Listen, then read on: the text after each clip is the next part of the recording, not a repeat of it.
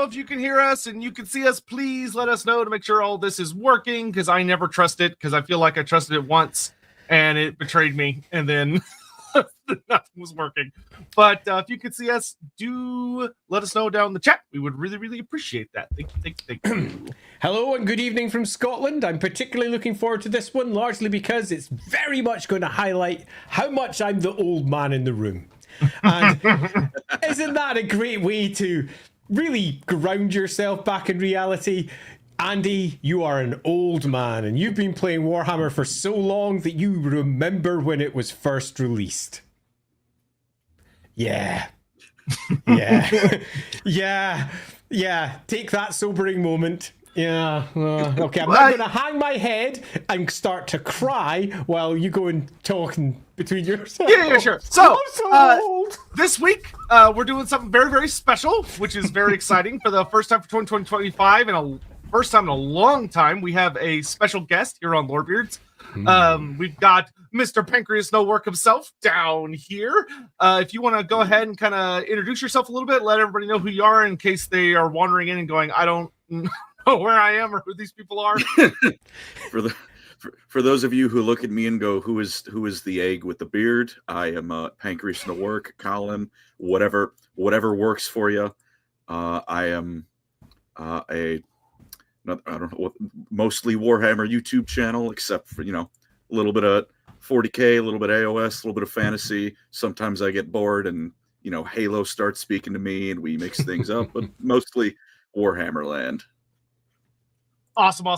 And if you're not familiar with me, because you might be coming in from some other channels just because you're like, oh, I know this person, but I don't know who these two other guys that are talking to him are. I'm Loremaster of Sotek.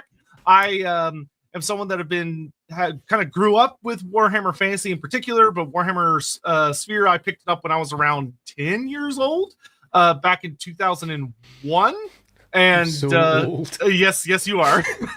And it's been a major part of my life since then. In the last decade-ish or so, my relationship with Warhammer kind of evolved to getting to hang out and chat with a lot of video game companies and getting to participate in their communities and even having the opportunity to help with a lot of things, which turned into visits to other places in the world and helping out with lore stuff when I could and trying to suggest ideas for game design and other things that I know so little about, but apparently I'm very helpful, or at least they keep telling me that while they're trying to kick me out. Yeah, so that's who I am. And in 2001, I had already resigned from Games Workshop twice. God damn it, I'm old. Hi, my name's Andy. Yeah, twice. My name's Andy Law. I have been doing Warhammer for so long that I remember when the game was first released, as I have already said. Not only have I been playing Warhammer, collecting Warhammer, doing Warhammer, I have also written Warhammer, illustrated Warhammer, mapped Warhammer, produced Warhammer books, been employed by Games Workshop in a variety of different ways. I have created lore, I have dissed lore, I have laughed at lore, and I have loved lore. And most importantly, I'm now online, chatting away, streaming like mad about Warhammer stuff, including every week playing an online version of Warhammer Fantasy Roleplay, the game I designed, the 4th edition, and streaming that out every week for an over-the-top crazy version of the Enemy Within campaign, which I very much enjoy. And we're starting back up again this Friday, finally. And just as a final thing, when I do stuff, I don't do things by half. These are the random bits that are going to be getting used this Friday. A whole bunch of literal board game looking shit, because I go mad. So yes, that's who I am. And I'm very much looking forward to just generally discussing Warhammer, how we got into it, what it was like starting back when dinosaurs were still roaming the earth, in comparison to these youngsters with their very much not grey beards. I'm the proper Langtrammy here, thanks very much. Although, not so long. But I'm the long beard. True. So I think kind of a good place to start, Mr. Collins, if you would kind of walk us through what was kind of your starting relationship with Warhammer? Like, where'd you kind of get into it? What brought you into it to start with? What was kind of your initial journey there? I started, we were talking the ever reliable wiki. I started the almost traditional way, which is, you hear about this funny Warhammer thing. So you open the wiki and then you read 10 million long, like word long wiki page full of proper nouns that you don't understand.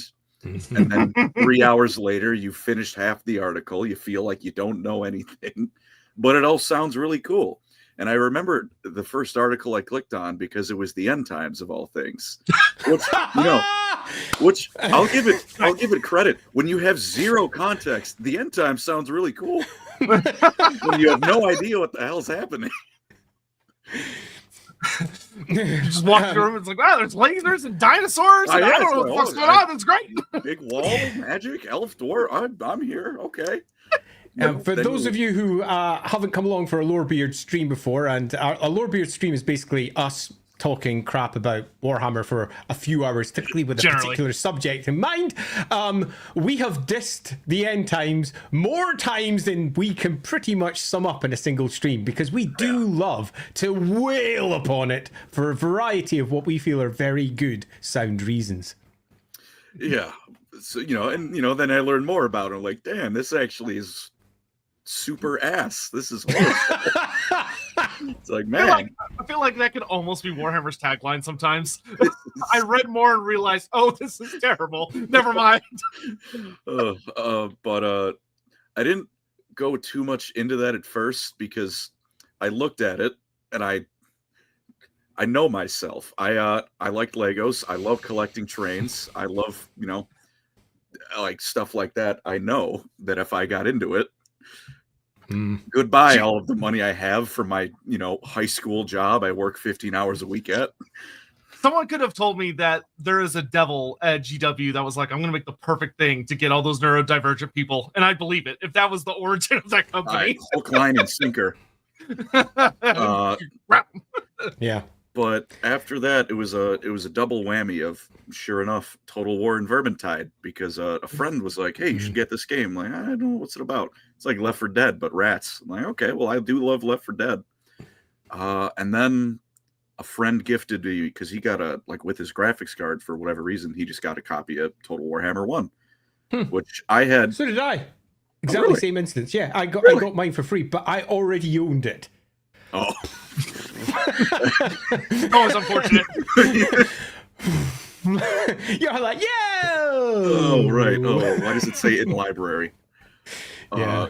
Which I had held off on grabbing because for a little bit, I will admit I was one of those people. I was like, this doesn't look like Total War. This is why is there a dragon here? What are you doing? And then I played it, and I really played it, especially because come 2020, not a whole lot to do. Yeah. Hey, great game to sink all those COVID hours into. Wake up, play Total Warhammer 2 for 8 hours, read Gotrek and Felix, and rinse and repeat for about 4 months. And, yep. Between that, honestly, kind of living the dream there.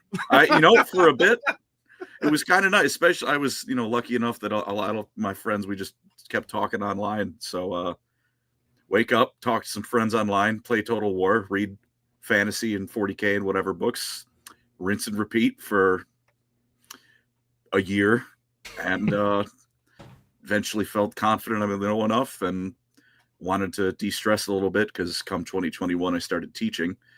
Found out I'm not sure I like teaching very much. Ended up, confident enough. I was like, I think I roughly know what I'm talking about, at least enough for some fun videos, and knock on wood, kept going well. Here we are. Awesome. I did. Oh, I will never forget the first day when I started properly collecting, because my first 2 boxes were those 3 Primaris and 3 Stormcast that come with like the 6 paints and the brush. Oh, yeah. Which are, and so I was all right. That was fun to paint. That's cool. I want to get some guys from this cool Total Warhammer game. Where do I go to find those models? Oh, I don't. I go nowhere. Oh, I go to hell. You're lucky in some respects, because at least you didn't need to go through that terrible end.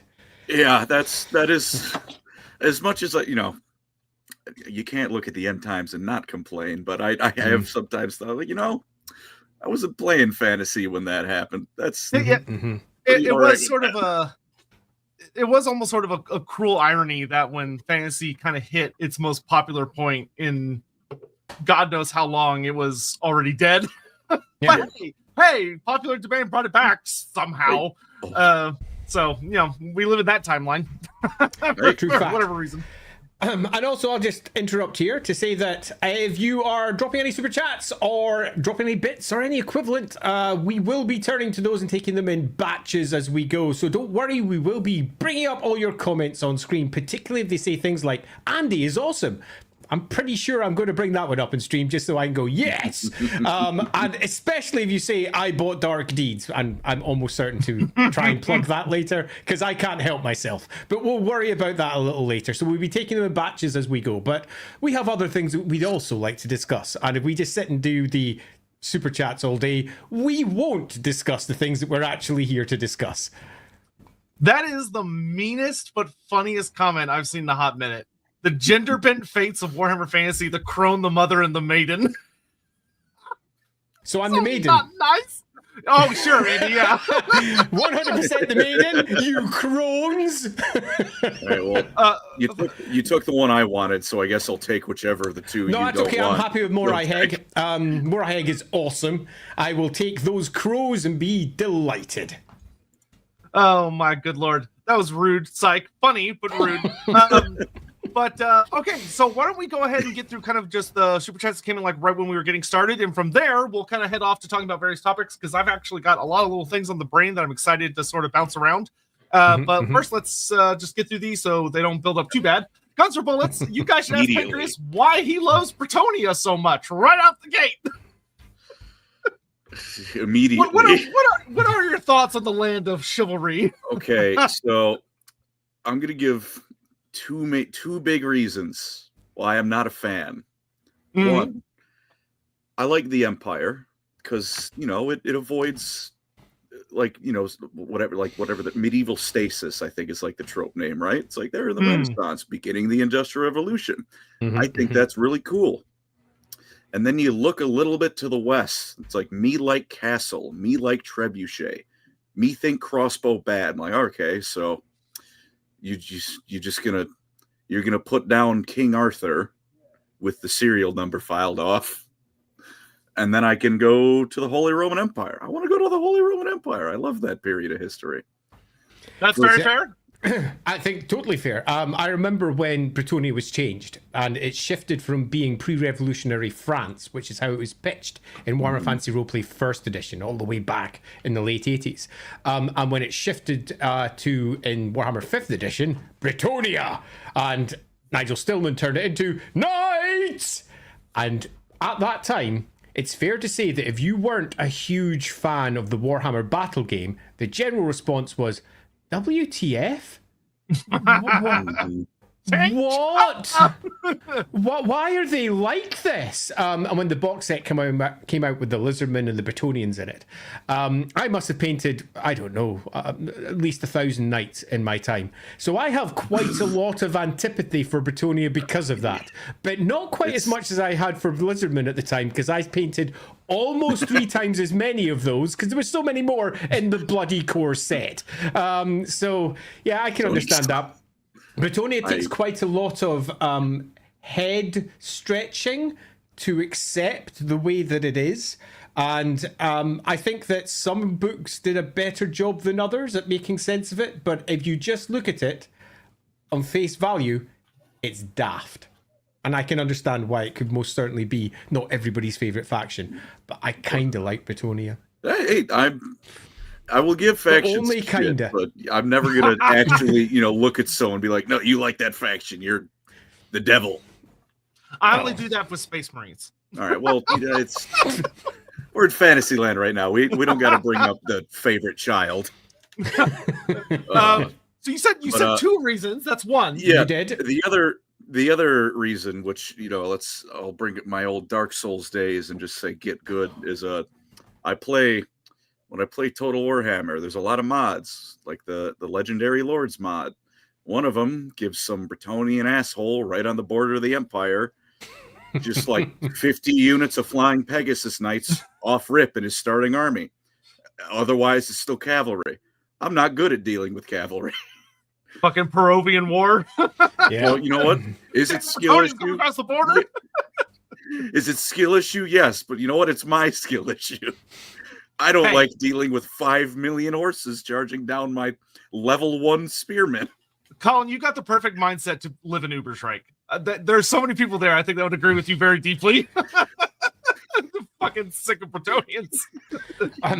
When I was writing those sections, I purposely ensured that we marked that the wars were between Reichland and Paravon, just across the border, not the Empire versus Brettonia, because that's how it always got pitched in most of the other games. Oh, the Brettonia's invading! So we made sure that we spoke directly to the Paravanese wars with, obviously, Ubersreich. And yes, many an Ubersreicher really dislike, for long historical reasons, those stinking horsemen who come thundering down the pass. And for good reason, apparently. Yeah, that's, it's not fun. Skill It's not issue. fun being on the receiving end of a Grail Knight charge. It makes me feel bad. Oh yeah, well, and poor old Bretonia. I mean, they really were nursing for the longest time that getting left behind so badly compared to everybody else of missing out on 2 editions. That's Yes, brutal. it is brutal. I mean, they didn't get anything for the 8th edition or the 7th, so they were left all the way back in their 6th edition. They'd only got an update, as in turned into what they were back in the 5th. So pretty much they got a very small window of lore development, and then it all got switched off. And it is, out of all the factions, one of the least developed, but we've covered in quite a lot of the Lorebeards episodes, how you can make sense of it and they can be cool, but if you take it on face value, often they're kind of not. It takes some massaging. Yeah. Takes some massaging. I will, I'll give credit though. I was talking about little medieval 2 before you joined Sotek. Knights are cool. I can give Knights credit. are pretty cool. Yeah, There's a reason they can subsist off of just knights. Knights are cool. Knights are cool. yeah. It's kind of. I was watching the new Astartes trailer that got released earlier today, and it's like, I have my all my grudges and jokes that I like to poke Space Marines. So when you see a really fucking cool animation, like a nice tank or something, you go, I can appreciate that. It's Oh, usually yeah. not my thing, but I can appreciate that. Knights are kind of that similar vibe. Yeah, I've collected pretty much every Space Marine army there is in my time, so yeah. But yeah, Brettonians, I've only ever collected twice.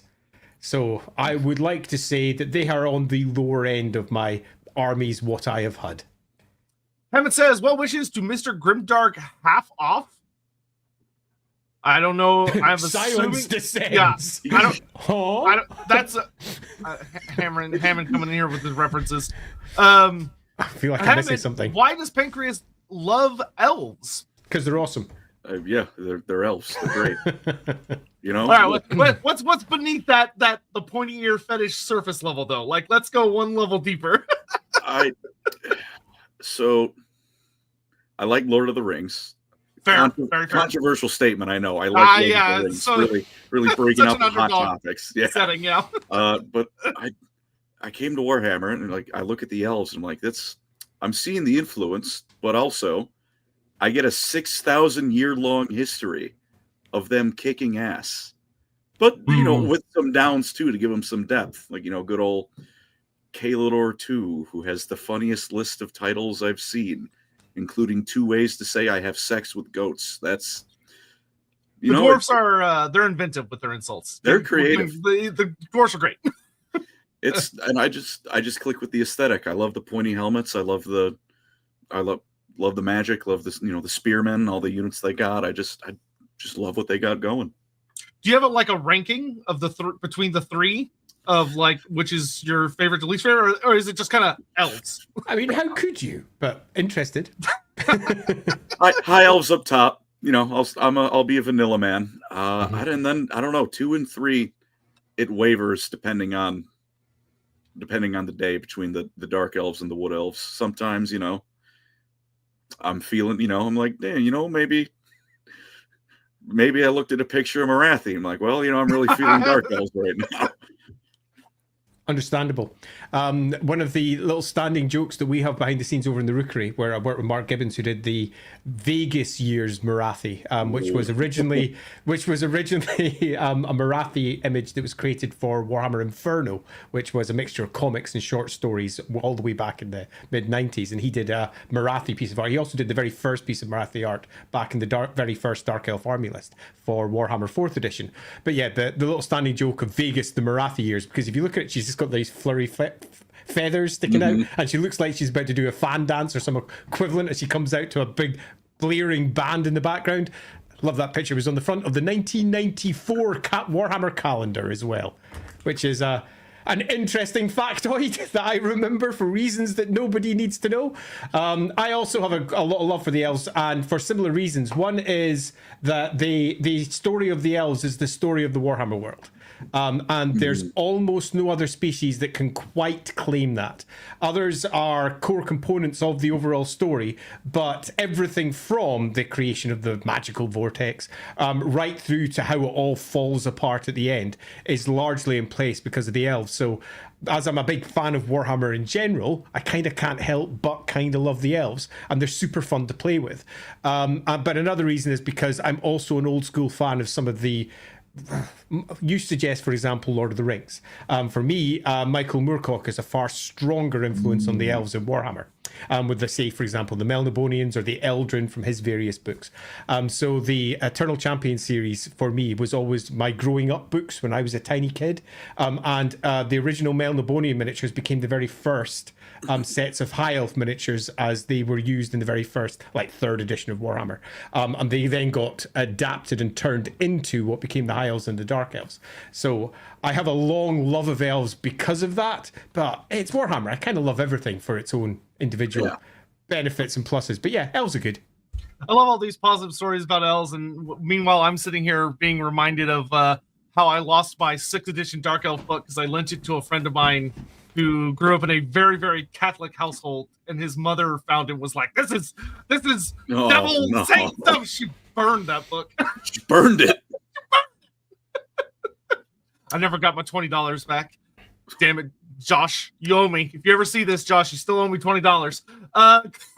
Greg C, happy Lunar New Year. Here's your lucky money. The snake shall rise this year. Thanks for getting me into fantasy, Mr. Pancreas. Mr. Pancreas. Happy to get you into it. I would love to see Naga this year. I don't think it's going to happen. I'm hoping we get Cathay this year. This year. But GW moves very slow. all of my money if they launch Cathay this year. I know. Finally, mine too. First new army for Warhammer Fantasy in 10 years? Yeah, no, longer longer. It's longer than that. Wait, it's pretty much the Ogre Kingdoms. The Ogre Kingdoms, when they were introduced as the last entirely new army, I think. Which Ogres were like 2004? 4, somewhere around there for Ogre Kingdoms. Yeah, it's just before I was doing Warhammer Fantasy Roleplay 2nd edition. That was 2005. So yeah, 2004 sounds about right. 1 years. Okay, so it's been a long time since we had a Warhammer army. I think it will be make or break for the old world. And I think Games Workshop might be surprised at how much of a make it is. I think they're not going to be able to fulfill the demand because it is an entirely new army. And unlike all the other armies they've released, they don't have a huge chunk of miniatures out there already where people just gather whatever they had from eBay or in an old cupboard, slap it on some new bases and go, I can play the old world with this. Great, I've only spent £2.50. Now they'll be like, oh, well, whole army, £3,000, bosh! That'll be $9,000. It's going to cost quite a lot to build your entire armies. Frustrating buying old world right now because so much stuff sells out instantly, and it's hard to get it. My favorite thing is seeing people go, "Oh yeah, the old world's not doing well." I'm like, "Sir, have you looked at the web store ever?" Yeah. I'm sorry. Can you buy a unit of Tomb Scarabs? Because I can't. I cannot buy anything. Yeah, it's going to be very interesting. See, I'm really, really hoping we get an actual army book finally instead of the arcane journals because they are good luck. They're so skinny and sad. Well, they can't. Good luck. They can't fit Cathay in one of those if it has more than 5 units. They are the saddest, thinnest little books you can get. I mean, if I put it side on, they've gone. They're not even there. There's hardly anything inside them. So yeah, I would like to see like, you know, an old 4th edition army list or even a 6th, even though they were kind of curtailed. 8 would be great, but I can't see it happening.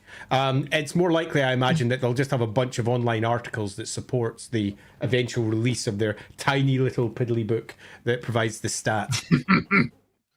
GW doing everything in their power to make as little money from a cash cow as possible as they can. Captain Backman says, PancreasNoWork because Nurgle gave him acute pancreatic failure. No, Nurgle, why? No. So I'm guessing diabetes then. Yep. Type 1 or 2? Type 1. I got I'm the type 2. We got the whole set. we do indeed. We have the set.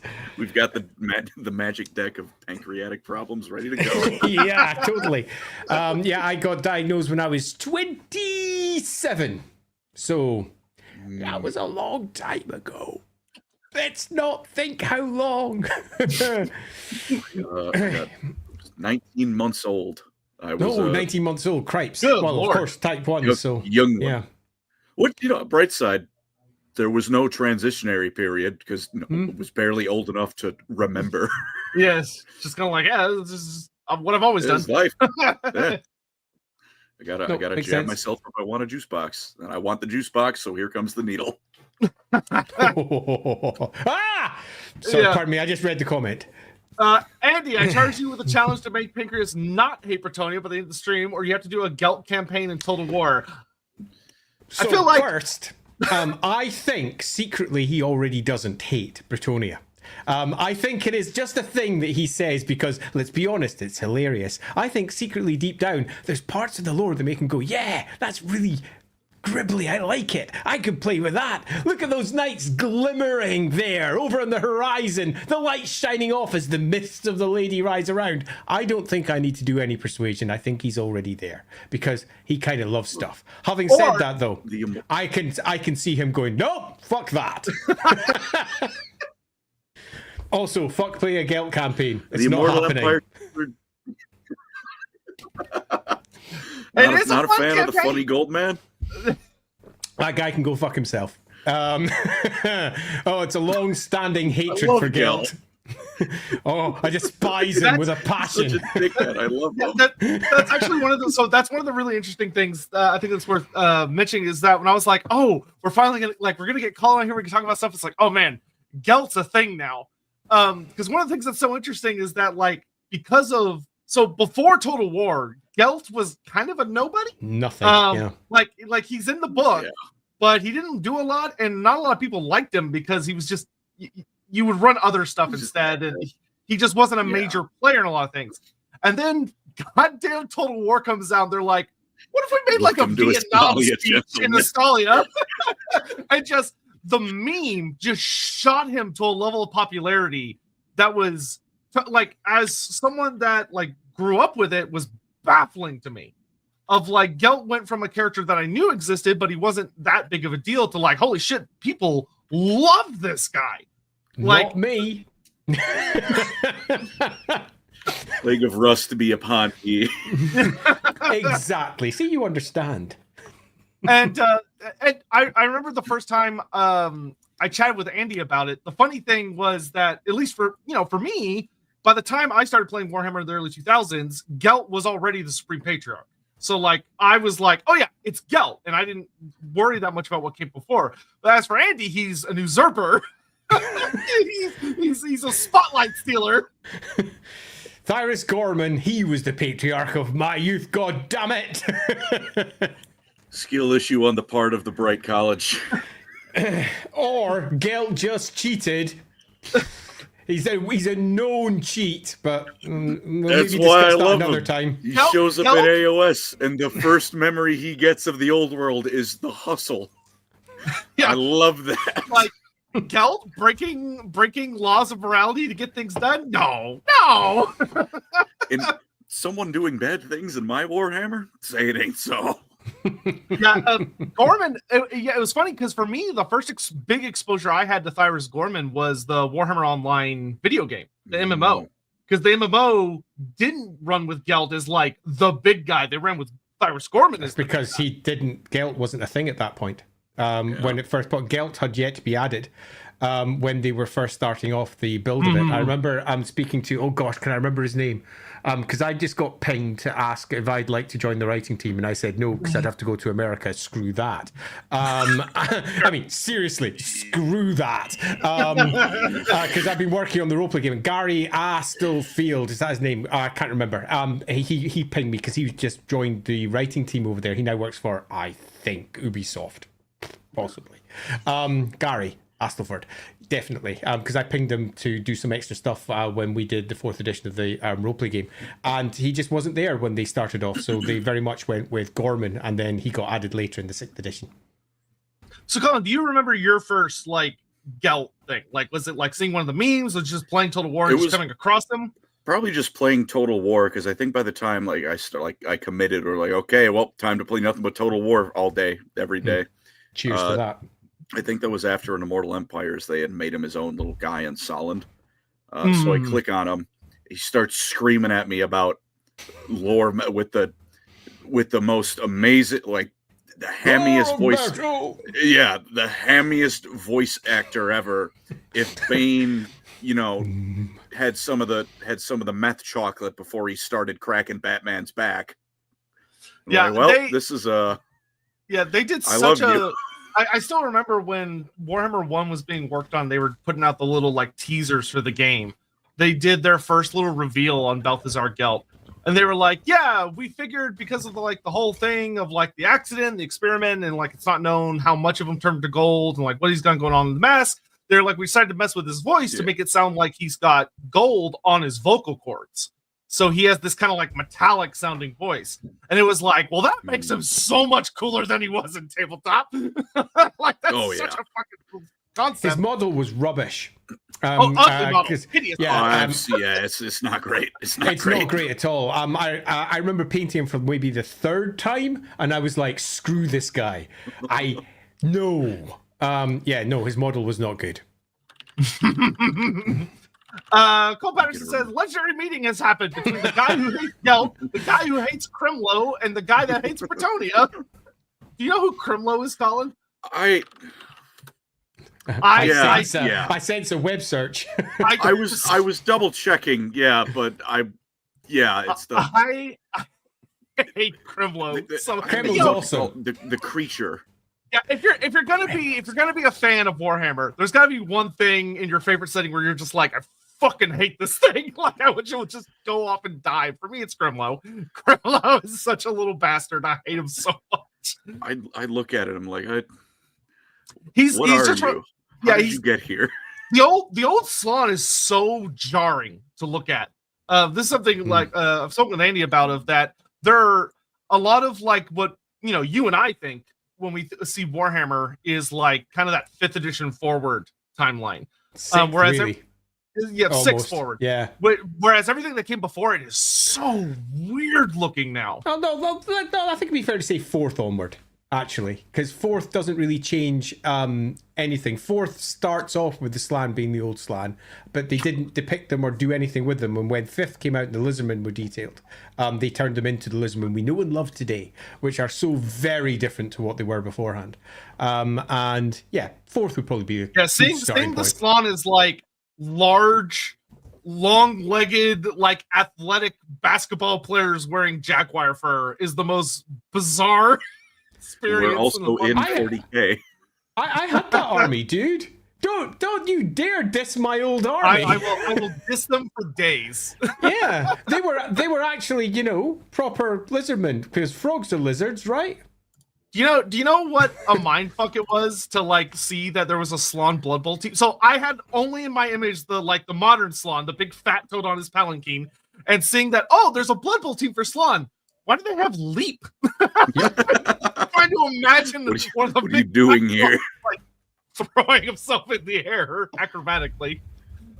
Old Slann are cool, but I cannot reconcile the old Slann with the image of like the frog so fat it looks like a blobfish you brought up to the surface.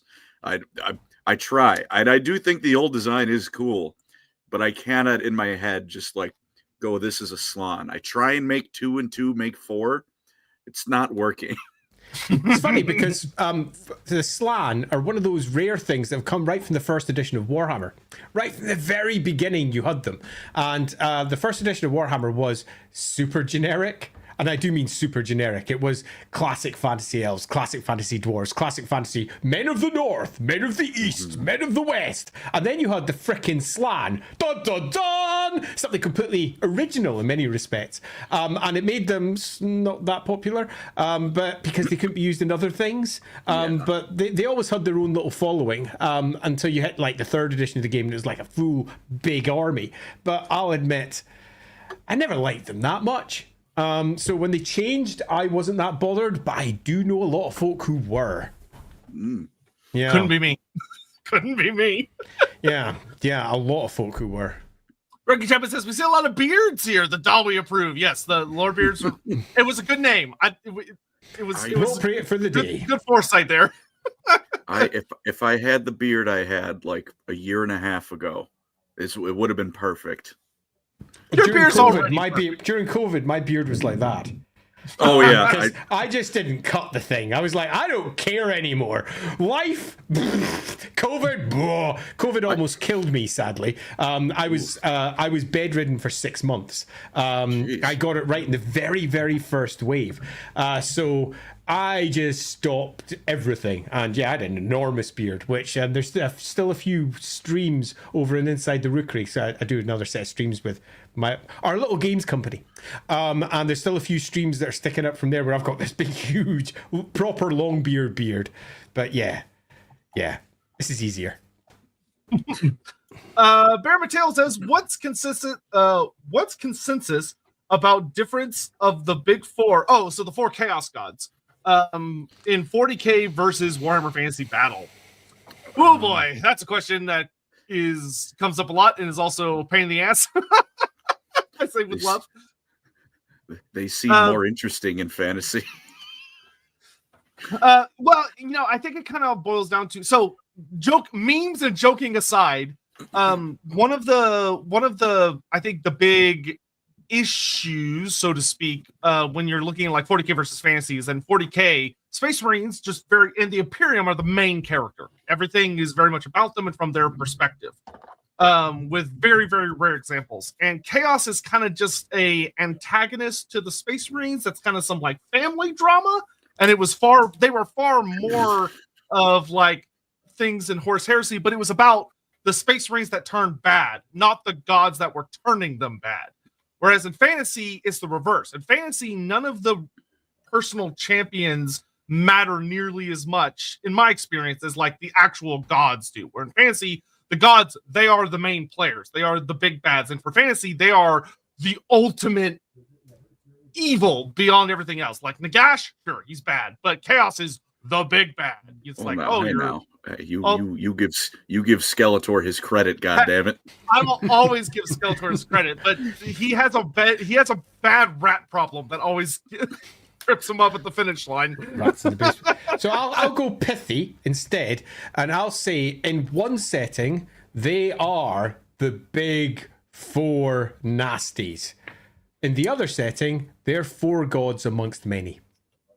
And that changes the stories, and that changes their impact in a variety of different ways. On one side, they're this almost chthonic entities that are just ravaging and beyond the knowledge and ken of everything. And whilst that's the same as what they are in fantasy, they are not the only entities like that. There's all manner of different gods that are working from the very top to the bottom over on the Warhammer side, meaning that the stories that build up because of that are quite different.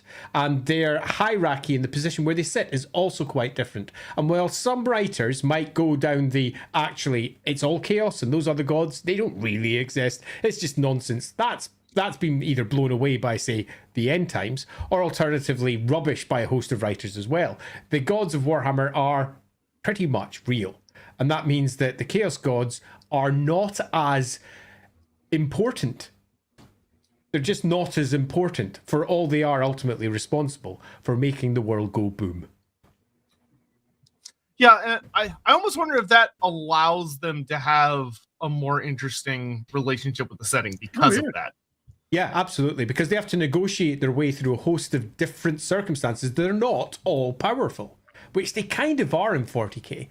And for all they work through their mortal pawns, and their mortal pawns, because they're all powerful, become, if anything, the appearance of being even more powerful.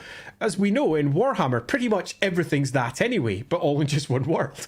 I mean, the Gash pretty much is peak mortal. Let's put that in heavy quotations. I think, yeah, we're definitely stretching that term a little bit. Yeah, we totally are. But is it tied to the Chaos Gods? Where if that was over in 40k, it would need to be tied through to, because they're the big bad guy. Oh, that needs something to tie it through. It's good. I prefer Warhammer because of that, because there's so much more depth. And that's been the case for Warhammer right from the very beginning. If you take a look at, say, the original Realms of Chaos books, where it went, these are the 4 Chaos Gods, but also there's a ton of other Chaos Gods. And they both dipped away from and back into that more than once. It's good. So, oh, no, go ahead. Oh, I would say, like, here's a fun drinking game, too. Every time I say, and Gotrek and Felix take a shot, God rest your liver. Yeah, please don't kill the audience. That's what happens when it's, a great series for everything Warhammer Fantasy. But I remember the first book is like, it's a cornate demon, but he's quietly just in the back of someone's mind. Like, obviously the end, he's getting her to, turn into maim, kill, burn, all that good stuff. It's a cornate demon quietly whispering, slowly guiding her along, not screaming in her ear, World Eaters style.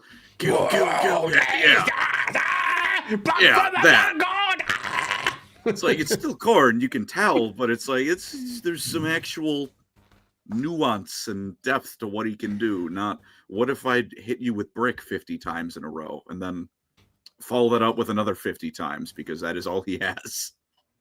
Yeah, totally. So one of the things, so I've actually been watching quite a few of Colin's videos the last couple weeks, because I was like, I need to do research, and then I just started having them on in the background because I was enjoying them.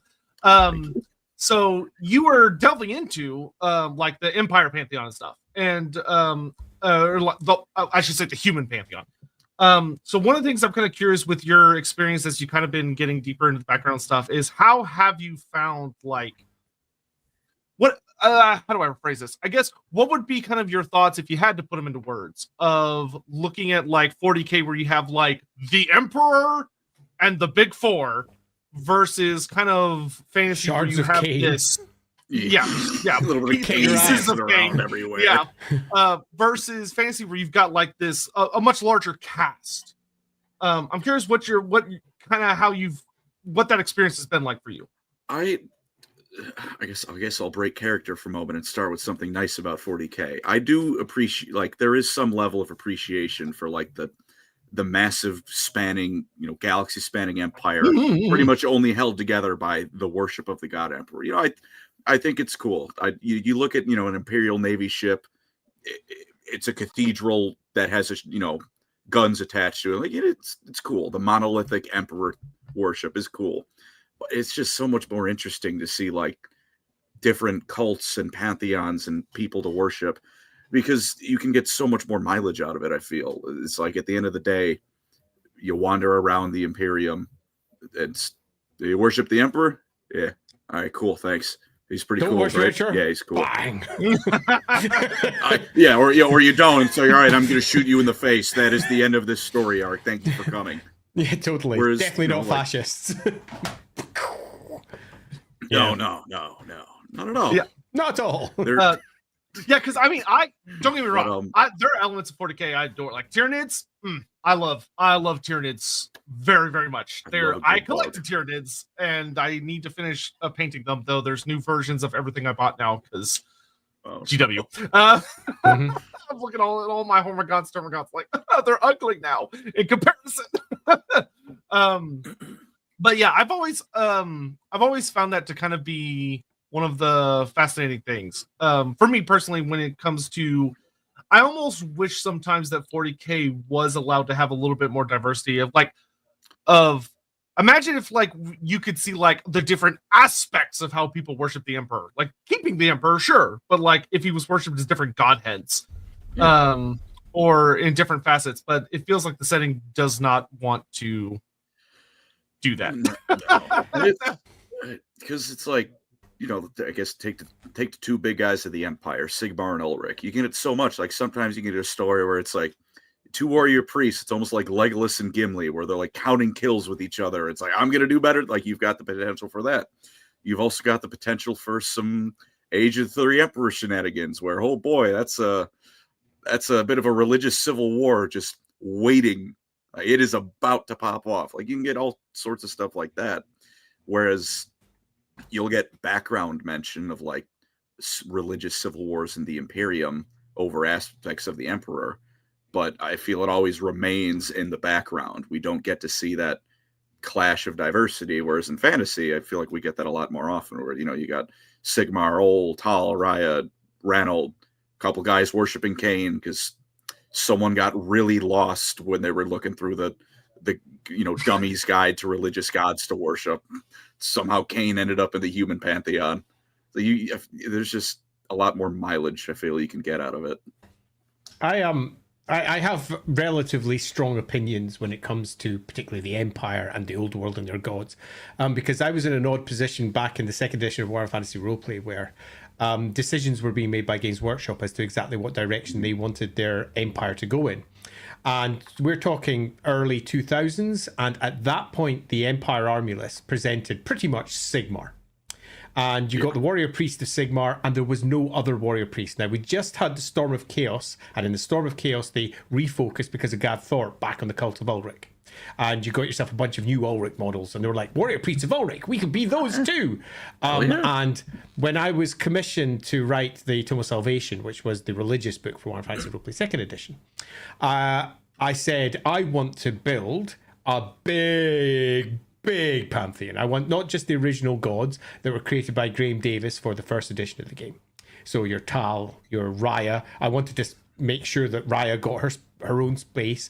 I wanted to make sure that Ranald was in there too, and obviously Ulrich and Verena and Shalia and indeed Cain. All of those had to be there. But I wanted to show that the Pantheon was far broader than this, and different parts of the Empire worked in different ways. And I remember the first note that I got back from Games Workshop, which was, we could just make it Sigmar. That's disappointing. So I threw myself in a massive strop, being me. I went, no, that's clearly ridiculous. And fortunately, the other folks around me all agreed it was ridiculous. And we ended up doing a big focus on the core gods of the Empire, so the primary 10, and then added extra bits for all the others as well. So there's literally hundreds of gods worshipped across the Empire, not just 1 or 2, 3 or 4. And for me, that was a core component of how the Empire worked and how it was very different to 40k, which for all, it's such a massive setting, it's bizarrely small when it comes to its theocratic side. And the Imperium of Man, for all it is huge, is actually a small part of the 40k universe. If you take a look at the map, there's loads of empty space. And in all of a lot of that empty space, there's all manner of other various species, all of which are sentient and would be creating their own gods, because that's the way the warp works. But kind of weren't, because they were all gobbled up for one reason or another. And I didn't want that for Warhammer, so I was pretty hard line when we were building that part. And I'm really glad I got to do that, because in the end, if they'd said Sigmar only, that's what I would have done, because that's what I was employed to do. But I would have been gritting my teeth through it the entire time. Yeah, he really would have. He really would have just been a fantasy Primarch if they'd done that. Yeah, it would have been very different. So I'm super glad that that wasn't the case. And it also meant that when we moved into, say, the 7th and then the 8th edition of Warhammer, those gods were constantly on the periphery all the way through. But, I mean, the argument at the time was, they're all over the novels. Seriously, I get to use them, surely. And yeah, we won that day, which was nice. Hammond, I could tell. I assume you mean Colin is American because he looks like Sotek. Because we're both incredibly handsome. You mean? Yes, it is true. Of course, yes. It is very true. Yes. Yeah. Yep. Aaron Starr, hey Pancreas, you can have either Andy or Sotek on law crimes for the quiz. I'm sure Andy would make you guys cry with obscure lore. If you I have no idea what that is, but I'm well up for it. Yeah. Get them both. Yeah. Yeah, quiz. I did. I've done a number of good quizzes for Creative Assembly a couple times, but Andy would write some mean shit if you asked him to do an obscure quiz. Back in my second stint in Games Workshop, I was working in the local store here. I was the manager, and we had our second reopening, I think, grand reopening. So it was all over White Dwarf. We're reopening store. We're making it look super pretty, and I did a Who Wants to Be a Millionaire competition. So people were randomly picked in the store, and we had like hundreds of kids all gathered around, and with one person in the middle, and they could ask the audience and that sort of thing. And yeah, my questions, I was an arse. Oh, some of them were tough, but the ones at the bottom, they were easy. But the ones at the top, they were hard. But yeah, that was a good time. You start with the opener, some nice stuff, and then you go, all right, assholes, you're gonna learn today. Particularly because we were doing a celebration of it was because I think it was Apocalypse 100 just attached to it, so the first 100 stores had opened, and we're celebrating all things historical. So the entirety of our front cabinets were filled with everything from Warhammer First Edition, the fantasy battle game, all the way up to the edition at the time, which I'm going to guess was 5th. Was it 5th? Might be just 6th was coming out. So maybe 6th was just coming out. And we had all editions there, which meant I could draw upon those legitimately because they were in the frickin' store. Poor people. And he's out there being like, I'm here. All of my questions are before anyone in the audience was born. But you could ask the audience. Hey, phone a friend. Everybody gets one. And it was multiple choice as well, so you always had a chance of getting it right, Okay, there is that. You can at least take the guess and help. Sexbash, if you had a nickel for every working Pancreas here, well, then I guess you wouldn't have that many nickels. No. Rude. But fair. Damn it, I hate kids, Pancreas. I saw that one. I did not say I hate kids. I said I didn't like teaching. Those are, to be fair, those are two very different things. I think they're identical. Also very related. I will say that the kids I was teaching were not really not the worst part at all. There were a couple, nightmares. I thought you were going to say we're not the brightest. Would you like a really sad story? But because I have some about not the brightest kids. Oh no. God. It's like my sister's a teacher, and it's like she loves a lot of aspects of it. It's just like administrative, infrastructural, and pay stuff that's just ugh. It was mostly those things. They hang teachers up to dry. It is the saddest shit to see sometimes.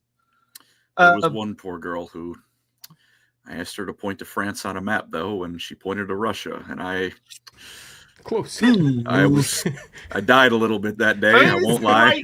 It's the right hemisphere. It was like you got the right continent, mostly. Mostly, yeah, partially. Barmatel, the day the end times drop was the day I bought my wars. Listen, you were just prepping. You were just prepping for the old world really far in advance. All right, that's the way you can look at it now. It's like when you buy stocks. It's an investment. It's not an immediate thing. Man, I've still got about 10 armies. So I just saw mine so I could eat food in college. But I sold a lot of mine too. Hey, at least none of us are that guy that burned his dark elves. Oh God! Sorry. When I saw that, I was like, that dude lives on in infamy. You own PW with the money you already gave them. I'll show them. Alexander Hall, for Sotek and Andy, what is something from the time you started that you wish newbies knew coming into Warhammer? Also, my copy of Dark Deeds arrived today. Woo. Yay, Dark Deeds! Nice. You should go buy a copy of Dark Deeds. I have managed to mention it at least once. And of course, if you'd like to find out more about it, you can check it out at rookerypublications.com, or alternatively, just go and buy it, because that's what all good and right-thinking folk do over at Modiphius.com if you're in the US, or Modiphius.co.uk if you're in the UK, and I totally plugged that. So, yes, Dark Deeds Beyond. Thank you very much, Alexander Hall. You rock. So, from my time, when I started... there was one thing you could give to people coming into the hobby now of like a nugget of knowledge that you think they should know. That's really hard to pin it down on something. Because if we go back in time to the early days of yore, back when I was first buying my miniatures, they were obviously lead alloy. They were lead miniatures, and they weren't all in the lovely little blister packs that became synonymous with Games Workshop. Many of them were in big, chunky clasp bits of plastic, where you get like a half-orc champion on a horse and a little one on foot along with it, all the way back in like 1983 or something. And when I was first buying, I'll do one thing. Not everything had an answer. In modern Warhammer, everything is something. Everything is a spearman, is a character, is named, has a lovely little descriptive box. Back then, Warhammer was a great big fantasy unknown. And many of the characters you bought were just given some crazy name by someone down in the studio who had to name it. It got a quick picture done by Tony Ackland, because back then you didn't get photographs of the model. Tony Ackland just drew it and then popped that into the compendium or White Dwarf or some equivalent. And then with that name and that alone, you were left to figure out how that worked within your version of the Warhammer world at home. And people had all manner of different types of armies, filled their own types of characters that weren't predetermined by Games Workshop. That came with the 4th edition of the game, and back then it was much more creative and much more open to your own interpretation. But later on, as we move into the 4th edition of Warhammer, it became very prescribed. Only certain characters, only certain things, and everything was fixed. There was no openness in it all. So there you go. It was a bit more open back in the past.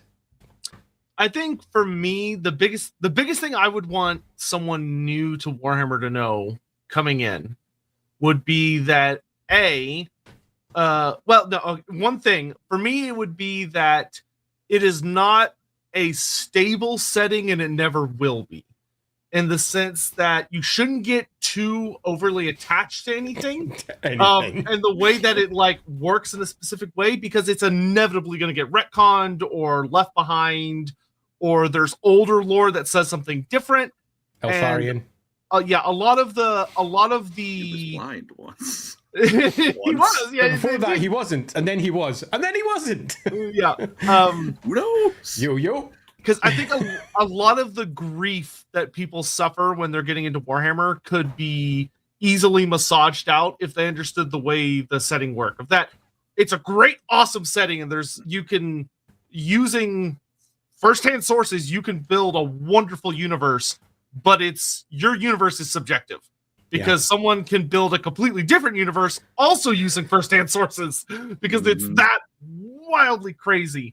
And unfortunately, being the nerds that everyone is on the internet, people don't always do well with the idea that two very different opinions can be also equally correct. I'd love to reinforce that heavily, actually, and say that this is something that every generation of Warhammer fans sort of comes to terms with at some point, when they realize that the Warhammer world that they know and they love has been changed. It happened with the very first edition up to the 3rd edition of the game, which presented the early, fudgy, uncertain version. It got pinned down hard in 4th and 5th. And the facts that we knew, Karl Franz was a weak emperor who died, got completely changed. And Karl Franz became a griffin-riding superhero. And it changed literally overnight. And it moved from being a character that everybody knew into a character that was so very different that a whole slew of the fan base went, I'm done with this. I'm moving on. That's stupid. Why the hell would he even make sense? And then another version of a character comes out, and another, and as each edition comes, it changes in turn. And with the old world, they're already making changes. And most of those are not because Games Workshop necessarily wants to change it. It's often because the writers at the time just don't know the stuff that came before.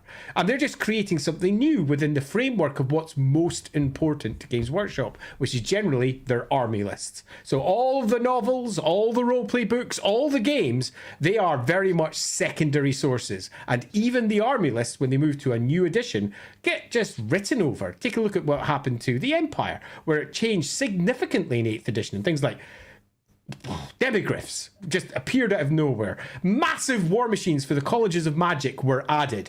All manner of new details were created for the new edition, and that's going to happen with the old world, and it's also going to happen with whatever comes next. So The thing that you like today almost certainly will be overwritten.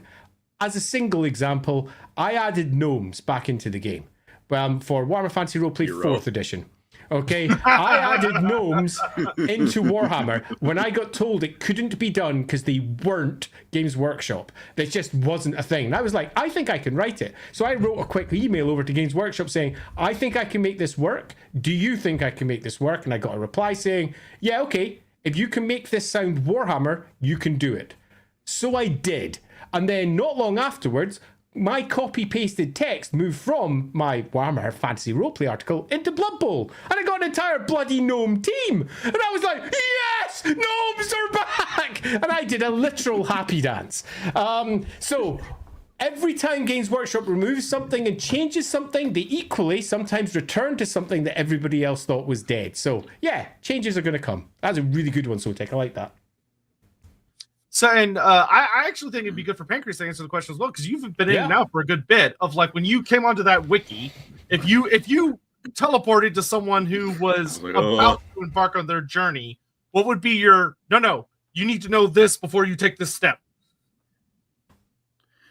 I think I would kind of going off what you guys said. I think I'd probably I'd say there's I guess two things. One of them is a little bit more mean-spirited. We'll get to that one though. It's aimed at 40K, so we'll start with that. But for the nicer one, there's no wrong way to like Warhammer. Like if you like if you want to write a roleplay campaign where it's the old Karl Franz, where he's an old dude on a throne who can barely move and he gets killed by an assassin fairly unceremoniously, go nuts, do that. If you over in 40K, I like Dawn of War Space Marines when there is zero subtlety, zero thought, and all screaming. I like the Eldar, but the Dawn of War 2 intro cinematic where the Dreadnought bursts through the cliff and just goes, I have come to destroy you. Coolest thing I've seen in my life. I like those Space Marines. But if you like, Horus Heresy, where it's a bit more introspective and, character kind of stuff, as opposed to, if you like that, then that's totally on you. That's good for you. The meaner thing. For 40K fans, there's more Warhammer out there. Believe it or not, it's not just 40K. This is if I say Karl Franz is the Emperor of the Empire, and I'm responded with the Emperor doesn't have a name and it's called the Imperium. You ever watch Full Metal Alchemist Brotherhood? I'm going. Yeah. When Father is pulsing, where it's like the little translucent version of him rushes to the screen. Yeah. If I get their response, I do that. I'm like,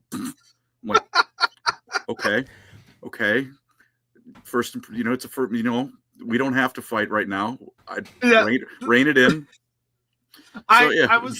I don't remember exactly which video it was. I was watching one of your videos that made me laugh because I think in the first 30 seconds you were like, we're going to be talking about this subject, and now that I've tricked you into watching a Warhammer Fantasy video, let's continue.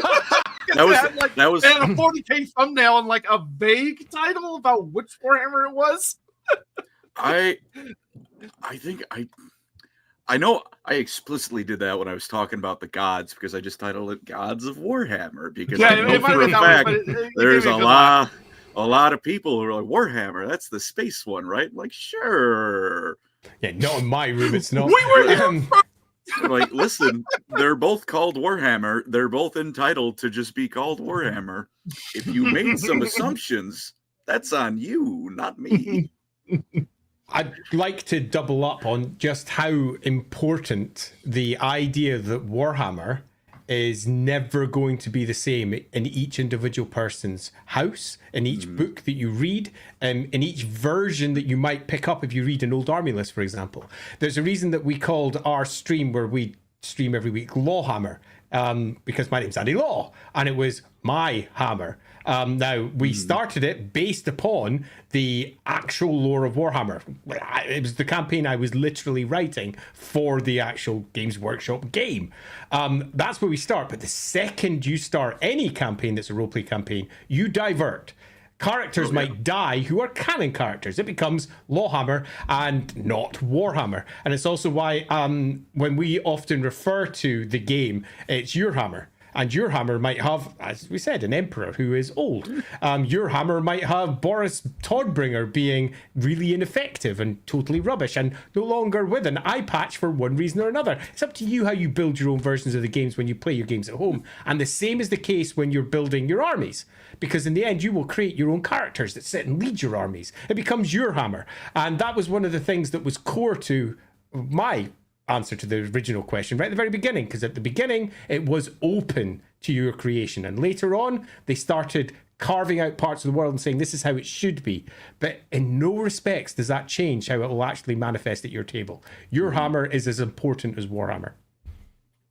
Yeah, and there's also, I mean, there's a lot of strengths to be had from learning about the opposite universe, whether you're in 40k or Age or Sigmar or Fantasy or whatever, because I think a lot of people don't appreciate how much they steal from each other. In a good way.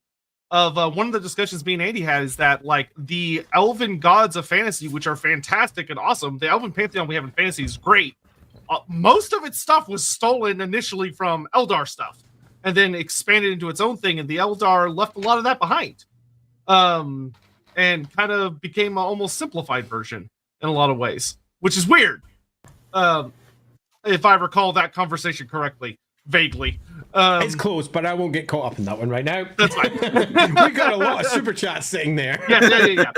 Evan, I'm thinking of getting into the old world, but don't have any friends that play Warhammer. Any advice for finding people to play against? The easiest thing you could do is that there are a lot of Discords dedicated to people playing online. There are a lot of different ways people play online, whether they use a program like Warhol, which is awesome for playing Old World, or some people use Tabletop Simulator. There are ways to do it. You just got to find a community, but there's a lot of Discords dedicated to that.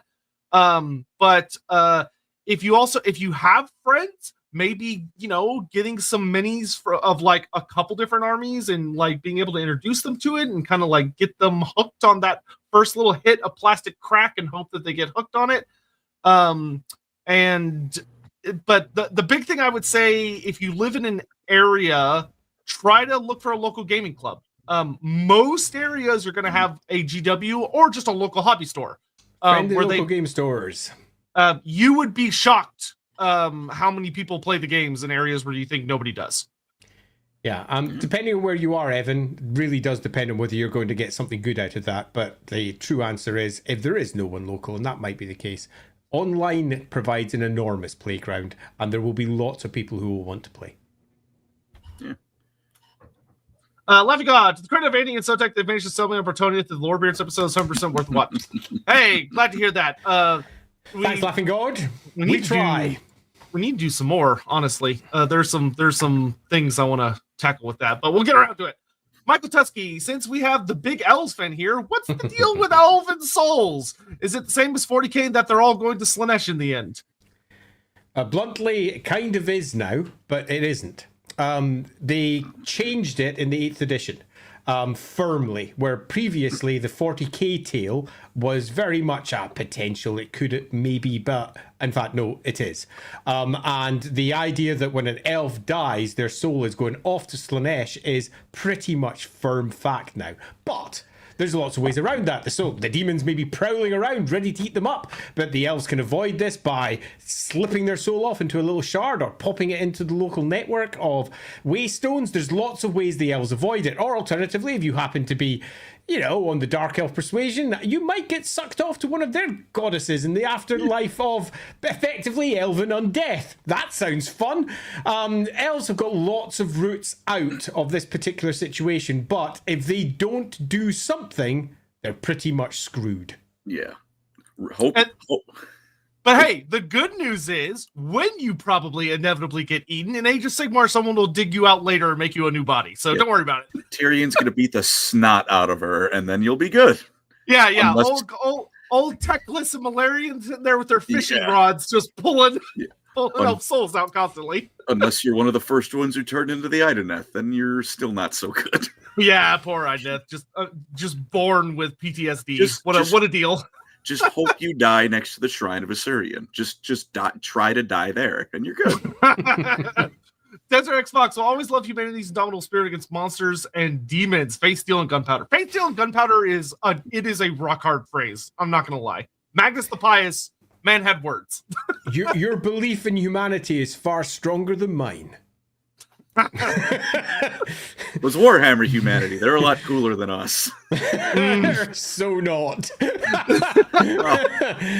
Half of them are falling to chaos. They're an absolute mess. They're trying their best.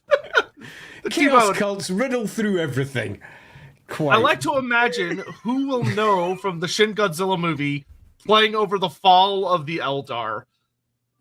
Honestly, that would be a cool animation if Games Workshop decides to do more Xenos animations. The birth of Slanesh would make great. That would be a kick-ass storyline. That'd be a lot of fun. Like the intrigue. Harsh. Rated R18. The Eldar were a mess at the end. I can see that being fun though. Especially if it's from like showing the perspective of the ones that see it coming and they're trying to like get away and stuff, trying to avoid it. The craft worlds. That could be some fun storytelling there. Cornshima, so as I've said before, how much does it take for you guys to do a what if Gelt fights criminal in Brettonia stream? Wow, what a going for all the big hitters on that one. I don't know why you're just trying to make everyone as unhappy as possible. Well, I was having a wonderful time here, but if we'd like to all be angry, I guess we're done now. Aaron Shriver, whose cult would you rather join, Dakala or Marathi's? Marathi. I don't even need to ask the question. It's easy. Yeah, Marathi. Marathi's a significantly more complex character than Dakala as well.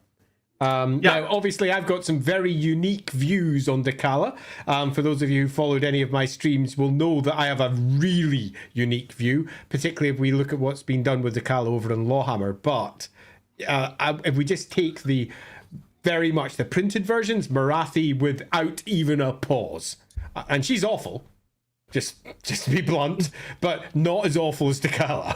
Yeah, Marathi's not going to try and feed me some nasty-ass elixir that's going to turn me into some horrible flesh puddle in a couple days. Yeah, no thank you. No thank you. Look, I'm not going to make her better. She's going to make me worse, and that's what I'm there for. You're fine with that. I know what I'm signing up for.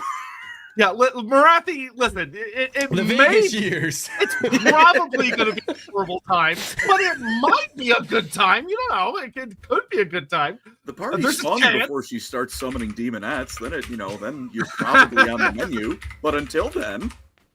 Bazar, if you could nuke one Warhammer Fantasy faction, which one would it be and why would you choose Brettonia? If I could nuke one fantasy faction, I wouldn't want to nuke any of them. I love all my little babies. I would like to put all of the nukes in Stirland. Oh, just fuck Stirland in particular. Boil your beer. I have no more wish to see you. Stirland is a problematic place. It truly is. Stirland is not. It's not the best. What would I blow up if I could blow up anything? I would probably throw a bomb at. Oh my god! You know who I'd throw a bomb at? I'd throw a bomb at whatever lame ass mountain Aberash has just been sitting on his ass on for thousands of years doing jack shit. Maybe that'd motivate him to actually get involved in the storyline. Partake again, please.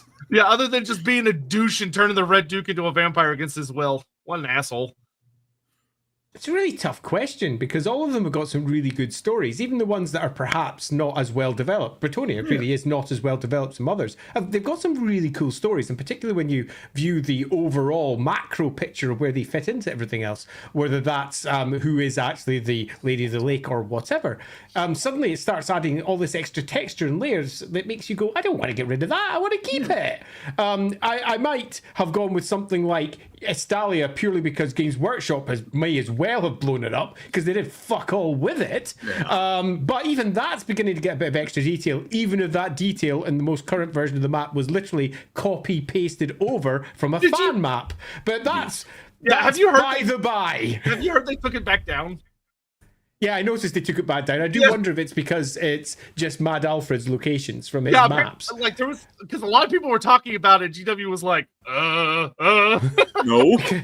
Yeah, well, I we also didn't steal that. It's not the first time they did it. Take, for example, their version of Kislev that they currently have, which is based on the Warhammer Fantasy Roleplay First Edition and contradicts the Second Edition maps. But the Second Edition maps were the maps that they used for their first version of the map. So clearly, they did Second Edition, we'll use that map, and then someone went, I prefer First Edition, and they just turned it into a big taiga full of woods and forests instead of just the big open oblast. So it's not the first time they've made changes, but yeah, let's go with Stalia, because, hey, it won't make much of a difference. What a question. What a question. Who needs someone explain this to me. Those are the cells in your pancreas that make the insulin. Also known as beta cells. They don't work. That's not true for me. Mine sort of work. Mine were thoroughly executed by my immune system. I suppose my immune system attacks them, but I still have them. I've never done this before in my life, but I suppose I should take this moment to say thank you, my pancreas, for doing your fucking job. I appreciate it. My favorite way someone I think ever heard described. Oh no, I'm actually behind him. You're doing your part. I'm clearing out for 2 seconds because I need to go take a pill. Only for a second. Thanks for reminding me, everyone. Dude, take oh, pill, that's baby. embarrassing. ADHD at its best. And he's just sitting there, building up to dying. Nuke Napon? No, you can't say that. No, you can't say Nuke Napon. No. I'm back. Embarrassing. The best I ever heard it described was type 1 diabetes is there's a robber in your house, so the government carpet bombs the city you're in to get him. Because it's an autoimmune disease. Yeah, totally.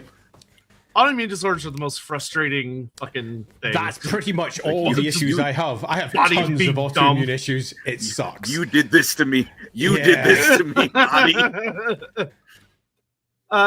Sure, if you could lead one faction of fantasy, I mean, if you could take total control of a faction, who would you choose? I'd have to go Lizardman. I couldn't help myself. Of course you would. I'd have to go Lizardman. I mean, it's no doubt. I've been getting into all sorts of shenanigans. It'd be a good time. I'd be half tempted to say my version of the Eoneer because I think they'd be super fun. It was fun to create them and add them to the 4th edition because there was no Eoneer before that. The elves of the Lorelorn Forest. Yeah, as I was about to say, indeed. The elves of the Lorelorn Forest. So another branch of wood elves, if you will. But they got taken in a very different direction to what I'd have preferred by later books after I left the job.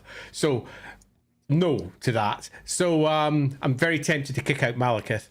Because that would be fun. You don't want to be Emperor of the Empire, the most coveted job? Yeah, no. I mean, it's riddled with civil issues and it's an absolute mess. And you'd have to leave places like Stirland. And so let's not bother. Yeah, I wouldn't want the Empire. I mean, Grand Cathay looks fun. But you'd have to be a dragon. That'd be cool with being a dragon. So it's tough because we have to assume that we're going to be someone that could lead it, not just ourselves, because that would obviously be daft. Yeah, I would quickly die. Sotek quite clearly wants to be a giant toad that doesn't move around very much. It's not that different. It's not that different from my real life. Quite. So I'm probably going to go with an elf. So I would probably go with the Eoneer or the Dark Elves. I'm turning to the Over Tyrant. Let me lead the ogres. Yeah, the ogres are a good one. At least, yeah, ogres are a good call. What do I do all day? Eat. Time for an Over Tyrant that actually stands up from time to time. Ryan Woodell, Sotek, Andy, and Pancreas all in one place has made my day. Do you guys think that in the modern days it is the mini? Oh, this is a great question. Do you think in modern today it is the miniatures, the gameplay, or the lore that gets people coming back for Warhammer? Okay, that's tough. I'm going to answer this one from my perspective. I used to sell the miniatures myself. Originally, I had my own store. And then I moved to Games Workshop and I worked through their stores and did their stuff. Then I moved off and did direct sales. And in most of these instances, regardless of what my preferences would be, at its heart, it's the minis. The minis are what drove the core of what Games Workshop sales are. But much like Marvel's core is the comics, that's not where the money is. Marvel's money is in the movies and all of the merchandising that comes from that and the stories that those movies build. And in a similar way, Warhammer has been driven by the computer games and the personal stories that people build when they interact with those computer games. So what used to be the core business of Games Workshop, which was very much the miniatures and still kind of is, the stories that support them, and not often necessarily the ones built by Games Workshop, are the ones that keep on bringing people back again and again. The stories that people have when they were kids are particularly powerful, and they're playing with their armies, and they remember the time that they won because they rolled a 6 in a particularly difficult situation.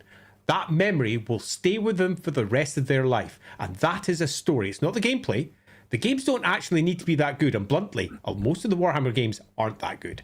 And if I'm being honest, they're not that good. I love them with my heart, but they're not that good.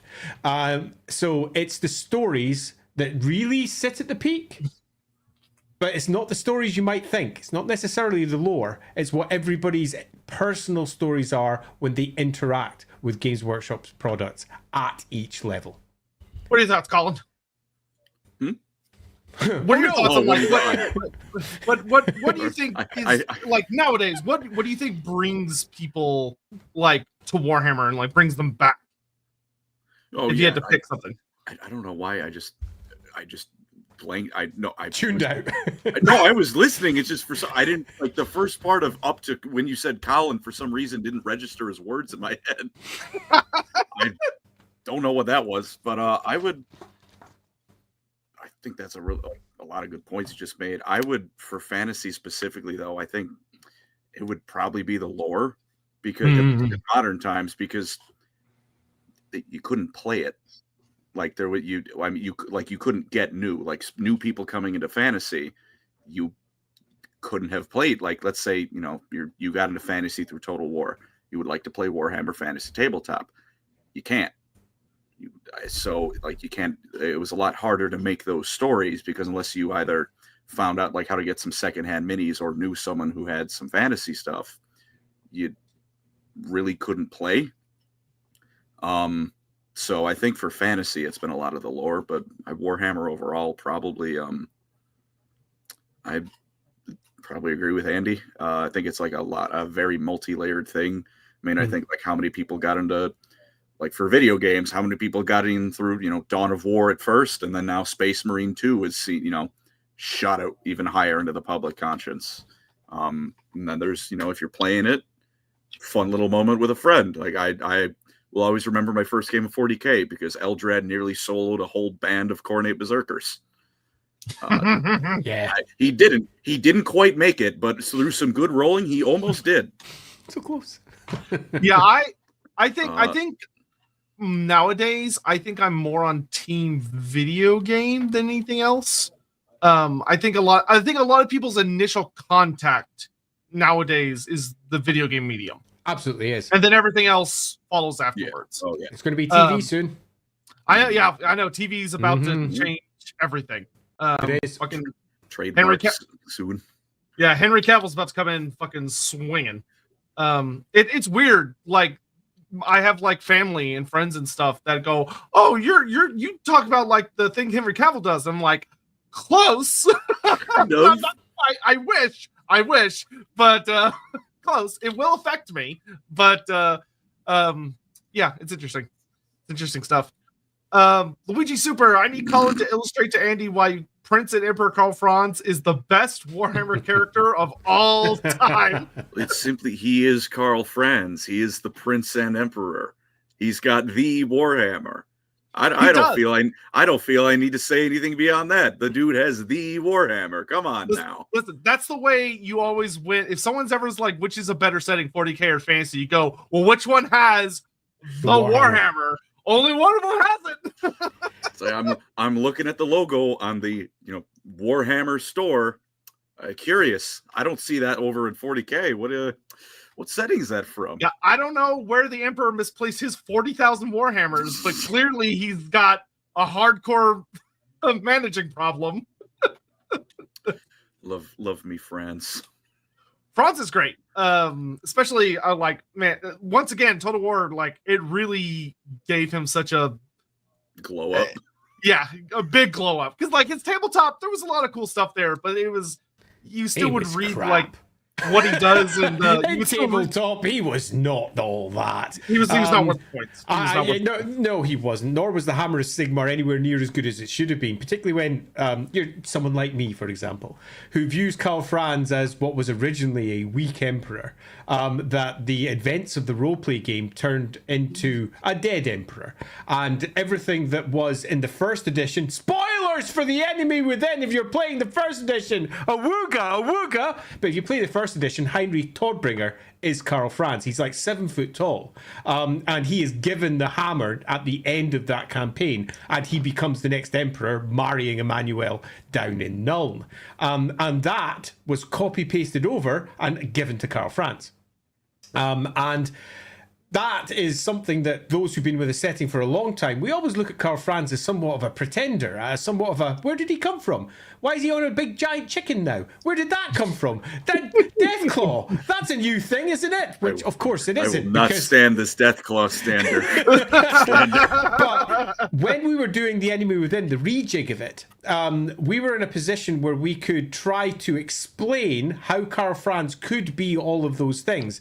That was the plan. We were going to be discussing how Karl Franz was one thing, became another thing, and then eventually became everybody's favourite Karl Space Franz, rather than Karl Dash Franz, which is what his name is, depends on which version of the lore you go with, but Karl Franz and his particular house has, by Warhammer 8th edition, sort of been fudged, and the story was supposed to be that. But I left the job before we could tell that tale. Slightly upset, but I am doing it in the LAWhammer version. For those of you who like watching actual plays, that will be answered. And before Gerhardt somehow manages to kill him on accident. But yeah, well, however, over 100 streams, pardon me, in so far. So it's not a short campaign. It is a fucking great show, though. For anyone out there that wants to watch it, it's super fun. Even though when you get to episode 90 plus, you're going to start going, that's heresy. That's 90? Heresy. Holy shit. No, when you're sitting at episode 20, you're going to be hitting heresy so hard. A lot of that stuff will fly over most people's heads. But when you hit the 90 plus, it starts getting really in your face. I do love my game. Good times. The Karl Franz of Total War with his dashing smile. I do love that he ages notably from Warhammer 1 to Warhammer 3, where if you watch the original Warhammer 1 trailer, he looks so young and fresh and happy, and then in the Immortal Empires trailer, he's got all these stress lines. He's a lot older looking. It's oh, Franz, what happened? But to be fair, there's a lot of bad guys in the Empire these days. I think 3 Total War games worth it. Sorry. No, go ahead. Oh, see, 3 Total War games worth of stress will do that to a man. Yeah, he's just looking at all the enemy factions he has starting in the Empire all around him. Especially by 3, where everyone in the game just really wants Altdorf. Yeah. Red Salamander, hypothesis. Grease's gold tooth loves gold, has bad flatulence, wears a cool hat, has funny facial hair, and is really fat. Therefore, he's Wario. Yeah, I mean, you're not wrong. I don't think that's that much of a stretch. My abiding memory of Greasus is tied through to Warhammer World, actually. Because back when I was young, I was training up a member of staff called Baz, and Baz was the best, and he worked in our store. And I eventually left, came back again, and Baz was the manager of Glasgow. I left again, and when I came back again, Baz was the manager of Warhammer World. Now, Baz is a big guy. And I mean, he's a big guy. He's done a couple of videos here or there that Games Workshop released because he's the manager of Warhammer World. At least I presume he still is. I don't pay that much attention to who's the manager of Warhammer World, but he was the last time I was visiting down there. In fact, no, he definitely is, because I was down there not that long ago. And Baz pretty much everywhere he went had a big Greasus Goldtooth painted as himself. Every place he went. So as far as I'm concerned, Greasus Goldtooth is Baz, the manager of Warhammer World, and you can't persuade me otherwise. Honestly, Greasus would be the manager of Warhammer World. Like, of course he would. Totally. That's the real. Sorry, go ahead. It's like, instead of having gold piled up behind him, it's miniatures, which are worth more, let's be honest. If we're paying the price of silver and plastic. Yeah. Scion, Hey. And now Criminal now haunts Sotek and his ventures through Final Fantasy 14. Yes, yeah, it's true. It's true. I am being haunted by a Crimlo, because someone named Crimlo literally follows me everywhere I fucking go in that game, without fail, at all times, no matter what hours I stream at. Darius Rose. Who are your man crush in fantasy? Greasus Goldtooth is mine for the ultimate sugar daddy. All he needs is Paul Heyman as his announcer / advisor. Paul Heyman. I'm sorry. Ultimate man crush in fantasy? For me, it's Krokgar. Krokgar would be my big man crush. The dude crushes it and he rides on a T-Rex. I don't know what more you want. That's pretty awesome. He shoots laser beams from his hand. I mean, come on. I'm going with my boy Franz. I'm sorry, Andy. I'm sorry for liking the Pretender Franz, but I love him. He's my guy. He's the GOAT. He is the GOAT. Even if he's debatably a terrible emperor, depending on how you look at it. No. He's an awesome warrior, though. He's perfect. He's perfect. So many potentials here. I've started up bunches of them, which, for anyone who knows me, my favorite character is the one that I'm currently working on. Beep, beep, beep, beep. But I think if I was to choose one today, I'm going to go with Vashanesh. Vashanesh. Okay, so Vashanesh / Vlad / whatever many names he's going by today. I remember back when the Vampire Count trilogy by Steve Savo was being written for Black Library. Steve and I were chatting all the time, and he after a bit of a discussion, we landed on he was like the Heathcliff of vampires in Warhammer, Phil Heathcliff from Wuthering Heights. And I drew a picture of him almost Batman style, sitting on top with a big, huge cloak, billowing away, sitting on top of Castle Drakenhof. And it changed how Steve saw his character. He's like, I'm going to change it now. So, yeah, he wrote it slightly differently because of that. But, yeah, Vashanesh. But that's mostly because of my own headcanon. Yeah, the reason you have is the reason you have. Yeah, quite. I have honorable mentions said horrendous things about Teclis, so he's a close second place. Oh, Teclis and Tyrion. My problem with Teclis and Tyrion is the official versions of Teclis and Tyrion.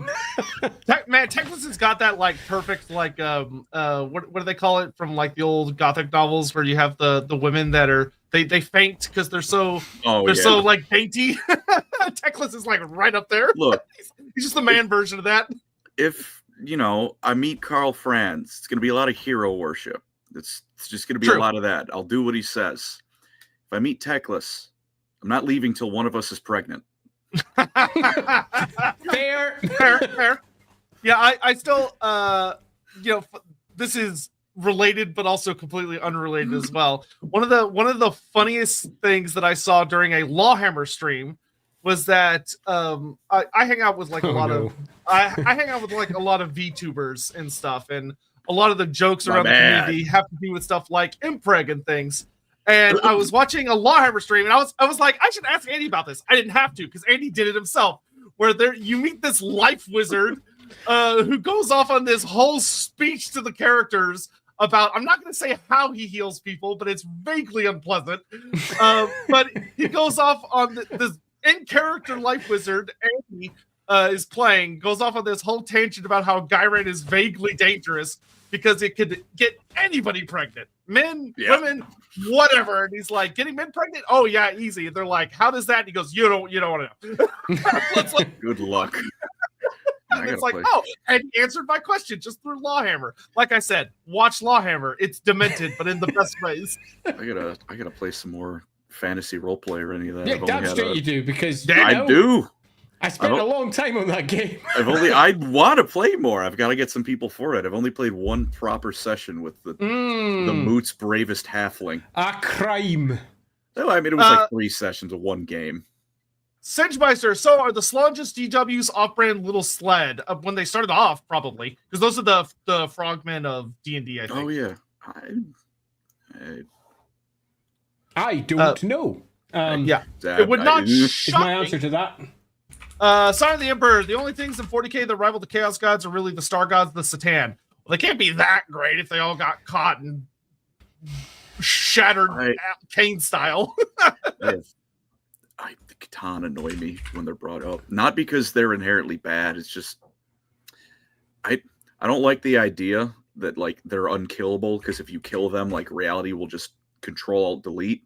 Like the Necrons obliterated one of them. Oh, they got a curse, but like a curse is different from reality falling apart at the seams. Like gravity is now up instead of down.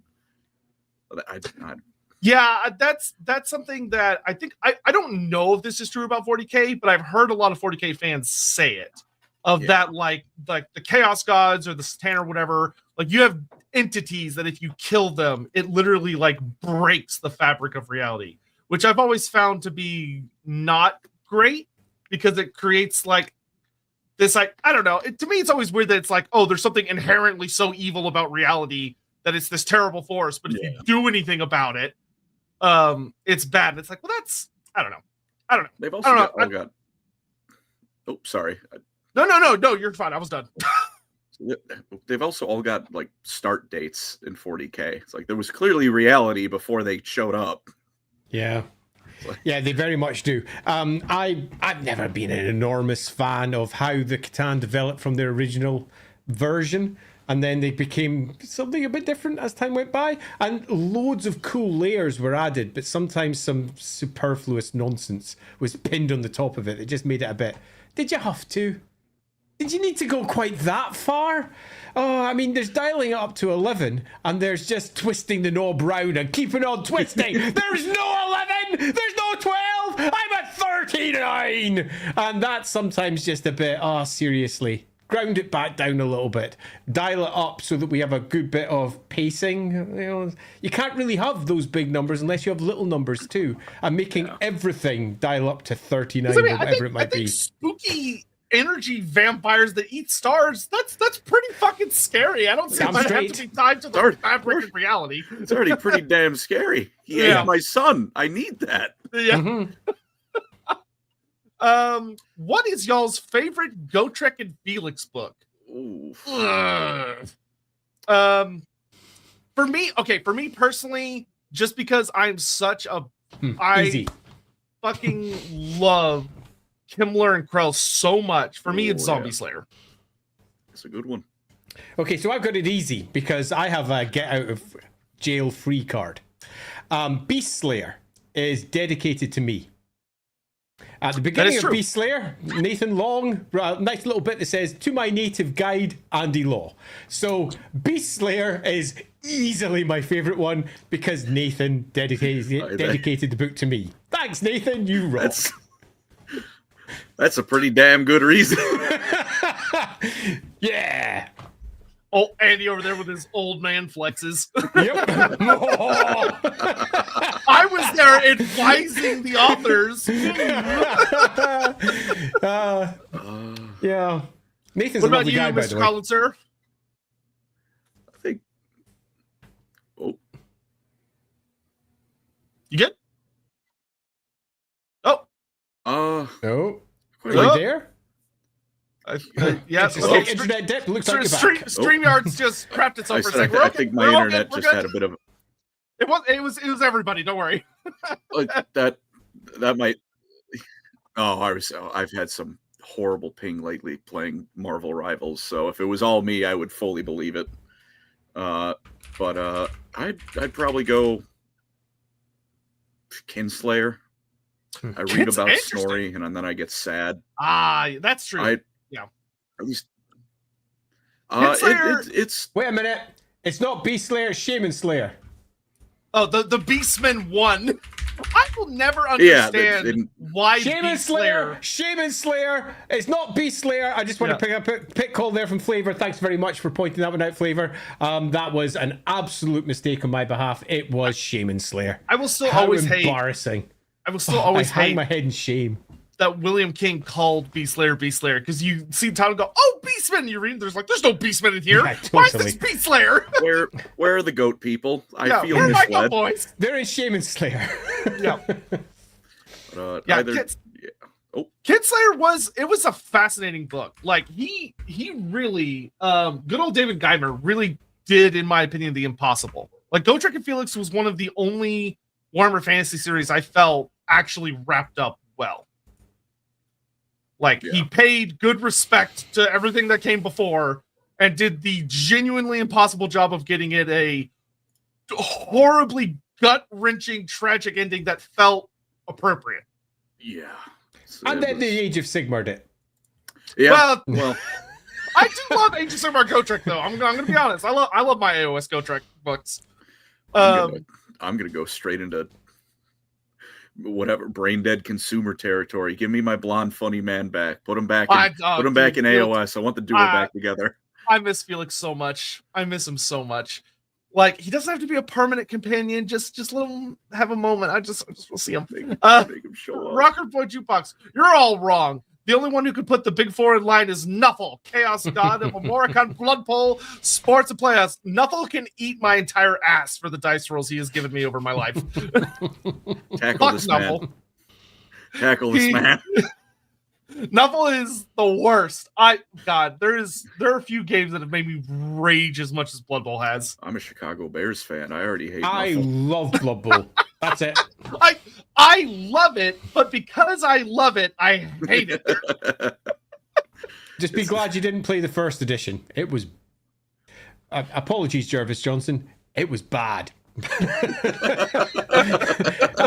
I remember playing with... because this was a long time ago, my mum, because my mum played games too, and we abandoned the game after 3 hours. It was taking so freaking long, and we were hardly through the whole game. Yeah, it was a long game. You can understand why when the second edition came along, everything was simplified down, and by third edition, they'd added a timer to it as well, which completely changed everything.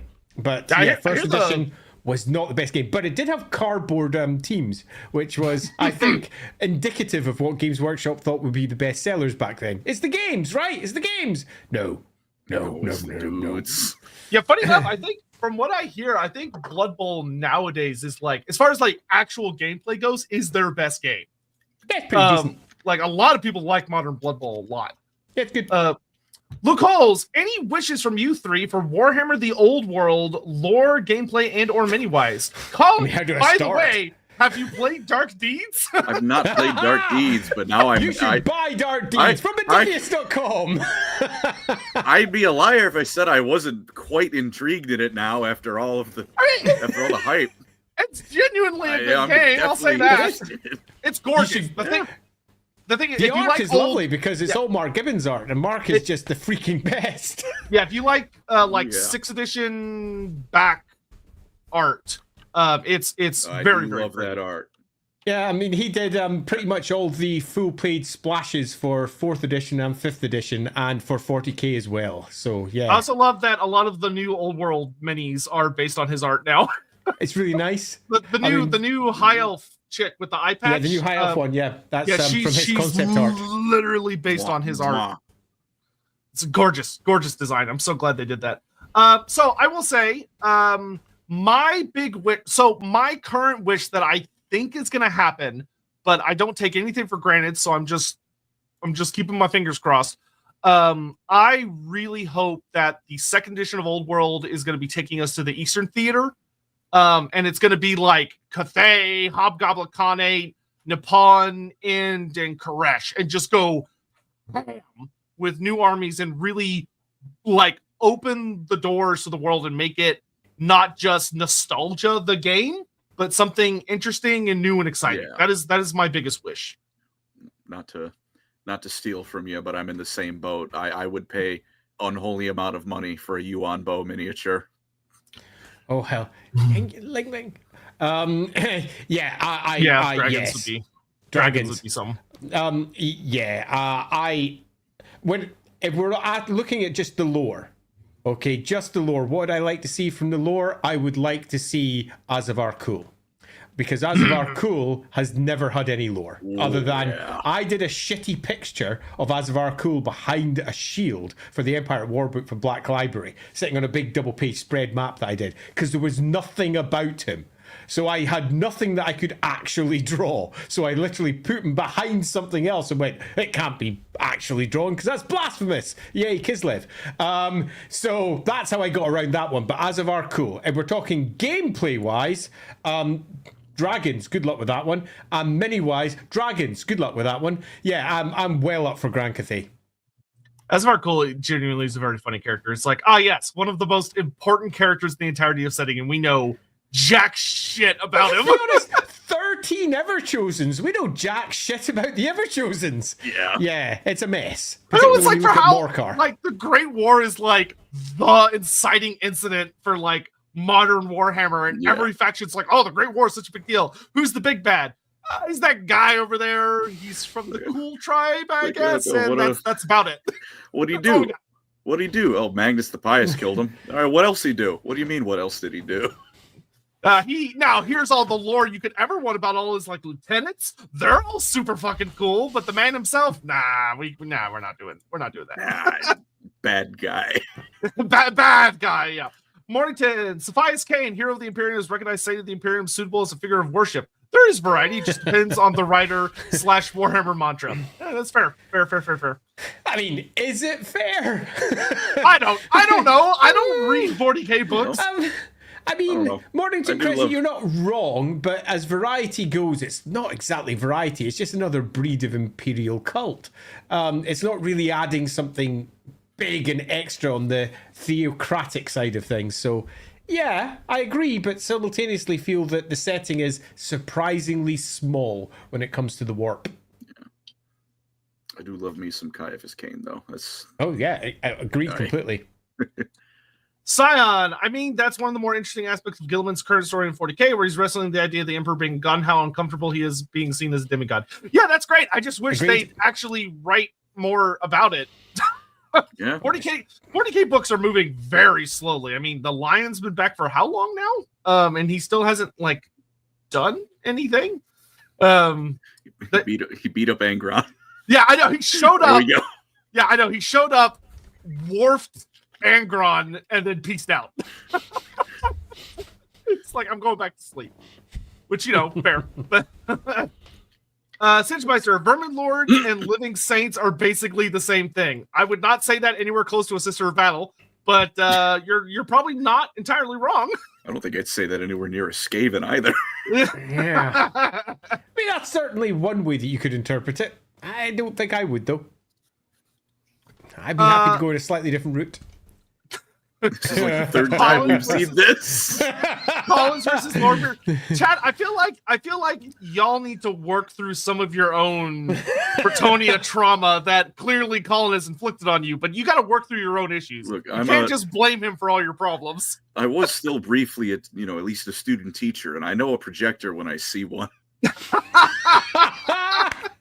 It's good. Boom, boom. Yeah. Marathi, yes, thank you for the yes, kisses. yes. Appreciate it. Thank you, Marathi. We love you. Well, I have just taken over the entirety of Nagaroth, so hey, Marathi. Jack Kid's Ruby, about to get a stepdad. Groundnose is the free market capitalist in AOS, by the way, Sotek. Profit for the shareholders, rent for the rent seekers. Yeah, please, God, no. I need to get. Oh God, I've got my new edition stuff. I haven't read any of the 4th edition stuff yet. I've got the books just sitting on my shelf. I just haven't gotten around to it yet. Loved 3rd edition was great. I'm assuming 4th edition will be fun. I gotta make time. Donovan, darn, I thought we were starting at 11. Anyway, while the Vermintide Total War has been great for publicizing the setting, what sort of game based on Warhammer Fantasy you think could really help popularize the setting that have the same impact as Space Marine 2? We need a role-play game. We need a role-play game. But if we're talking impact, that's different. Fine. I mean, Give me I an think action- a roleplay game for Warhammer would be brilliant, obviously. I'll meet you that'd be halfway. amazing. I'll meet you halfway. Give me a action adventure game, God of War style, with Gotrek and Felix. You're winning me over a little with that one. Yeah, Okay. I'm intrigued. I'm intrigued. Tell me more. Yeah, okay. No, I think that would be, better. But if you're looking to have an impact, perhaps more on the Witcher side, necessarily than God of War. Oh, God, no, it's Warhammer. God of War would be better. Oh, man, but I love me with some Witcher. I mean, a proper roleplay game Witcher style in the Warhammer world would be potentially extraordinary. That would be banger. That would be a banger. There would be. I feel like there'd be more of a good opportunity for like a story that's completely made up in the universe through a Witcher style story, as opposed to like an action adventure story. I think it'd be better to implement material that's already there. But God, I want a roleplay game. I want like Larian Studios to do. It's not going to happen. Fantasy. I know it won't, but I want it to so bad. I want it to so bad. I mean, I quite enjoyed playing through the 40k from Owlcap. What's it called again? Rogue Trader. Rogue Trader. Of course, it's Rogue Trader. Stupid. Yeah, I quite enjoyed playing through Rogue Trader. It was fun enough, but in comparison to other games of its ilk, it would never have the impact of, say, Space Marine. Even Space Marine 2 didn't necessarily have that much impact. I mean, it's big and it got around, but it's kind of died away already. It's simmered down. It has, which and it wasn't much of a campaign. It'll just kind of come and go in waves. Space Marine 2 has such a focus on like replayability, which is fine, but that means it doesn't have that level of story hit. It's very light story-wise. It really is. I feel that I have to, however, make comment about Space Marine 2. I can't let this slide. I'm going to say it. I was an enormous fan of the first game, Space Marine. I really enjoyed Space Marine, and I pretty much got grounded into that version of the main character, who was played by Mark Strong, who spoke in a particular way. He was Commander Titus of the Ultramarines. He spoke everything in a particular way. Different voice actor in the second game. I couldn't like it. I desperately wanted to like it. It didn't sound like... I don't care if it's so many hundred years later and his voice could change. Ooh, no, screw that. grief, It's not Andy. Mark Strong. Screw that. Get out of here. Go hire Mark Strong. Get the voice acting done properly. God damn it. I thought he was going to say profound. No, it's not profound. It's just I didn't like the voice actor. And it's totally unfair on him because he was very good at the job, but he just wasn't Mark Strong. So, nope. Nope. Commander Titus of the Ultramarines. God damn it. I still liked him. He could give a good yell when he was ripping a Tyranid into quarters. What's weird about Space Marine 2 is like I have zero interest whatsoever in replaying the story, but like the multiplayer mode is baller. Like it is so fun to play with friends. I think like Space Marine 2 is for me a perfect 8 out of 10. Do you want to kill bugs? Do you want to go back to some 2010 multiplayer shooters? You want that? Wonderful. It's not going to stick around long. It's going to be fun. You're going to move on. Which I honestly don't think is a bad thing for a game. It's like I got my fun. Yeah, I got my fun too. Job. It did its job. Sold a lot of copies. Sold a shitload of copies. Yeah. Ryan Woodell, Pancreas, what are your hopes for the old world? What do you hope to see? That is a genuinely good question. I'm curious what would be what is your dream hit list? At the top is like we were saying, Cathay. Just like I would love a Cathayan army. So much. But we'll be so poor. Oh yeah. But we were saying, it's some Azafar cool stuff because I know the Great War of Chaos is coming up. It's it's right around the corner. Some stuff with that would be cool, and seeing some of the other races, because a lot of the characters in where fantasy were still around, not what they were. Like Thorgrim's not High King yet. Tyrion and Teclis quite Tyrion and Teclis yet, but they're still around. You know, Alariel. Like, it'd be cool to see little baby chibi elf. I want to see what little Alariel's getting up to. And I guess for the third one, please let me buy Dark Elves. Yeah, bringing back the legacy races is pretty big. Unlegends some Legends factions, please. And do some decent freaking models for them, because a lot of the old Dark Elves are super ugly. Malekith needs a glow up. Oh God, Malekith! It was so funny in the end times. The Marathi was terrible. Oh yeah. Okay, the new Marathi was almost okay for Age of Sigmar, but it just didn't look like Marathi, obviously from the Warhammer world. But yeah, man, I would love some new Dark Elves too. Yeah, fucking, there was nothing funnier to me than playing the end times and being like, oh my god, the Kane book, Malekith is going to be like the big character, Tyrion's the big character, surely they're going to get new models like we got for the Glotkin and all this other, the Gash and all that. Nothing. Nope. The elves got jack shit. Not a single new toy. They're like, elves, fuck them. They don't get anything. Because at the same time, the Dark Elves are hightailing it back to Ulthuan for the 1000th time that month. But this was, like, the really big one. The Eternity King and it's fucking 6th edition Malekith on his S dragon. Terrible mini. Listener Chris, as this started the Q&A stream, I figured I'd bring it up again for the fun of it. What ogre big names would you give each other? Honestly, PancreasNoWork is very close to being a good ogre big name. I'm not gonna lie. I want to go with the astonishingly diabetic. I'm only half diabetic, but old. Yeah, honestly, Andy's would probably be something like Whitebeard at this point. Or thanks for that. I'm getting dye. That's it. It's freaking happening. I will be Gingerbeard within the week. It looks good. It looks good. It's not a bad. I like it. That color. It's distinguished. Sure. It's distinguished. The oldest of guts. Oldest of guts. Oh my lord! It's not the size for him; it's the number of wrinkles. There we go. Thanks for that. That's not what I said. In the gut, not the face. In the gut. That's on the. Nope, I'm gonna move on before I get in trouble. Spike, hey, Lorebeards, what is a good book or a series to recommend for some of the fantasy factions? I mean, Gotrek and Felix is always Gotrek and Felix is always a good place to start. Yeah. I quite like the Matthias Thulman books, which if you like to see, right.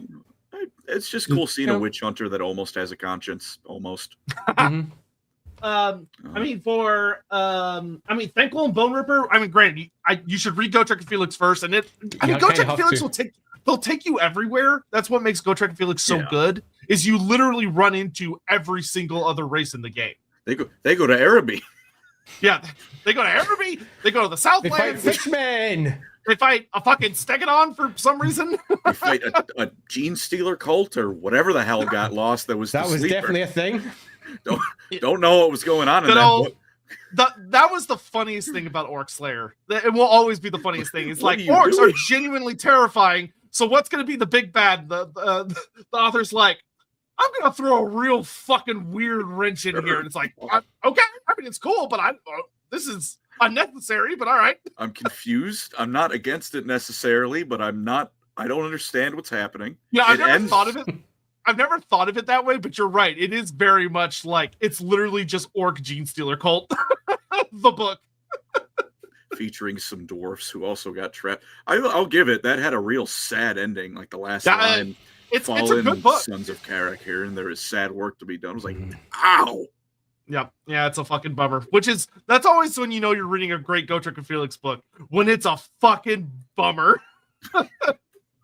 Laughing God, I can't remember if I've asked this before, but why is there no Sheogorath in Warhammer Fantasy? I know Loek is meant to be his own thing.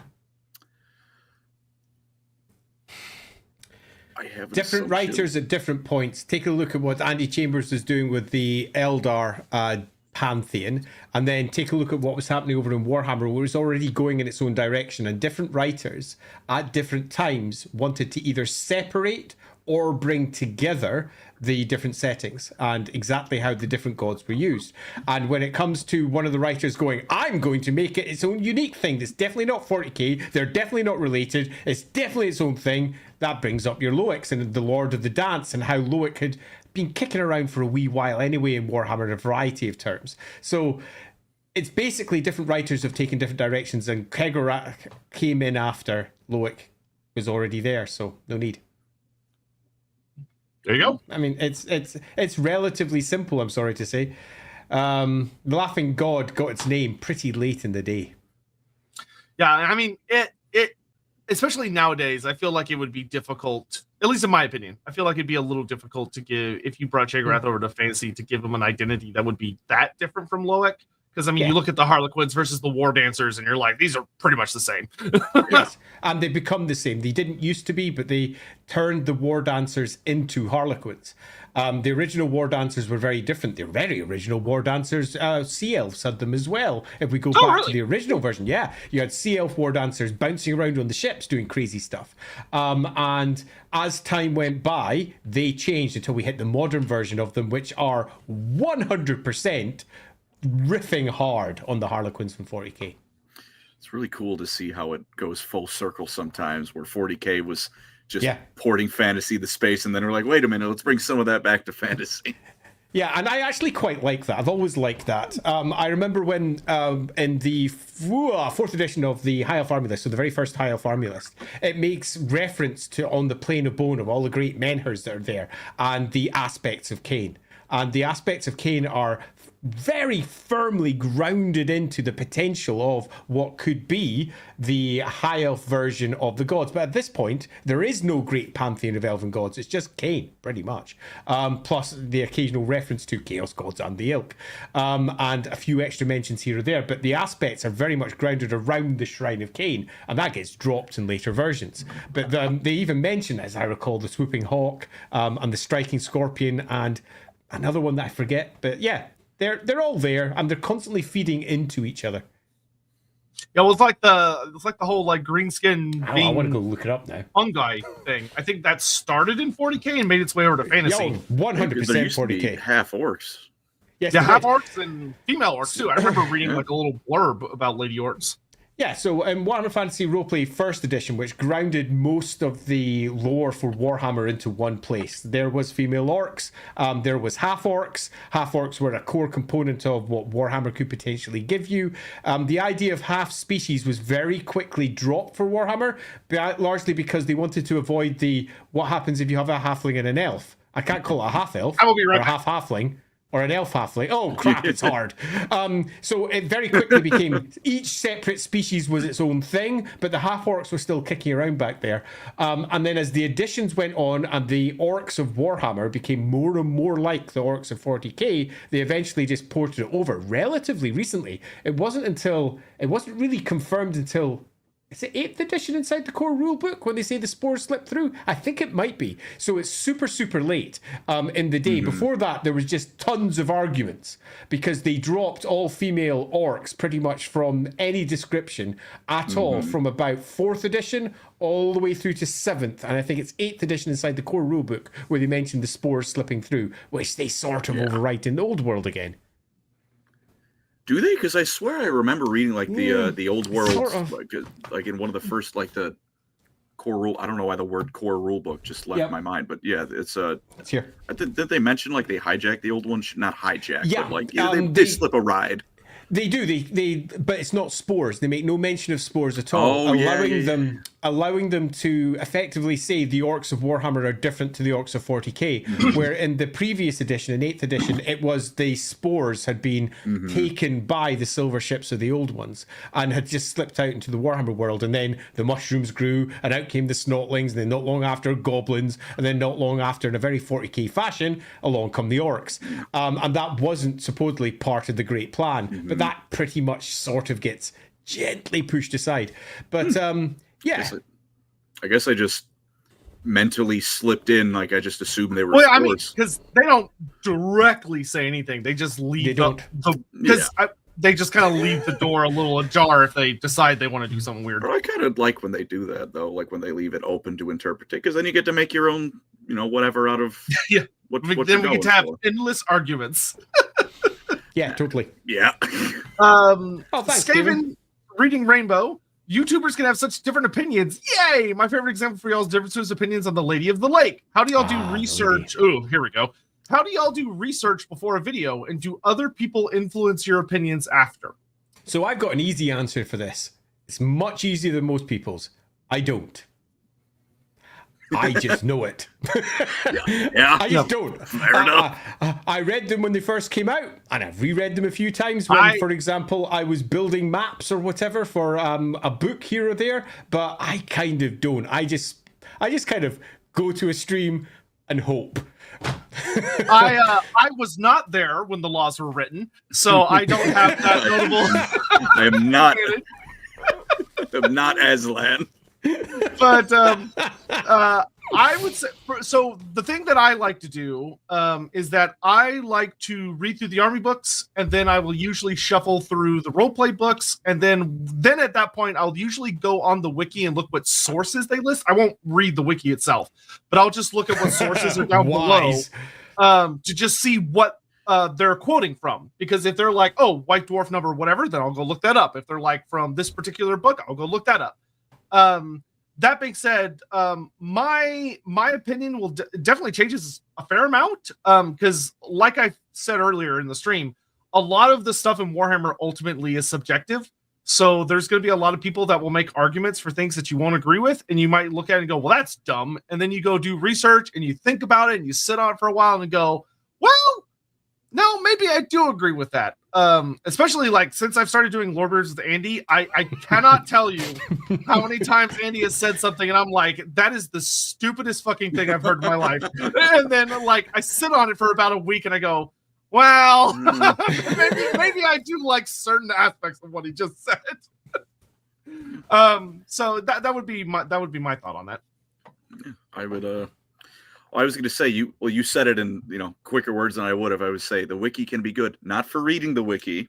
Mm-hmm. Find what it's quoting and then go look at that. Other than that, I mean, if you're making if I'm making a general video about a faction, crack open an army book or a Codex or Codex, whatever the hell they're calling it, from the game to game basis. It's words from someone who is has a degree in teaching. You can use Wikipedia. Don't cite Wikipedia. Use it to find what Wikipedia is citing, and then go read that. Yeah, I mean, sometimes I'll remember something. Late 20-aughts, whatever it's called, the pre-2010 era. The noughties. There you go. The noughties, yeah. So I occasionally, before we do a stream, like say for example, we're doing a stream on say Bugman. I haven't read Warhammer First Edition for a very, very, very, very, very, very long time. Because why? But Bugman is in Warhammer First Edition in the Forces of Fantasy. And he is a very old character. I would not remember most of what's in there. So I might skim that and then go, I think I remember the rest. And then just work from there. So I will occasionally go back to a source that I've forgotten, but I know I should reference.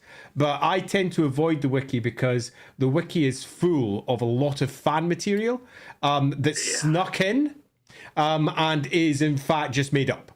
And often, as for example, the case with, say, Estalia, the map that's of Estalia is a fan map. And it was cited as coming from a non-fan source. No, it's a fan map, 100% a fan map. And it was then used by Games Workshop when they made their old world version of Estalia. Even GW is not immune to the wiki. Even GW makes the mistakes that the wiki can offer. I strongly recommend, if you are actually interested in the lore, is just go back to the sources, read them, have a bit of fun with it, because a lot of the old writing is really good. And a lot of the old writing might also make you go, what the? This was a thing? And that's also fun. Actually, a great example is like, so one thing I like to do is that if I come across a source that I've never seen before and it's like a particular white dwarf, I like to then go on eBay and see if I could find that white dwarf and then buy it. I actually just got like 4 or 5 new ones, And while I was looking through these, I got White Dwarf. Let's see which one is it? This one? It's one of these ones that's got elves on it, but it doesn't matter. But one of these White Dwarfs. Oh, here it is. Number 264. White Dwarf number 264. When the six that feels tiles, like a new one to me. that was 2002. I had been playing Warhammer for 1 year, Andy. I had by that time left Games Workshop twice. But in that book, I never read it, and I just got it because it came along with a bunch of other White Dwarfs. Because the guy was doing like a sell just the package, and I read through it. Turns out there's a 4-page spread, tiny text story about Tyrion having a big old fight with Nakari on the Plane of Bone. Yeah. I had never read that story before, and it was fucking awesome. And I was like, this isn't on the wiki, because that was Gav, wasn't it? Was that Gav? Yes. Pretty sure that was Gav. Yeah, I believe it was. No, it was William King. It was William King. Was it Bill? Cool. Yeah. But one of the things that's so interesting is that Warhammer is fortunately and unfortunately so old that just very thanks. It's not thanks to you. That, like, when you're dealing with the wiki, so much of the sources just aren't known to people. A lot of the lore has been kind of lost because it's in like little magazines and stuff, especially when you realize how many different fucking magazines there were. Because you might go, oh, I've got all the White Dwarfs. You're not done yet. You still got like the Citadel journals. You still got the Warhammer monthlies. You've still got Inferno. Inferno magazine. You've got whatever the stupid big collection they did at the end of each year was, where it was like a big book that had all the catalogs and stuff, because there was lore in those books too. Like it's genuinely insanity trying to collect everything. So it's fun to explore and just to try and find things. I will admit to being vaguely insane, yes. Yes, yeah. And Andy is literally the only person I've ever met who will sit and go, I remember in White Dwarf blank that came out on blank date. And I'll Google it and be like, oh yeah, he's right. Like, off rip, okay. It's scary. It's scary. It's only for the ones I remember. I don't remember them all. Before I had COVID, my memory was far sharper. But after COVID, my memory went deep into fog territory. And it came back, sorta, but I still have mist on the horizon, where beforehand it was clear blue skies. I waxed poetic a little. Loremaster Monday, I'm happy we got the new book, but it'll always be a shame that we never got units for the rest of the Pantheon. I built the whole sleep of units for Tal and Raya and their war aspects. Yeah, it would, but hey, there's always a chance, that you might see stuff in the future. Never say never. Yeah, agreed. I mean hell, just think of like the Tome of Salvation came out and added like the Knights of Tal and stuff like that, which was really, really cool. So you could go even think of the old world. Yeah. Old world. I mean, old world took such a bizarre direction for the arcade. Not that I'm complaining, but the arcade journal, and it was like, oh, it's knightly orders and null. It was like, oh, okay. Interesting. Shame, ding. Shame, what? ding. No. Look. No. 264 says January 2002. Certainly does. We get a fact check. Okay. Fuck yourself. Shame, dong for the comment. Shame. How dare you, sir? I was looking right at it. Fellas, would you mind if I briefly disappeared? I would take a go quick ahead, bathroom break. I did that just a second ago. Please take your time. Go. I will be right back. See you soon. Why he you gotta still loves elves. Why you gotta take all the time comments personally, Andy? I don't know, because they're amusing. I mean, this stream has been very much, I was there at the big, oh dear. I don't want to be accused of bullying my elders. Oh, yeah, see, you're not helping with comments like that, are you? So what's our next comment? Next one is talking about Eldar stuff, I think. Dynamite. Honestly, speaking of Eldar, one of the major clashes of lore in 40k for me is how the Eldar were supposed to be at their decadent peak before they burst Slaanesh, but humanity was also apparently at the height of their power at the same time. Yep. How did we have both species being galaxy-spanning superpowers at the same time? Right, first, the Eldar were at it for a frickin' lot longer. And the Elder were at their peak for arguably a very, very, very long time. From the point where humanity was at its infancy, the Elder were at their peak, right through to humanity eventually spreading outwards. So I don't think that there is a major clash there at all. I think it's totally fine. And the Elder fell, and you could argue it kicked off all manner of problems because of that.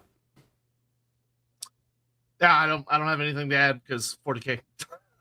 sounds right. Oh, but I mean, I guess what I would say is, to be fair, a galaxy is a big place. Like, I imagine you could be a galaxy-spanning empire and also manage to not run into another galaxy-spanning empire. It's not Absolutely. likely. Galaxy's huge. I mean, it's beyond huge. And particularly when you've got a species like the Elder, where they are not necessarily using the I'm going to fly from A to B choice, because they just nip through the webway, which means they're isolated pockets and islands. It's not like they've got a big empire. It's quite possible they could have entire systems full of other species that they'd never encounter and were never close to them.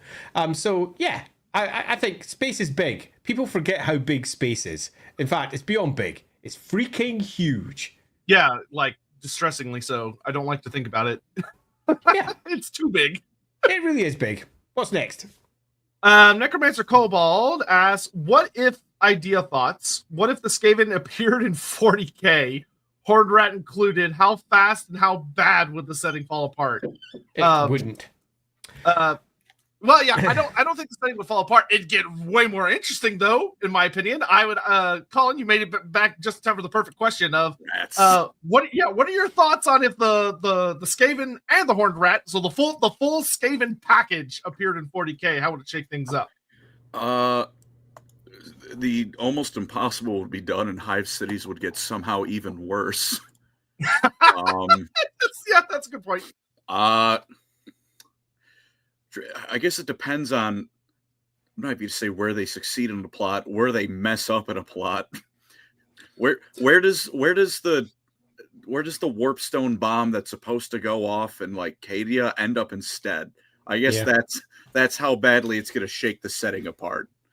I think for me, the thing I would want to see that could be interesting is that a lot of 40K seems to, I think with the exception of the Tau, really seems to revolve around the stagnation of technology, where a lot of the races are not advancing technologically anymore. When you're dealing with like the Imperium, like refuses to, because they're like, oh, that's evil. And like the Eldar and the Necrons feel very stagnant.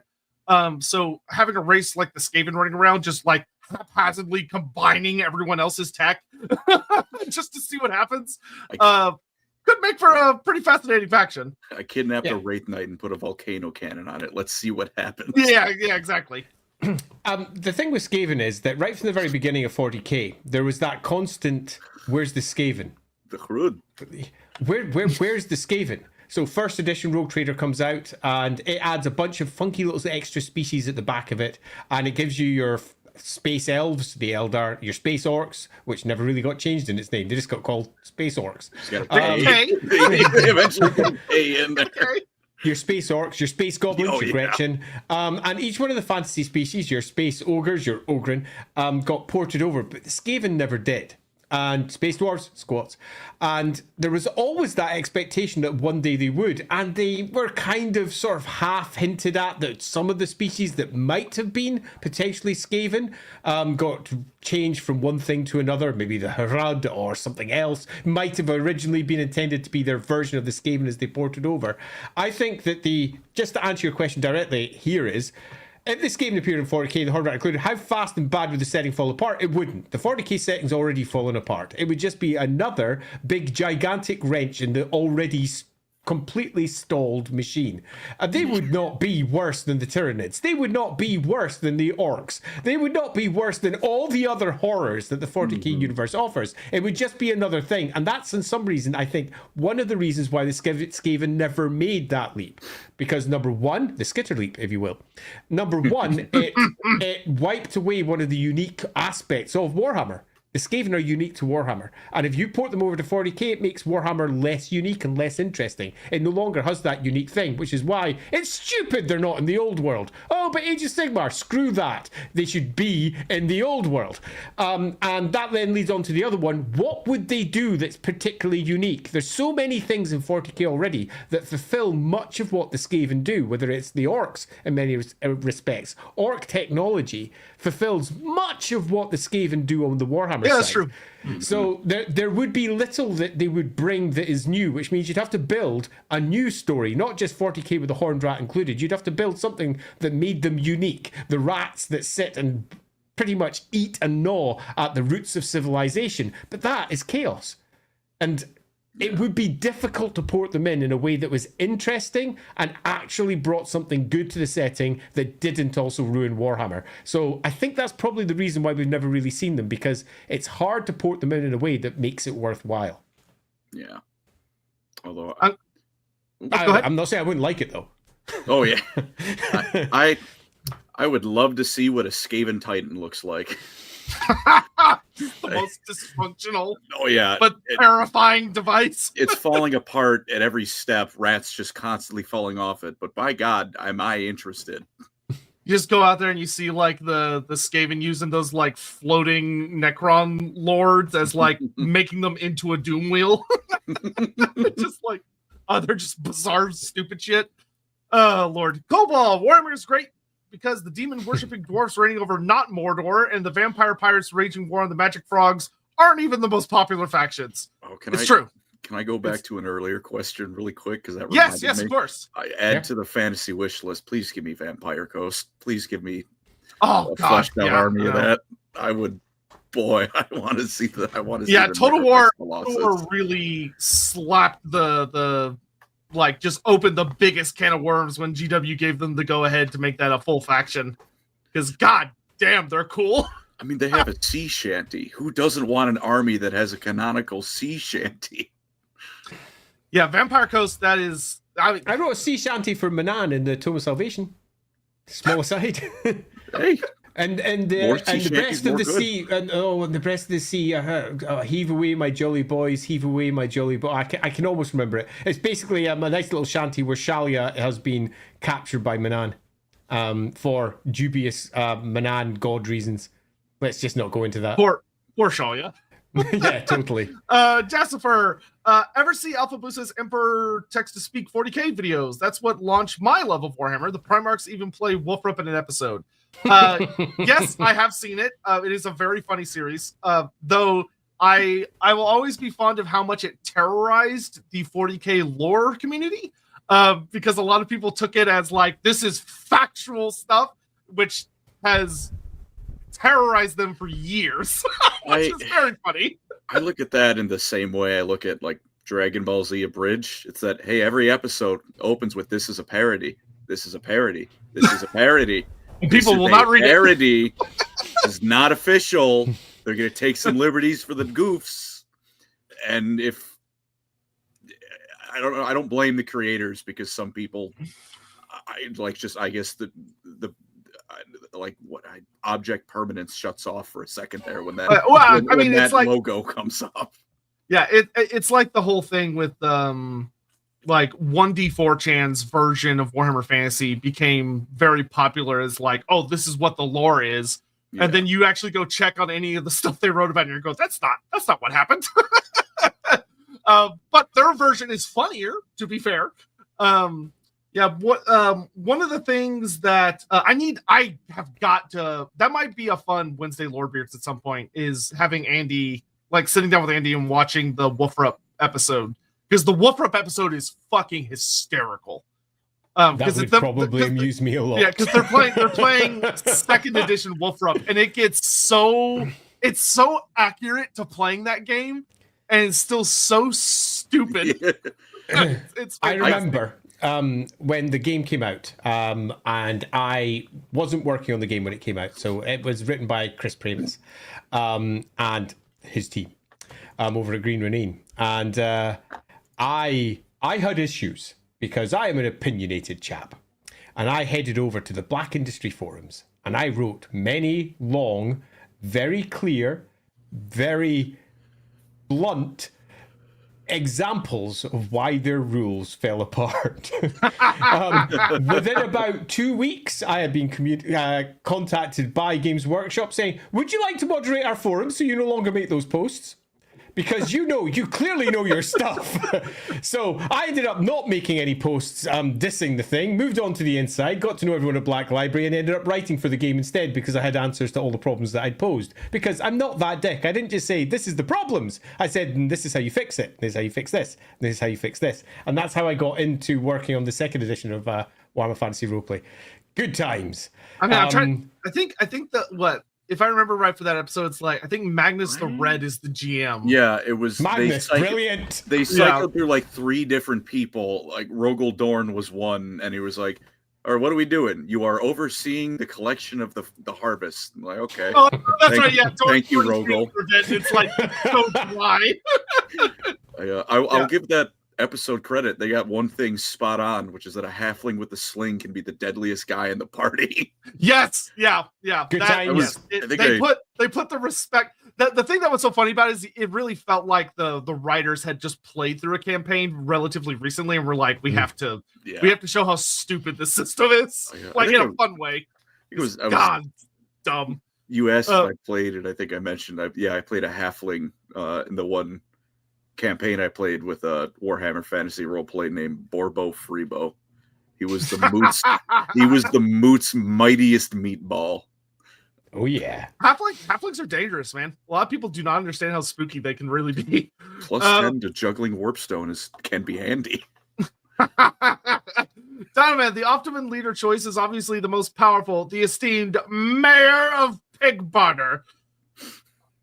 I'm assuming this is in reference to a video. If you have further details, because I mean, whenever I hear Pig Barter, the only thing I can think of is fucking Mandalore. I was about to say, are you referencing Mandalore Gaming? Mandalore loves Pig Barter so much. It's where the Holy Brettonian Crusade has to reach. Godzilla 2021. I would nuke the Scaven. Oh, back to the nuke question. Especially because of Total War. It's so annoying to fight because of their range shoots and ambushes. 2 won't allow me to say my true thoughts on them. Oh, YouTube? Getting caught by the censor, are you, Godzilla? Totally understand that one. Yeah, Skaven are agonizing in that game when they want to be. Ricardo NJ. So Andy became Marisith's heir and Marisith died, and or he became Malekith's acting regent immediately after Finival playing. Good luck, have fun. Hey, I'll just marry Marisith. I find that character, Marisith, particularly fascinating stroke upsetting because I created her. And she was meant to be the Queen of the Wood up with the Aeonir. And she was, as originally conceived, supposed to be one of the avatars of the elven gods. That's who she was supposed to be. And she got turned into the descendant of the royal court over in Avalorn. And several times descendant and not that old. And I remember looking on going, that's the best you could come up with? Really? Seriously, this is Warhammer. I want it dialed up to at least 20. I'm so sorry. Yeah, I was really hoping they were going to make her an avatar of one of the gods, because that would have been more interesting. And well, she is in LAWhammer. Yeah, she is in LAWhammer. There we go. Indeed, and she's also a twin. But that's neither here nor there. And that was the original intention. Spoilers. Donovan, what is your personal bullshit good luck roll moment? Mine is I killed 3 Baneblades in a single shot from a plasma cannon on a dreadnought back in 2009. Yep. The first one exploded, hitting the next one, which exploded. I rolled 6s. Yeah, so my one I've said before, and I was GMing a game that was moving through Castle Drachenfels. Now, Castle Drachenfels was one of the locations that were provided by Warhammer Fantasy Roleplay First Edition from the Drachenfels novels by Jack Yeovil, stroke Kim Newman, who's Jack Yeovil's real name. And Drachenfels was a crazy, daft adventure. Truly stupid.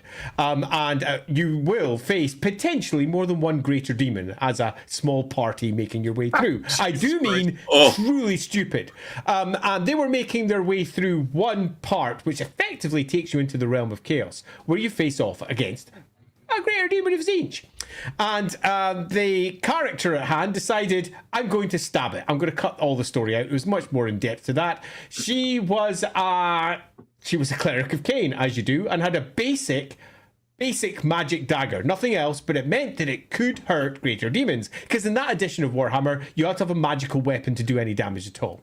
Right. And in that edition, if you rolled a 6 when you rolled for damage on a d6, a 6-sided dice, you would roll again, and you would roll again if you kept on rolling 6s. Ulrich's Fury. Yeah, quite. Before Ulrich's Fury was Ulrich's Fury, this is what Ulrich's Fury was based on in 2nd edition. And he killed it. Now, I can't remember. I think in the previous stream I said there was so many 6s in a row. I think it was an enormous number. It was at least 10. And it was an actual improbable number of 6s in a row, to the point it was a 1 in a several, not just million chance, but it was beyond any likelihood. And we just watched a Stretch, the name of the player, went 6. I was like, fuck off. 6. Stop rolling 6s. Everybody's now laughing, and I'm looking at it going, is your dice loaded? 6. This is a greater demon. 6. This was a greater demon. Fuck you. 6. Get out of it. And that was the death of the greater demon of Tzeentch. It was hilarious.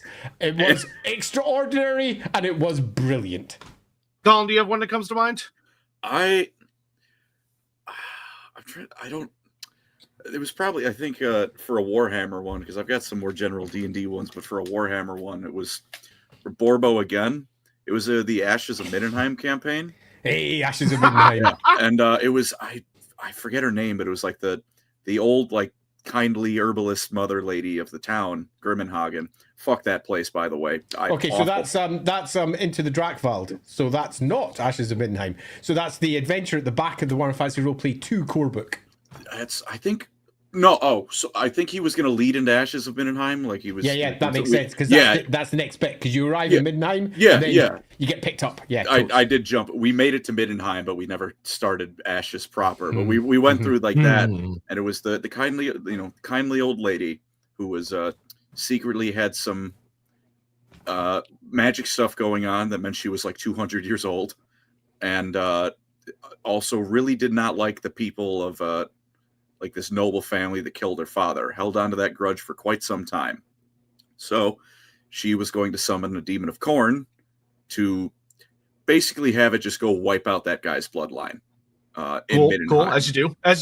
Yeah, I think the guy, like the person who was running the game, said, like, if this wasn't dealt with, you would have got to Middenheim. There just would have been talk that this noble family mysteriously found completely butchered in their house. But we did stop the summoning because we went to show up. I thought in my head, what if I'll knock her out, I'll knock her out and it'll stop the summoning. Uh-oh. She'll wake up and then we can talk things out. And then I rolled 10 damage on the sling, which I think, like, with whatever modifiers ended up being like 13 or 14. Aside from, she was a wizard, just an old lady. She did not have the health to tank that.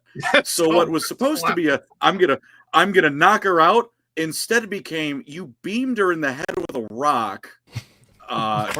What do you think happened? And no demon was summoned. Instead, I just kind of sat there like, oh no, I didn't mean to do that.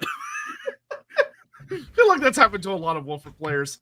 My very, very quick one will be, I was playing at a tournament, and I took a really over-the-top Stegadon list for funsies. It wasn't like a big serious tournament. It was just kind of a fun time. I was playing a buddy of mine. I had a 4 Stegadon list. One of them was Mazdamundi on Zlak. So I had all these big Stegadons. I had marched them out on the line against this Scaven army, and my friend realized that all of his Scaven were going to die horribly if he didn't do something. So he skitter leaps his Gracier to the flank of the Stegadon line and casts, he 6 dices, cracks Call, and overcasts it straight down the line, which is initiative test. If you fail, you die. Very, very scary. Especially because my good old Lord Mazdamundi on Zlak is like initiative 2. So I roll, I pass every single one of the checks, so none of my Stegadons, despite needing garbage to pass, died. And his Gracier rolls on the miscast chart and just explodes. So he just throws his Gracier out and he just kills himself and accomplishes absolutely nothing. Always fun. As a small one in Warhammer, I once killed an entire High Elf army with a single spell. Oh, was it the Purple Sun? It was not. Purple Sun Azirius used to go in just a straight line. But Plague for the Scaven, if you rolled over the toughness of a character, they took that many wounds. So if you rolled 7 and they were toughness 3, they took 4 wounds. Plague was bullshit. And if you killed someone, you went to the next one within however many inches. I forget the number off the top of my head. And I killed his entire army. 1 Gracier. Plague, the spell got through, killed the lot. It was glorious. It wasn't a roll that I did good. Absolute bullshit spell. I will always have fond memories of Scaven warp lightning cannons misfiring, spinning randomly, pointing down their own artillery line, destroying all their own shit. Skaven are great. It's fun of Ron Skaven. Woodell, this was awesome. Hope to see more collabs. Yeah, of course. Lovely. Sure. And yes, Colin has been an absolute fucking blast to chat with. Guy Scrub, Scarsnake, needs more love. I love the little skinny bastard. If you could introduce Scarsnake to any story or lore tidbit as a major character, what would you pick? He has his own book. Yeah, he does have his own book. He does. I'm reading And it's a pretty decent one, too. Yeah. You can find it in the, I think it's the Carrick 8 Pete's Omnibus. Yes. Yep. Yeah, I'm reading through it right now. It's the first one. Yeah, Scarsnake has a fantastic novel. Good book. So I mean, if I was going to do anything with him, I would probably just do some more Carrick 8 Peaks lore. Like more about like actual, funny enough, most of the Carrick 8 Peak themed books take place before or after like the major conflicts, that like you're kind of familiar with. So it would be fun to maybe have a little bit more detail about like Scarsnake dealing with the arrival of Queek, for instance, or like his, because a lot of those stuff are they tend to avoid letting the major characters bump into each other until the end times. Creme Gelto, yes, our favorite debtor. Hiya, Creme Gelto. Other than Franz, who's another fave, and why is it me? You're banned.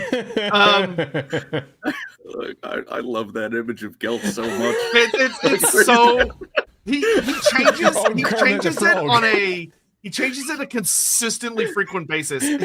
I've seen original art of like a super ripped frog guy wearing the Gelt mat. He has the dumbest art, and it changes consistently.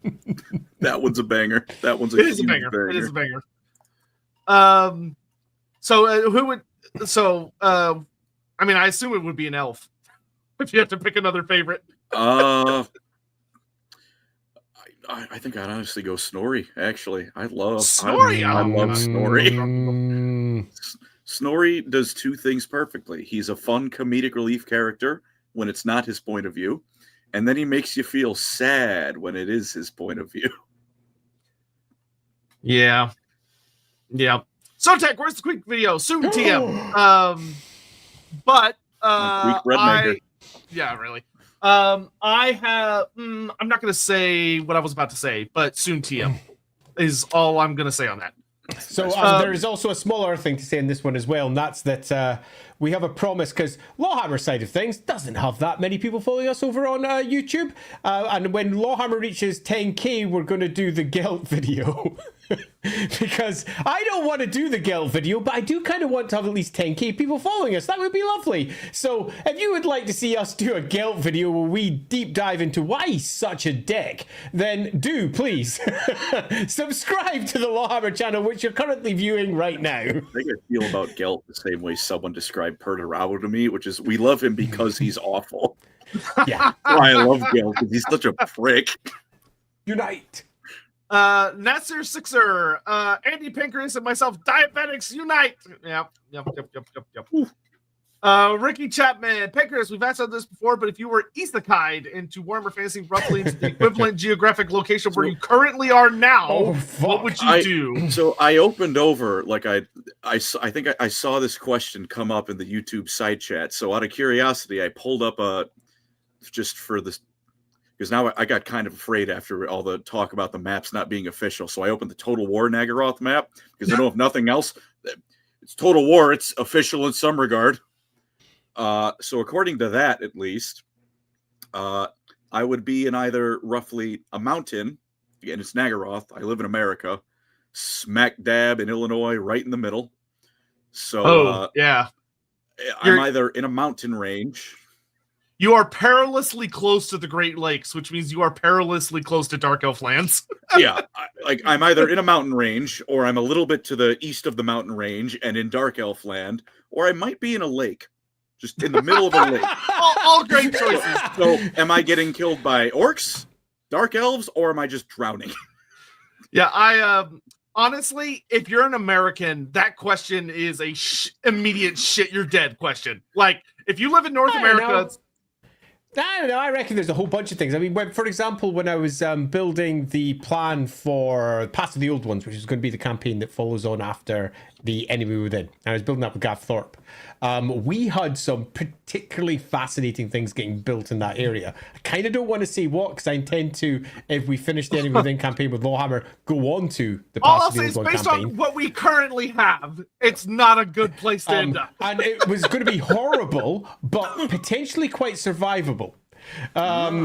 Yeah, so there was going to be a lovely mixture of stuff going on there, but yeah, I don't want to spoil it. I'm going to kind of keep it, I think. I feel also all of these questions does it come with the caveat of I'm magically no longer diabetic? Because then the end result is I'm going to die no matter what. That's fair. That's my favorite question whenever someone what's your zombie apocalypse plan? Well, I got about 3 months, and then I'm going to eat my gun. Yeah, it's like, well, the pharmacy is not going to refill my order, so I guess I'm fucked. What do you want from me? It's a chronic disease. It's not going away.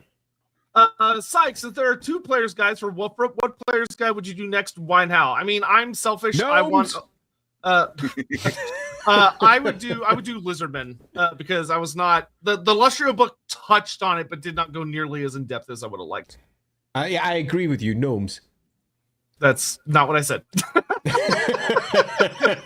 Don't use your old mind on me. Lustrian gnomes. They get around. Yeah. So I laid out the plans for the ogres. So I kind of already did that, and I did the rules for those back in 2nd edition too. I would really like to do I laid out the plans for doing all the different provinces in the Empire too. So there's nothing really to pick up. Okay. I might want to do something like Tilia or Estalia if I was doing it. Because then we could actually get some Tilia or Estalia. But given where we currently are, that the old world itself is likely to go there, I probably wouldn't want that either. So gnomes. Paul, any race you'd like to see like a player's guide from C7 on? Like somebody you'd like to play? Because the only ones they have out right now are dwarfs and high elves. Those are the only ones we have right now. Well, about to have.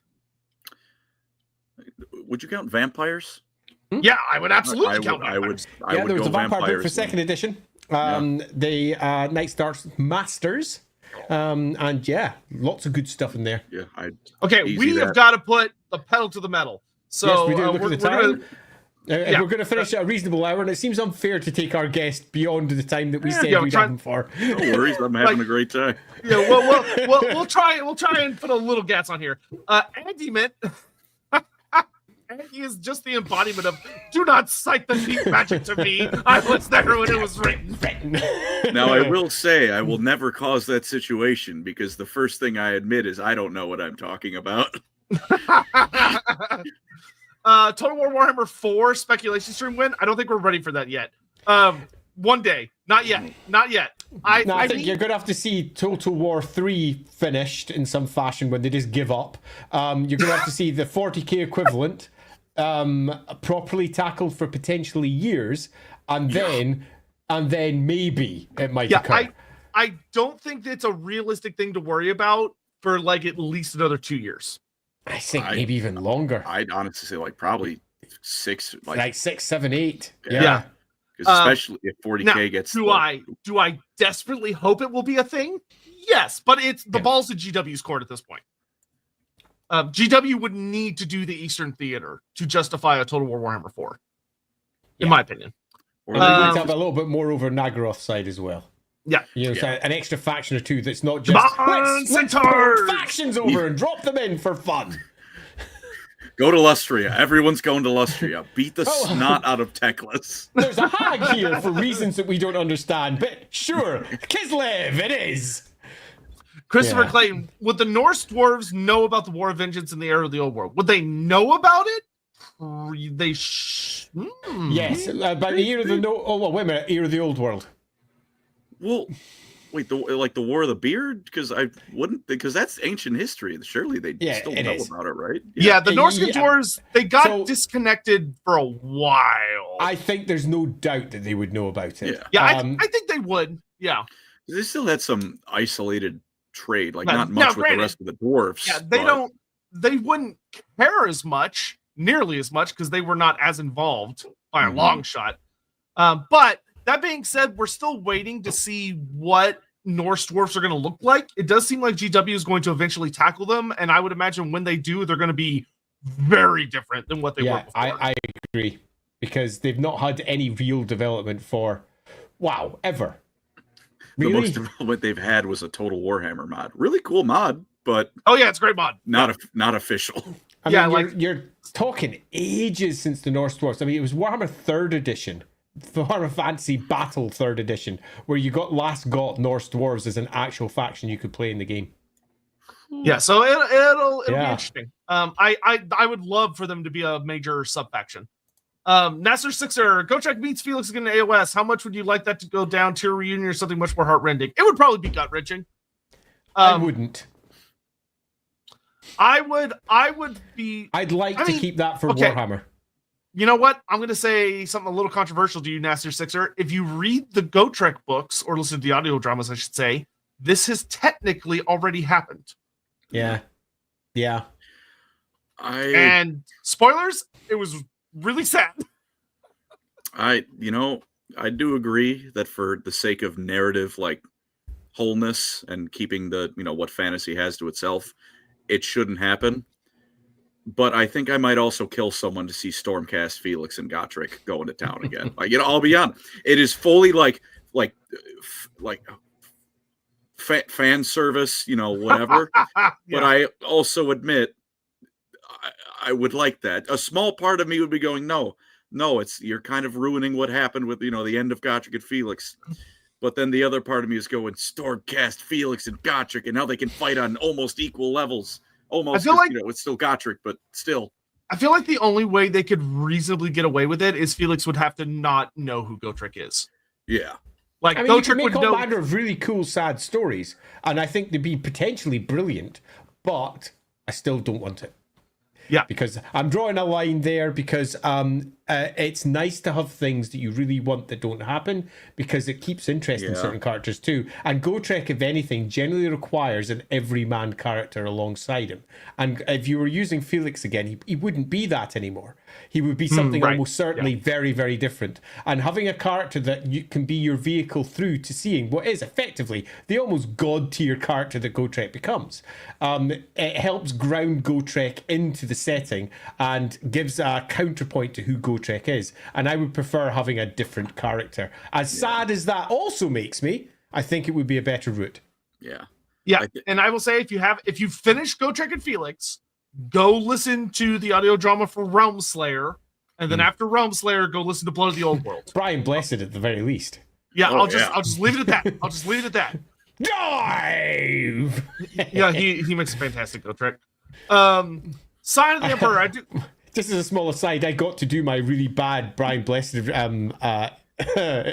It wasn't even really me trying to do his voice, but it was bad. My interpretation of it, at least, when he popped up in LAWhammer. So that was a good time. Yeah. Nothing like getting Gotrek turning up. That's a great episode of LAWhammer, because you could see Andy genuinely terrorizing the cast with how loud he's screaming as Gotrek the entire time. Everyone going, the whole stream. Gordon's alive! What's happening? Good times. Good times. I'll never forget Andy just taking that deep breath before he goes, "Oh, everyone's just like, Jesus Christ, it's dead." Sign of the Emperor. I do strongly recommend reading the Dark Imperium trilogy. Great insights into Gilliman and Mortarian as characters. Not read it. I haven't read a 40K novel in quite a long time. They're solid. Okay.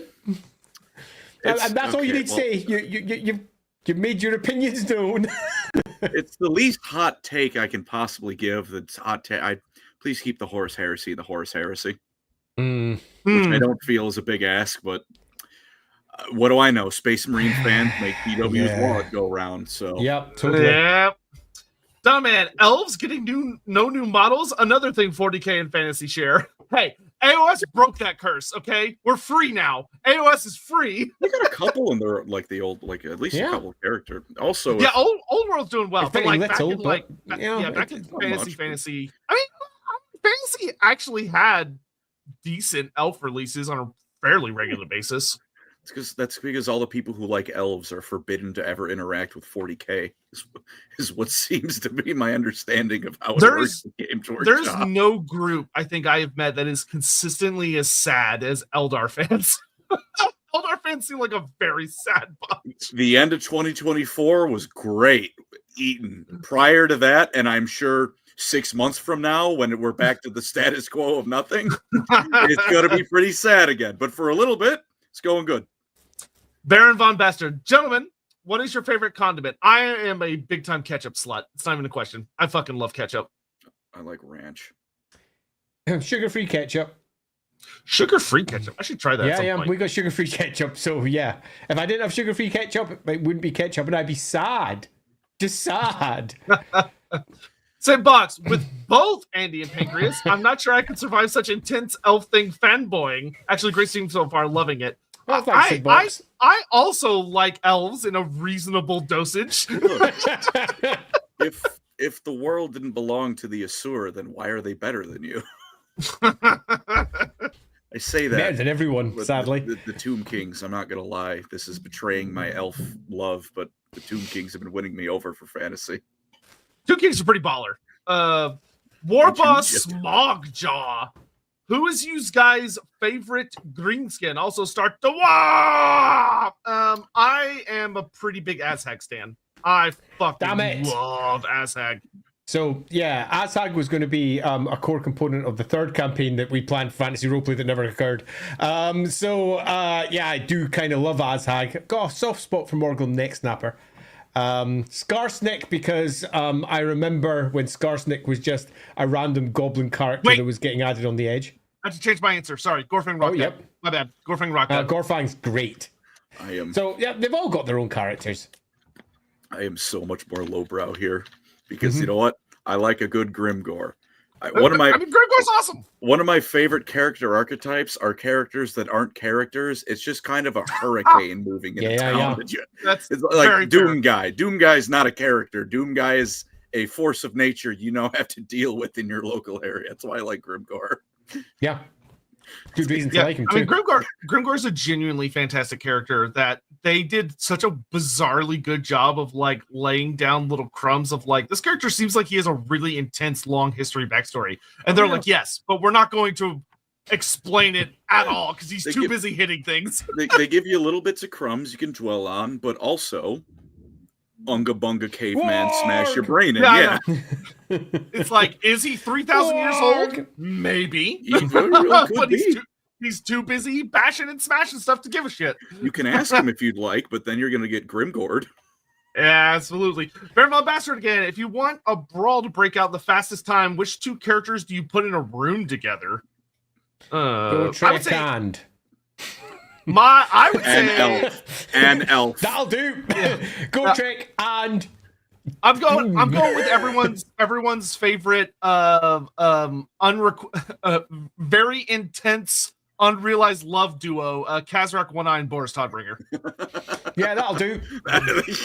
I saw the stupidest Twitter post the other day that was like, does anyone else feel like Kazrak and Boris have like incredibly like hardcore sexual tension that'll never be realized? It was like, what? Why is the internet like this? What horrid words you've given to me today. I think with them, you wouldn't be able to lock the door already. It'd just be like, okay, you'd get to shutting it and you'd hear the fighting. Yeah, I mean, they're so meant to just hate each other. I mean, they've ripped one another an eye out man to man. Those two fucking hate each other. Mackie Turner, I love Pancreas explaining Age of Sigmar video. I haven't watched that one yet. It's on my to watch list. That's the one I'm thinking of, and that was my first video ever.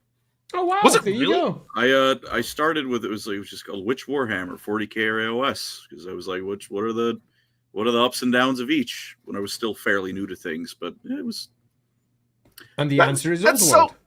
Yeah, well, Now the answer is the old world, but unfortunately that video came out 2021.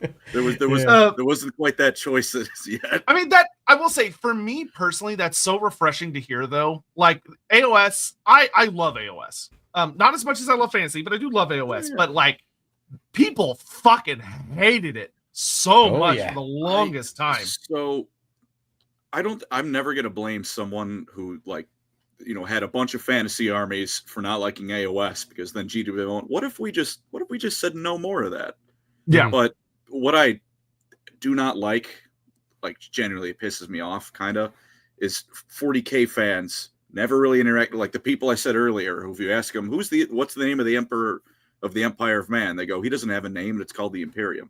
When those people just shit on AOS, I'm like, why are you hating it?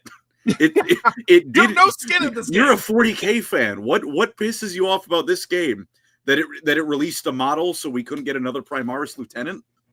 You know what makes them mad is that AOS models are so retardedly sexy. Like it's insane how gorgeous AOS models are. Some of them are really nice. If there's anything you can give AOS, it's absolutely the models. Like there's, off the top of my head, Absolutely. I don't know if I've seen one where like I can't imagine someone liking it. There's obviously some I'm not as much of a fan as others, but off rip, I don't know if I could say one that like I can't imagine anyone going, this is cool. Yeah, maybe Fire Slayers. I was in the I don't like Age of Sigmar camp quite strongly because it blew up the world that I was working on. Yep, me too. When it started. Absolutely fair reason. And that was, for me, a good reason. I bought the first game because I'm a completionist and can't help myself. And I read through it and went, this is what they blew it up for. Interesting.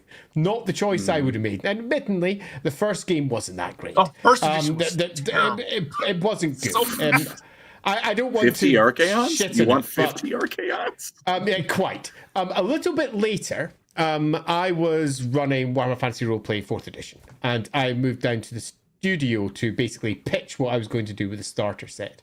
And I was there inside the studio, and they got my lovely new Warhammer Fantasy Roleplay 4 book, and they slammed it down the table and got, that's a fucking Warhammer book, because they'd had some, I presume, less Warhammer books elsewhere. And I was pretty pleased with that as a response. And we got to see a whole ton of new miniatures for that point. And I was relatively excited, as in came some new goblins and the Troggoths. Troggoths, is that what they're called? Yeah. Troggoths. And I was like, yep, these are super pretty. It was the studio miniatures, so they're pretty. And I was looking at them going, yep, okay, they're kind of like, not my goblins, but they're okay. And then they brought in the Slaanesh army.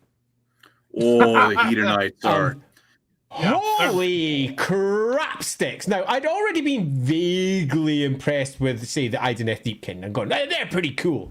But they brought out the Greater Demon of Slaanesh, the first one, and I just looked at it and went, holy shit balls, that's good. Fortunately, my first question was, can I make my Greater Demons like this in Warhammer Fantasy Roleplay, please?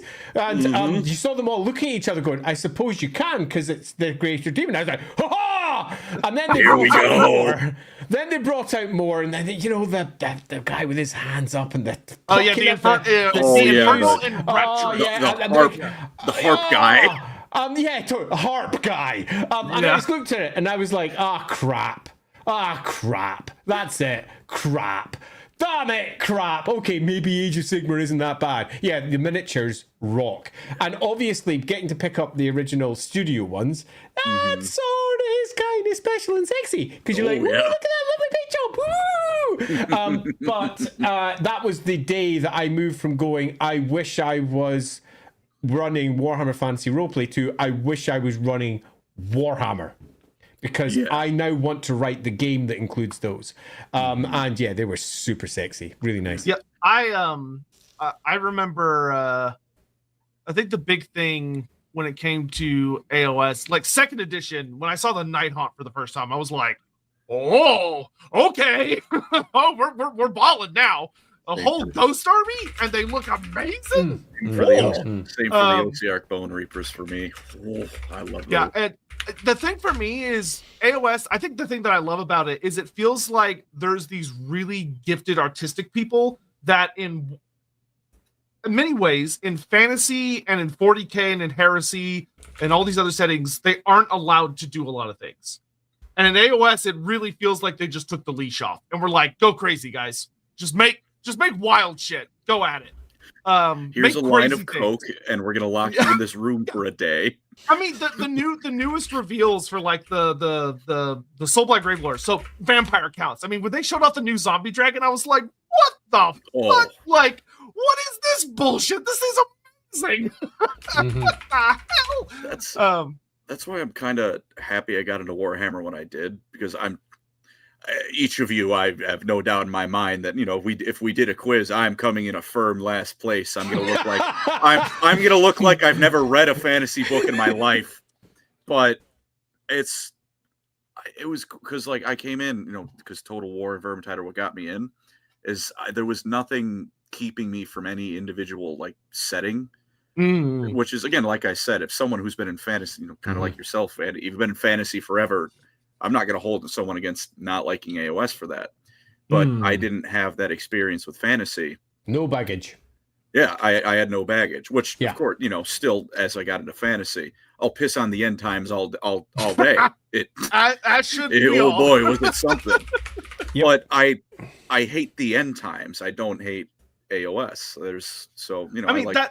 I think that's why I've loved this discussion so much, though. Like, it's so nice to, like, because you have the same level of, like, fascination and dedication and interest that we do. It's just you started at a different time point than we did. Yeah. But it's just so cool seeing how things are different because of where the entry points are. Yeah, so it's... Yeah, back when I was a very young person, a very long time ago, it was a geeky hobby that nobody but the geekiest of geeks were involved with. And my entry point wasn't the classic entry point; it was fighting fantasy books of all things. And they led me to Games Workshop. In fact, if I'm speaking the honest truth, it was my parents who roleplayed and introduced me to role-playing back when I was tiny. And that took me into Games Workshop and all the little lead figures that were there, and then all the games. And then I just bought them all, being me. And it's so very different to what it is today, where it's computer games that are quite bluntly cool. Compared how uncool it was when I started out. I loved it because I was deep into science fiction and fantasy right from a very young age. And but I really wish we'd had good computer games that could have supported it. They didn't really come. Yeah. I would argue they really didn't come until maybe Shadow of the Horned Rat. That was pretty decent. It wasn't great, but it's pretty decent. So we're talking the PS1 era. That's early 90s. Oh, yeah. And then Dark Omen after that was okay. A whole bunch of 40k games that were terrible. Until eventually we got to Dawn of War. Dawn of War. Oh, yeah, Dawn of War. Dawn of War hit like a bomb. And Dawn of War I played to death. The other games still around don't understand why they haven't remastered it yet. Yeah, like, they 100% should. Please. And then inevitably we eventually arrive at Vermintide. It was super fun when I was down at the studio once, and they had all of the licensee people. So that's all the people who make Games Workshop stuff but aren't Games Workshop.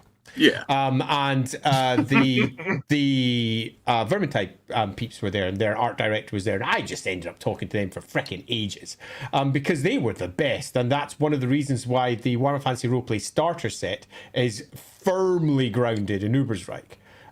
Because we just got to chatting, and I said, can I get access to all your stuff? They were like, holy hell yes, because we love the roleplay game and we would love to see all this stuff in it. And I was like, well, I won't be able to make it the same as your game because your game misses out a ton of stuff that's been mentioned here. And they went, oh, did we? Oops. So the Ubersreich that's inside of the starter set isn't the same as the Vermintide equivalent. It's got more, like a gigantic, huge castle in one corner of it, which isn't inside Vermintide. But yeah, I sometimes feel like I'm constantly rediscovering Warhammer. And I'm starting afresh for the first time because a different variety of Warhammer is born. The computer games were not good to begin with, and then they were good. And you're seeing things for the first time. And I think that's going to be the case again when we get cavilled in a year or two's time. And if that's as hopefully successful as it could be, they also have the license for Warhammer, and we might get ourselves something for Warhammer too. I believe that's the case anyway, and that would just literally make me the happiest little boy who is I will watch 8 years old again, all excited. Oh yeah. I will watch all the Space Marines slop in the world if it means I might get a fantasy series. I'll do it. Me too. Oh, yeah. I'm going to watch it anyway. There's no doubt I'm going to watch it. Yeah, literally none. Avani, Amazon Prime and GW have come Good to hear timing. your pitch for a secret level episode based on Warhammer Fantasy. What storyline are you each pitching? I'll go last on this one because I already know my answer. Well, maybe you should go first because I don't. Fine.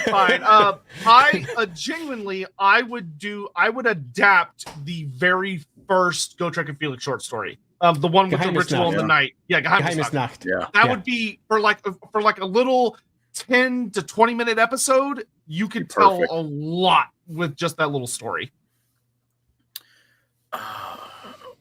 It's a good call. Yeah.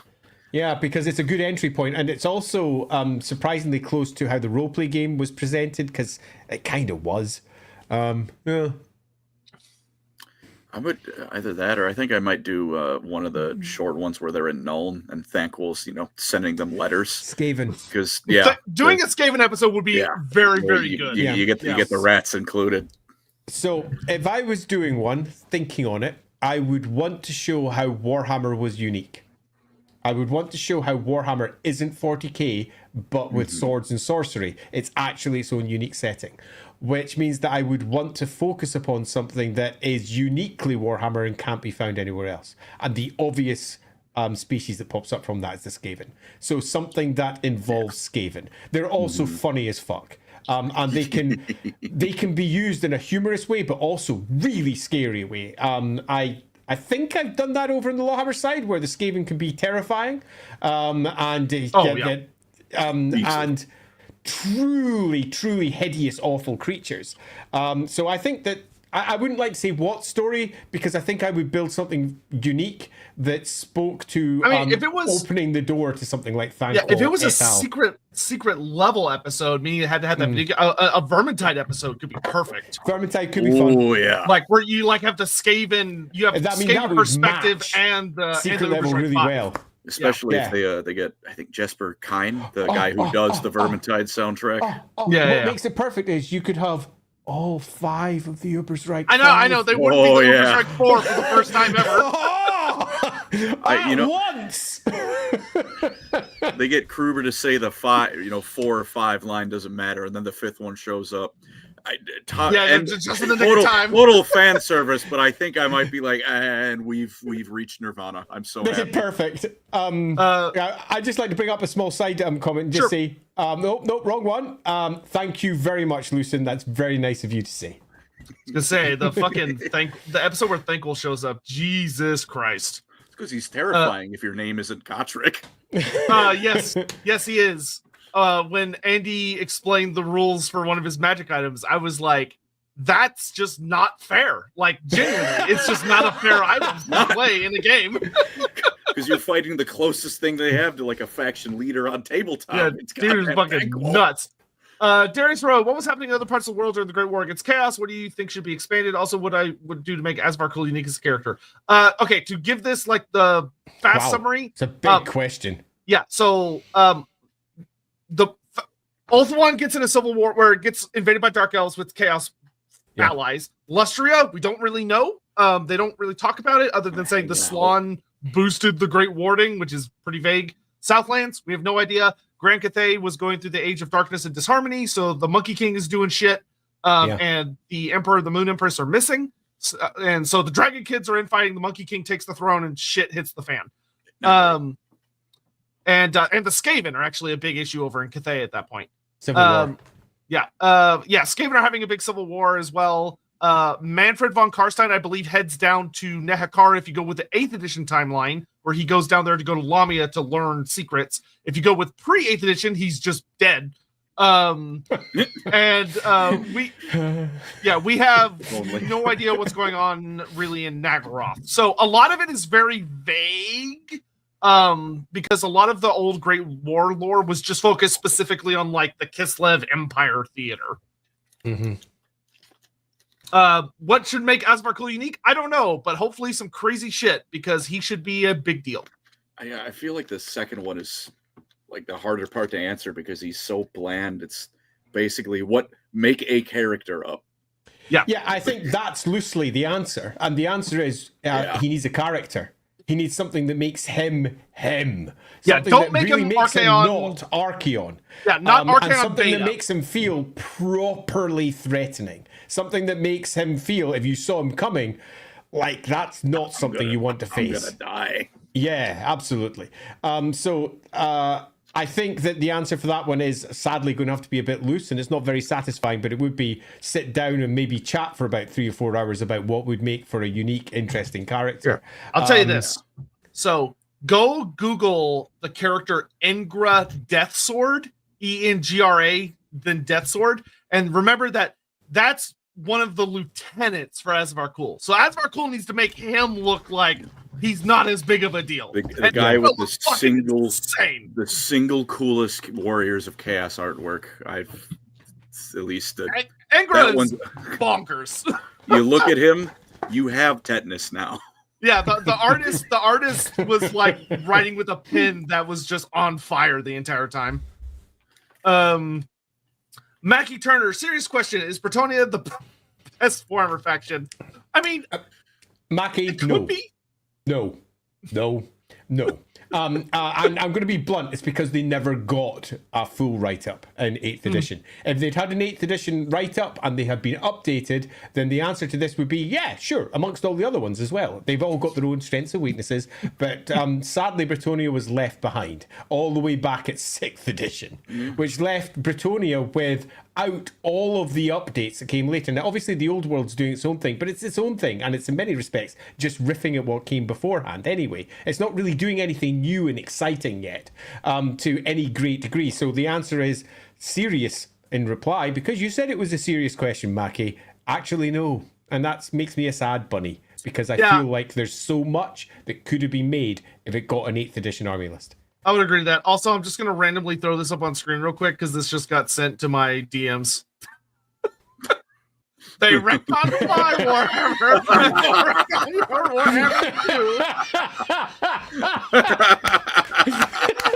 That's fantastic. Thank you, Hawk, for that. Hawk, thanks for that one. What happened to you? And he's rocking that Abe Simpson look right there. Okay, moving on. Donovan, you can tell that the Tomb King / Neferata lore is messed up when even the wiki acknowledges there are 2 incompatible versions. It would be great if they did that for other stuff or check the different articles or related subjects and just didn't provide contradictory information. So in a perfect world, the wiki would give you everything, but would explain, hey, this is from this source, this is from this source, and at the bottom just have the conflict section. A lot of the time, the biggest problem with the wiki is it tends to just sort of vomit all the information on the page with no explanation and no they'll cite sources, but they just sort of throw everything together, which almost gives the impression like, oh, this was all meant to go together, and it just wasn't. Like, you have to apply critical thinking to what you're looking at, or it's not going to make sense. God forbid you try and figure out who the hell Vlad von Karstein is if you only look at the wiki through 5 million different books and iterations of the story. Vashnesh, Ankot, Vlad, he was a pirate in Cathay for a bit. No, he wasn't. Yes, he was. I mean, Neferata is a perfect example where you've got all of the army book Neferatas, and then you have Josh Reynolds Neferata, who is a wildly different character. Maybe Soran was there. Maybe he wasn't. Maybe Arkan was. Maybe it was both of them. What if we just stopped trying? My head just about exploded when I read Masters of Death for the first time out of just rage. Not as bad as the Nagash trilogy. The Nagash trilogy made me genuinely angry. You're reading that, you're like, this does not make sense. Like, this literally makes no sense. Yeah, sadly. And it is... It is what it is. Good old Black Library. Darius Rose, Bill King's Felix, and Nathan versus Aragorn. So Nathan Long and William King's Felix versus Aragorn? Before you say Felix, I'm talking about book Aragorn. I think Felix would probably get his shit kicked in by book Aragorn. Who didn't apparently receive a scratch during the Pelennor Fields. Okay. a lot of what Felix is that Felix is very, very good at guarding Gotrek's blind spot, both in like an emotional, physical, and almost spiritual way.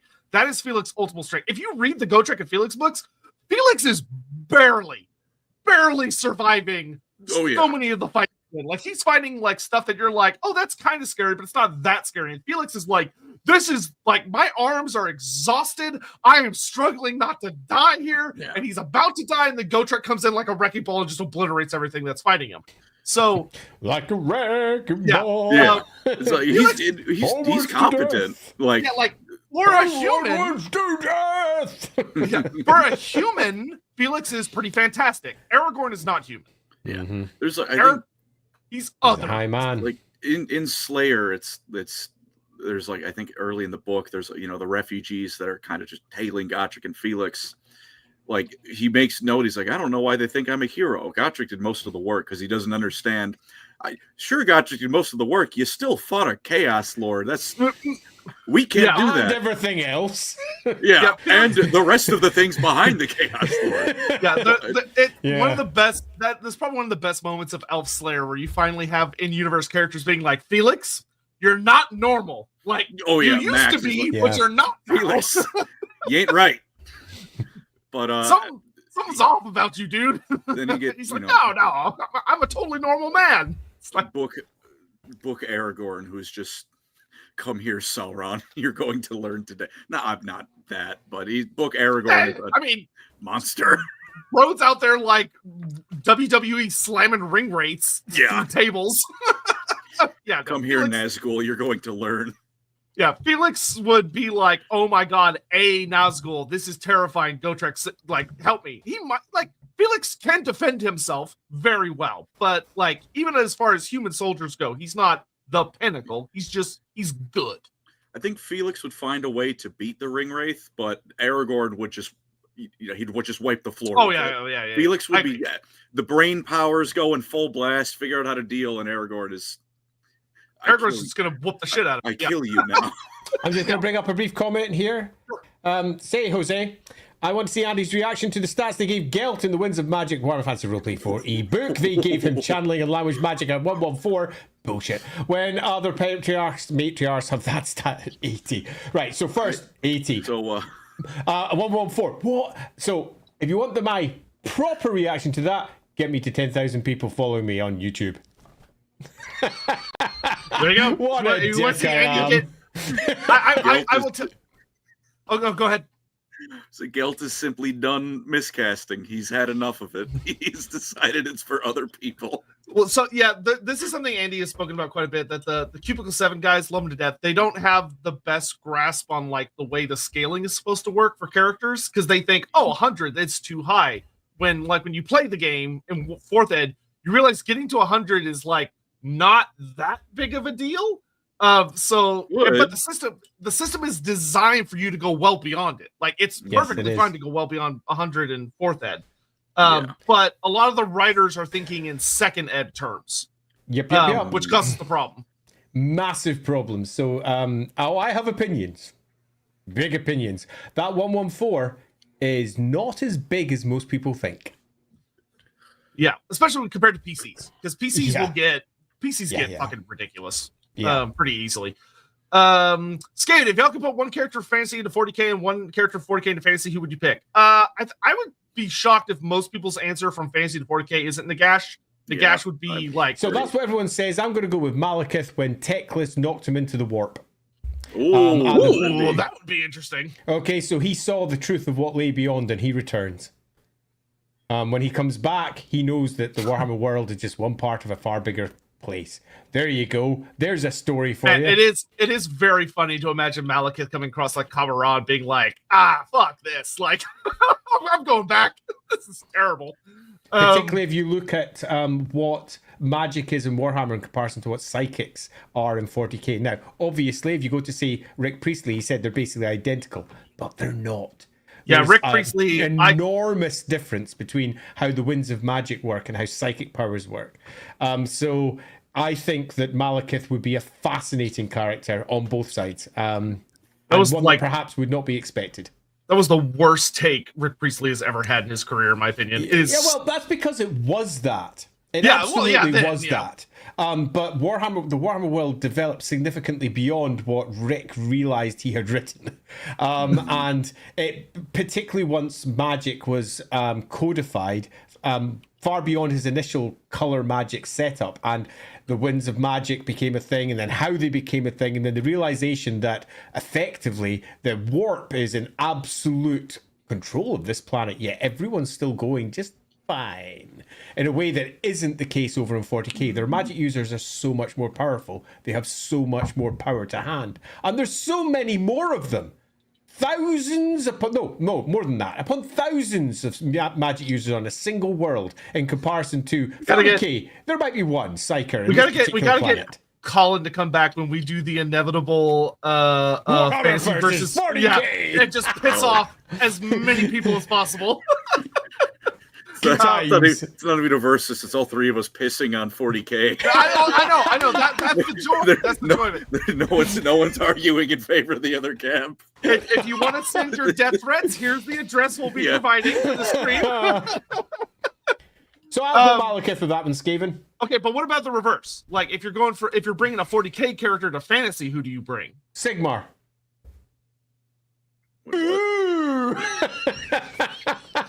Get your heretical bullshit, whatever the fuck you just said out of your head. My head just kind of like.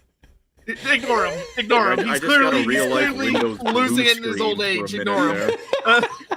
You know, the Windows like startup, like shutdown. Dun, dun, dun, dun, dun, dun. That just happened to me.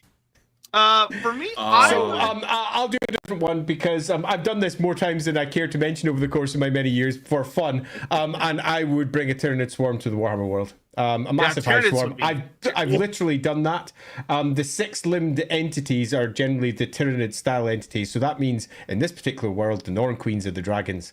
Watch how that unfolds. Not the Eastern dragons per se, but most certainly the dragons with the wings and four limbs. And then you add things like the Zotes to that particular mix, because there are Zotes in the Warhammer world, and the Zotes were once the great diplomats of the High Fleet before they arrived, another six-limbed species.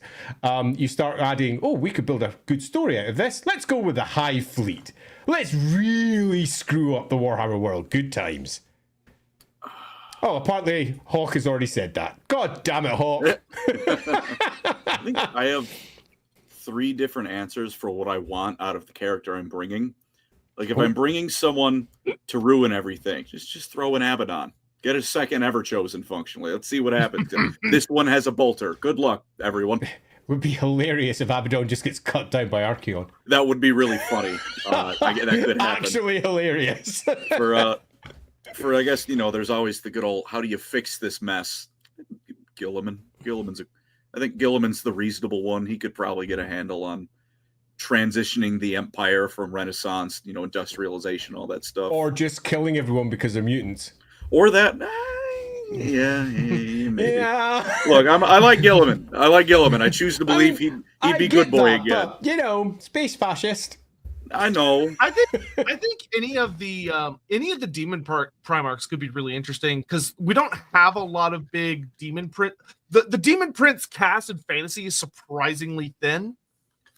So any of the demon prince characters could be pretty fun, because they would actually fill an interesting role. Yeah. It's like, we got Azazel for Slaanesh, but name a good famous Khorne, Nurgle, or Tzeentch demon prince. You're gonna have a hard time doing it.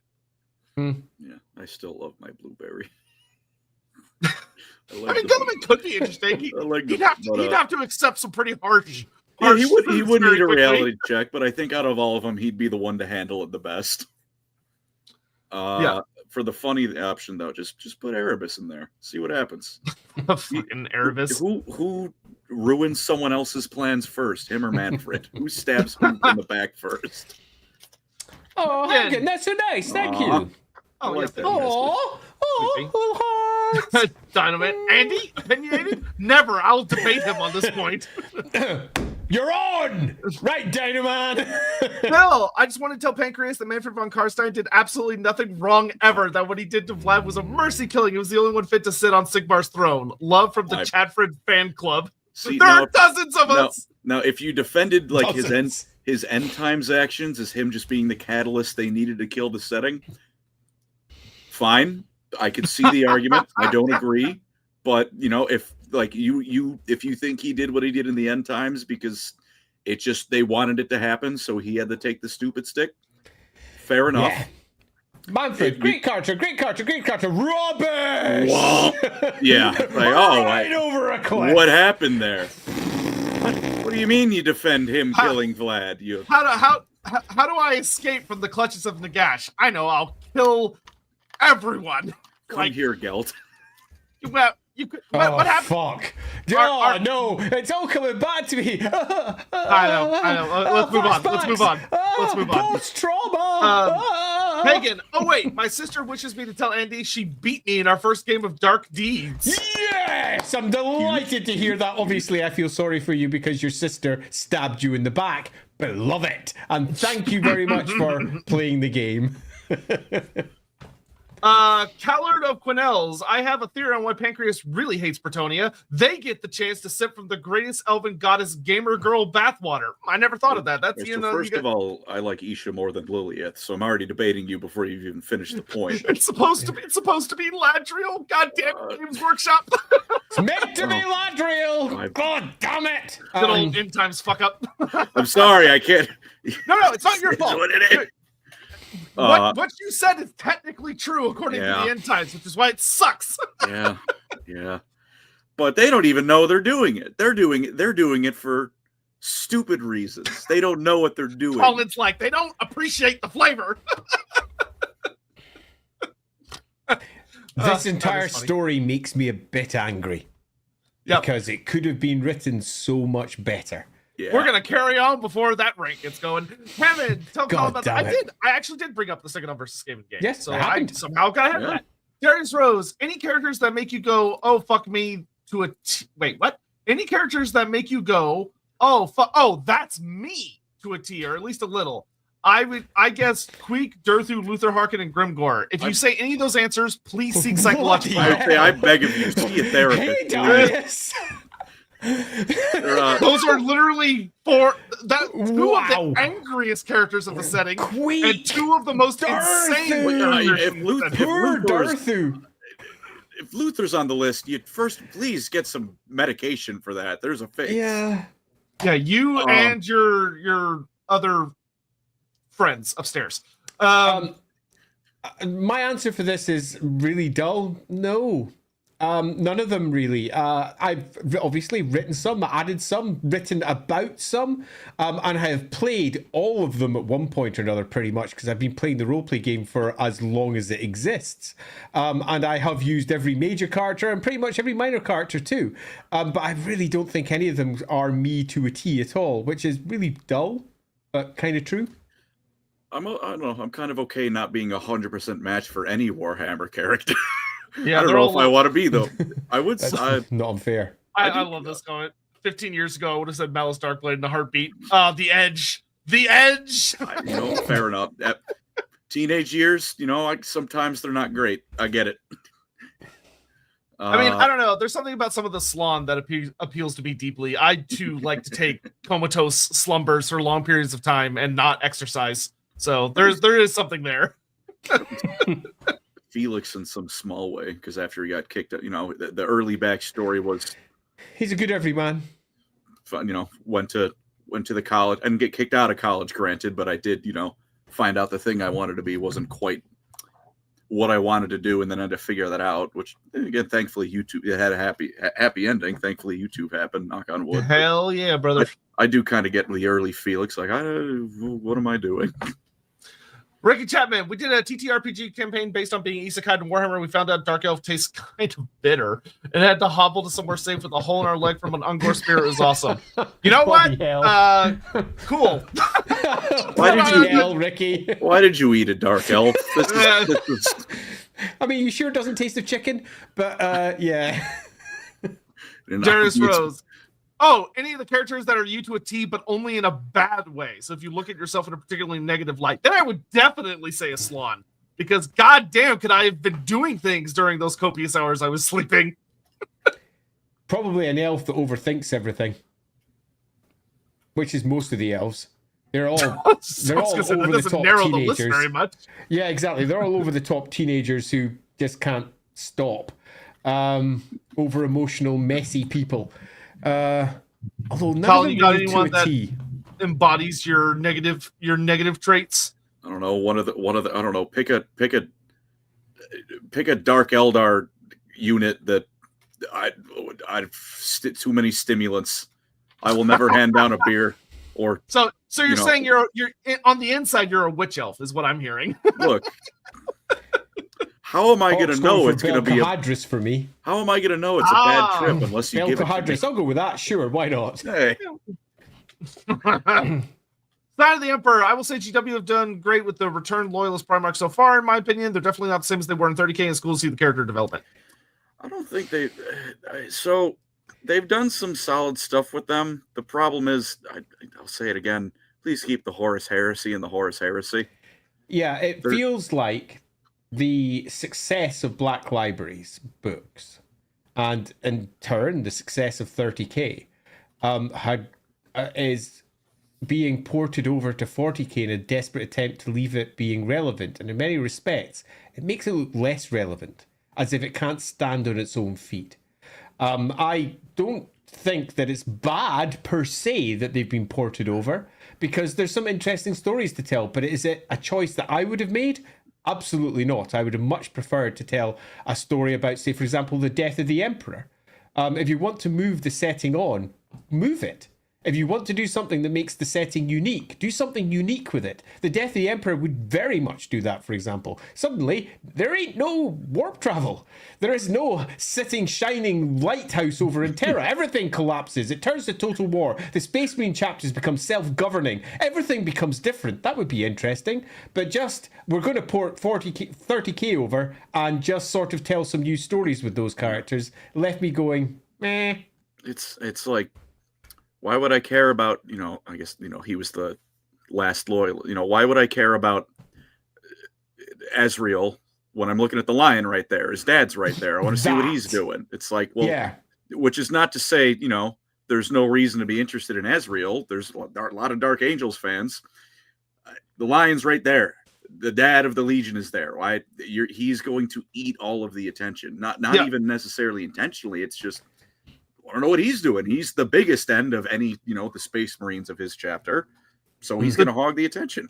The two things that I would say from a very fantasy coded perspective would be that 40K has had several, I think we're 2 editions in now, where we had the Return of the Silent King, should have been fucking gigantic, big dick deal.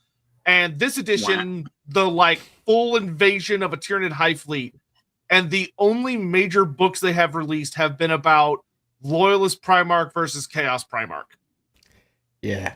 So why do the Xenos such a dominating force? Why are they doing anything?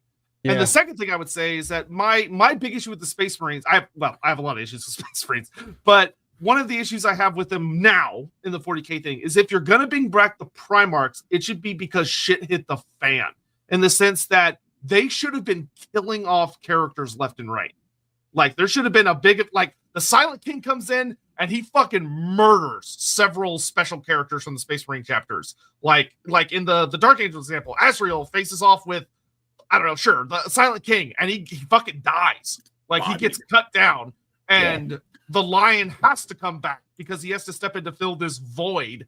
And there's this story dynamic. The Tyranids devour and kill Marnius Calgar and a couple other guys, and Gulliman wakes up and comes back to fill in the greatest of them all. Yeah, it's the amount of character bloat, because Games Workshop is genuinely terrified of killing off any Space Marine characters, is wild to me. I'm not saying kill off the setting. I'm not saying that. I'm saying that they have so many characters that it's just impossible to care. I just don't care. I would say it's impossible to care because obviously many people do.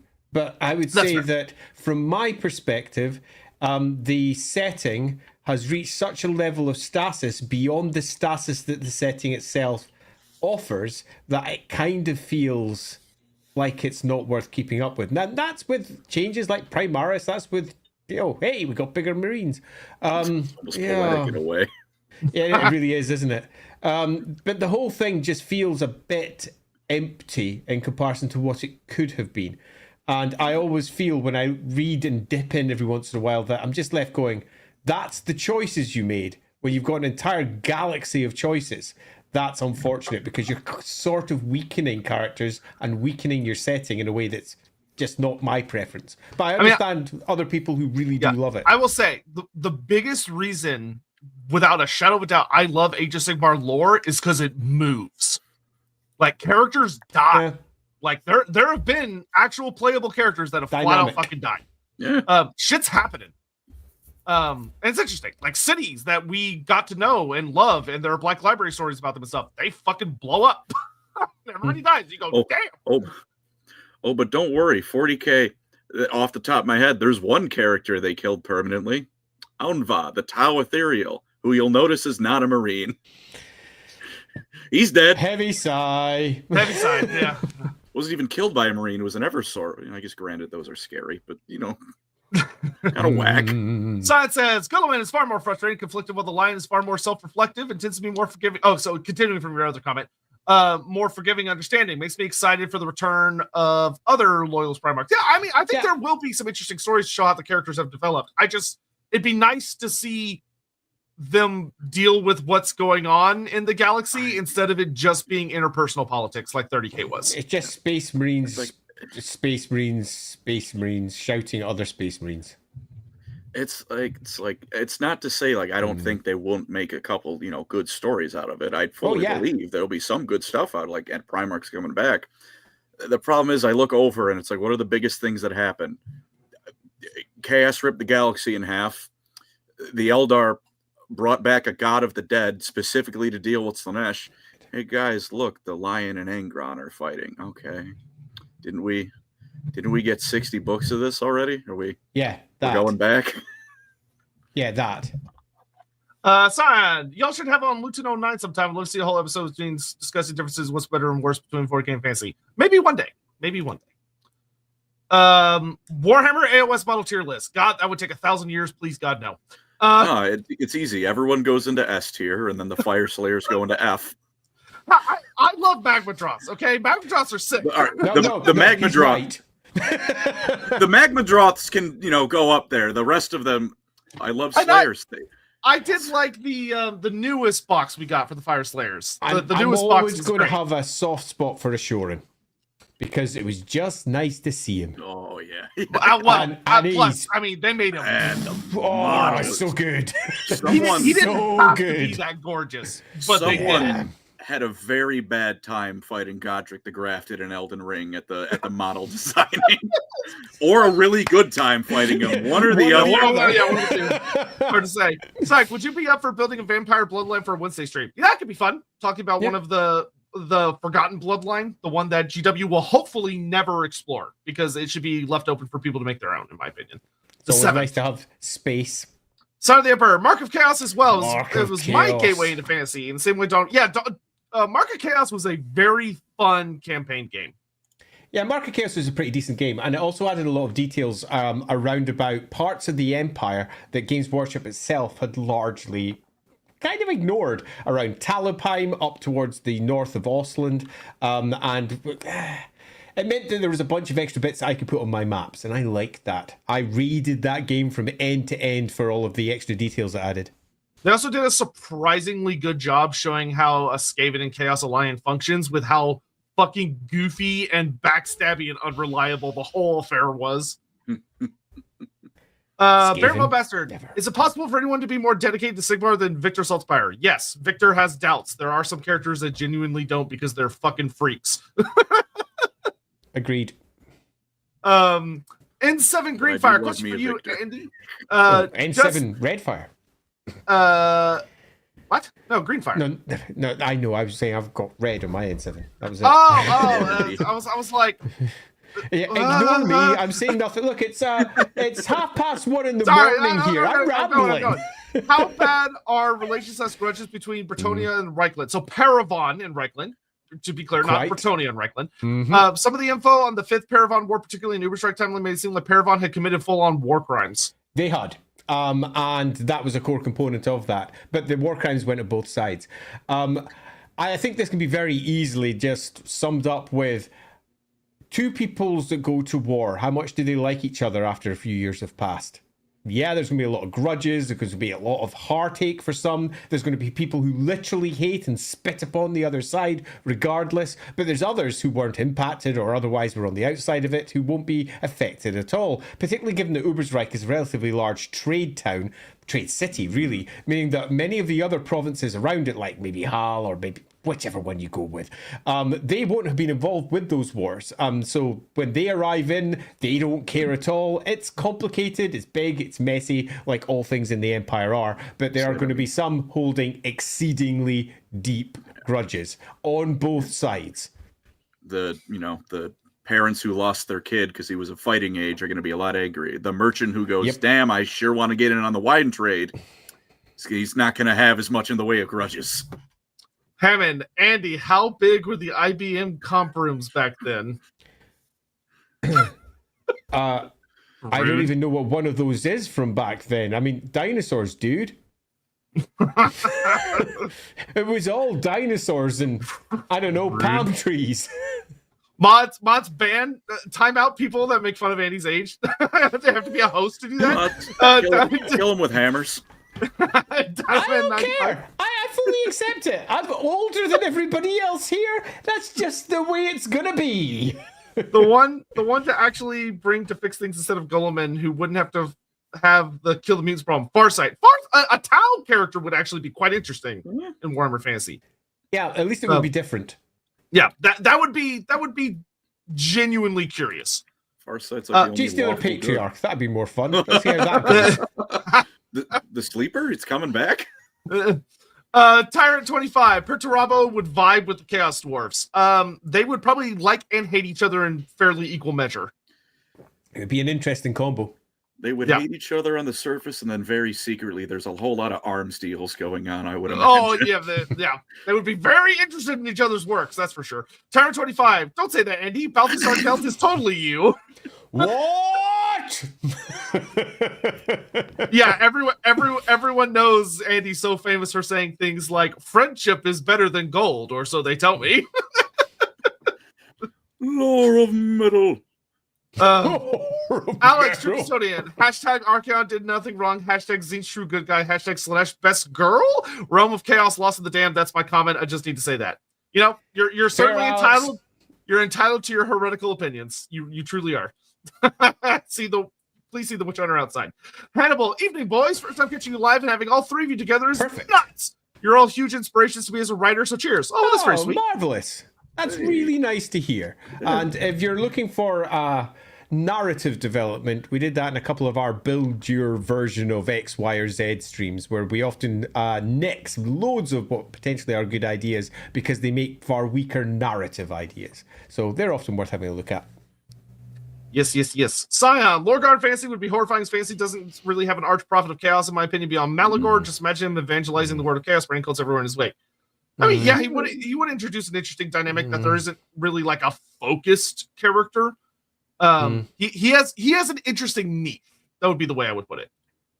Yeah, it'd be cool. Though to be fair, he stands out very heavily as like a 10-foot tall beef man with gold skin. Last I checked.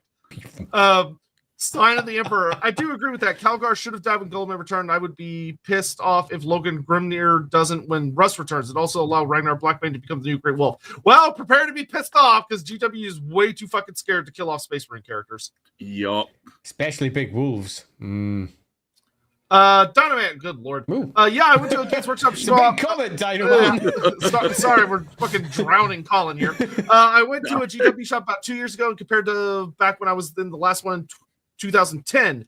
Back then, there was one side of the shop for fantasy, one for 40K, and the third fall for Lord of the Rings. Now it was one set of shelves for Sigmar, one for Lord of the Rings, and then about 50% of the shop for just Marines. Yeah. Not 40K, just Marines. I try not to care about much, but good Lord. You know, that's a very fair point. Back when I was lad, the Warhammer side, the 40K side, and then the third side was all of the other games, whether that was Epic, which for a while almost held as much space as 40K.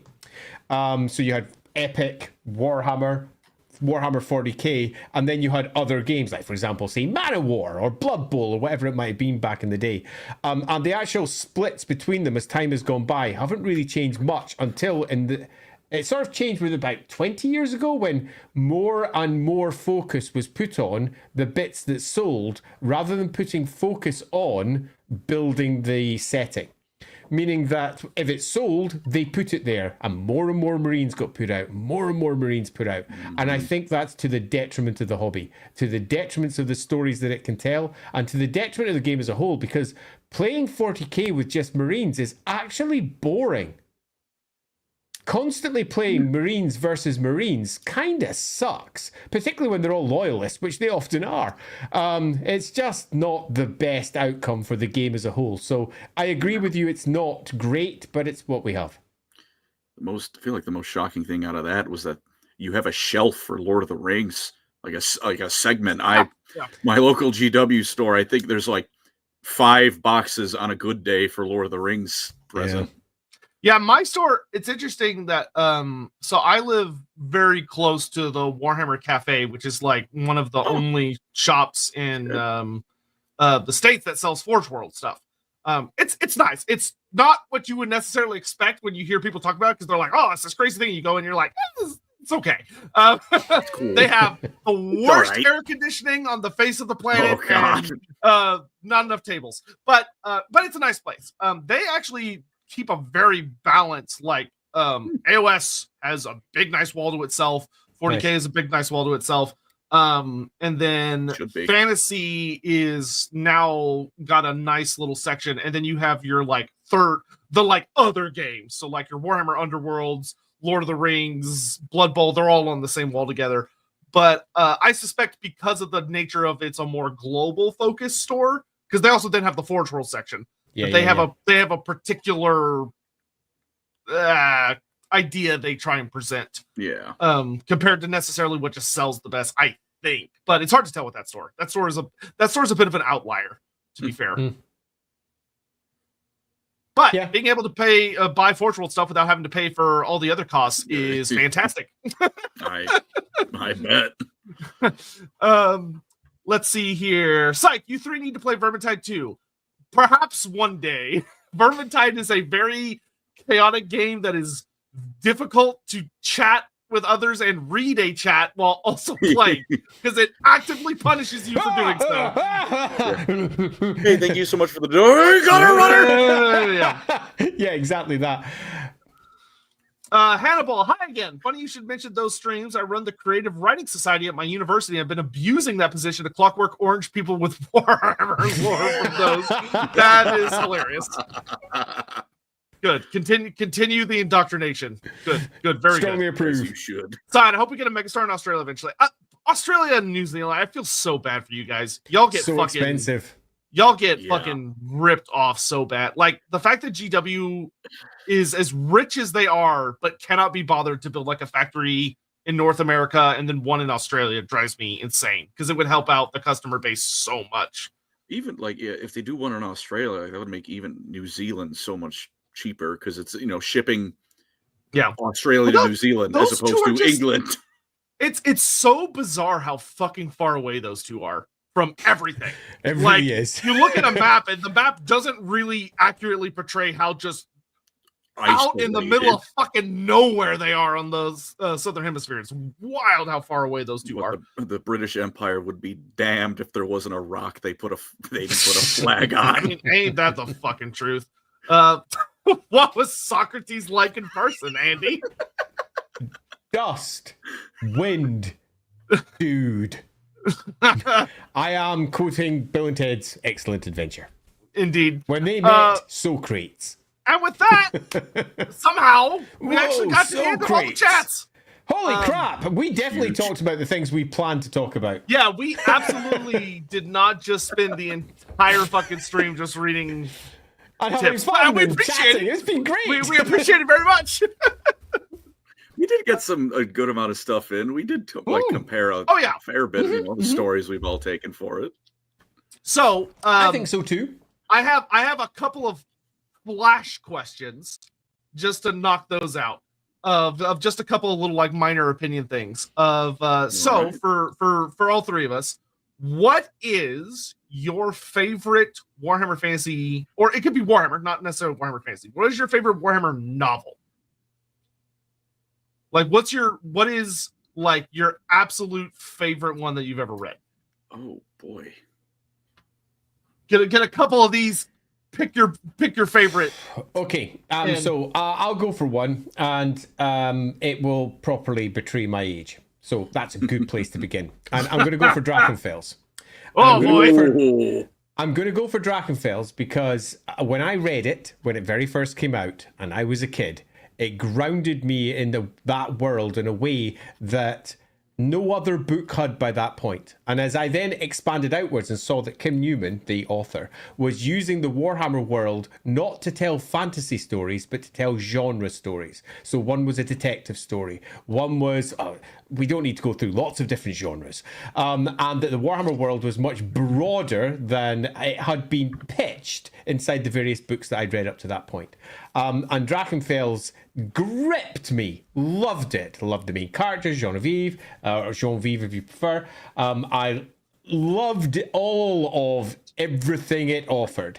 Everything that came after, for me, was always being compared to that, because that was the first one that I read. So whilst there's lots of other characters that I like for different reasons from the different novels, the one that grips you for the first time is often the one that you're going to call out. If, for example, you read Gotrek and Felix first, it's very likely you'll go, Gotrek and Felix. And if it's say Matthias Thulman, you might go, obviously. If it's Brunner, you go, Brunner.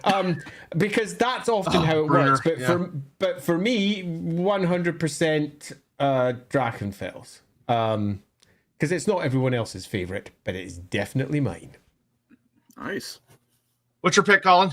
I'm going to now be that exact person. Probably Gotrek and Felix. If I had to pick a specific one, it would probably again be either Kinslayer or Orcslayer, but because it was how I got into it. I mean, there's as much as it's like the easy basic answer. Sometimes things are the most popular for a reason. Yeah, that's, as much as answer. Yeah, we've been pissing on Space Marines. There's a reason Space Marines are the face of Warhammer.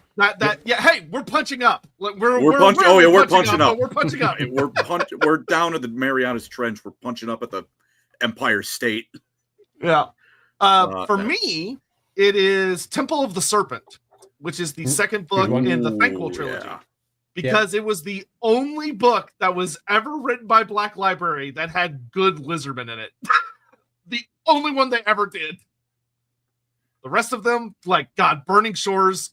Oh, I hate that book. Burning Shores. Oh, I hate that book. Although it was really useful for pulling together the solar system part. The solar system of the Warhammer world, which I absolutely needed when I was building that. But other than that, Burning Shores. Wonderful for world building. Ignore the rest of the book, please. Yeah, it is kind of where I went. Yeah. Garbage book for Lizardman. I hated that book. I am coming up on Temple of the Serpent soon. I'm reading through Thanquol's omnibus right now. It's such a blast. A good one. Thanquol has a fucking fantastic omnibus. I love every second he's on page. Yeah, he's probably one of the best characters in Black Library history because he's such a perfect balance of he has action moments. He can be terrifying, but he's such a fucking idiot. He's a goofy goober. He's a goober. He is the textbook definition of a goober. All right, and then the LAWhammer. I know. Well, LAWhammer is fucking terrifying. It's full on the terrifying. To be fair, he does actually have a couple of goober moments in LAWhammer. They're rare, but they do happen. Fair. You can't have Thanquol not having be at least a little goofy. The fact that he was literally, I won't say how or why, but the fact that he was killing on accident several characters and did not realize he was killing those characters and was just sort of confused at what was happening was the funniest shit. He's like accidentally hitting people with the most terrifying warp lightning bullshit. And Good like, times. Why is my static staff going off? Also, the time he got lost in the near breast keep, that was also very fucking funny. His breast keep scene was really funny because he was just lost. It's like, I don't know where I am. All right, second quick flash question. What is your favorite mini? That's tough. It's tough. I reckon it obviously has to be the old clown. I mean, the old Nagash. No. God bless old Nagash. OMG. Yeah, it's obviously not that. That's really hard. I think for me, because I've become so emotionally attached to it for like a lot of reasons. For me, it's actually the Troglodon.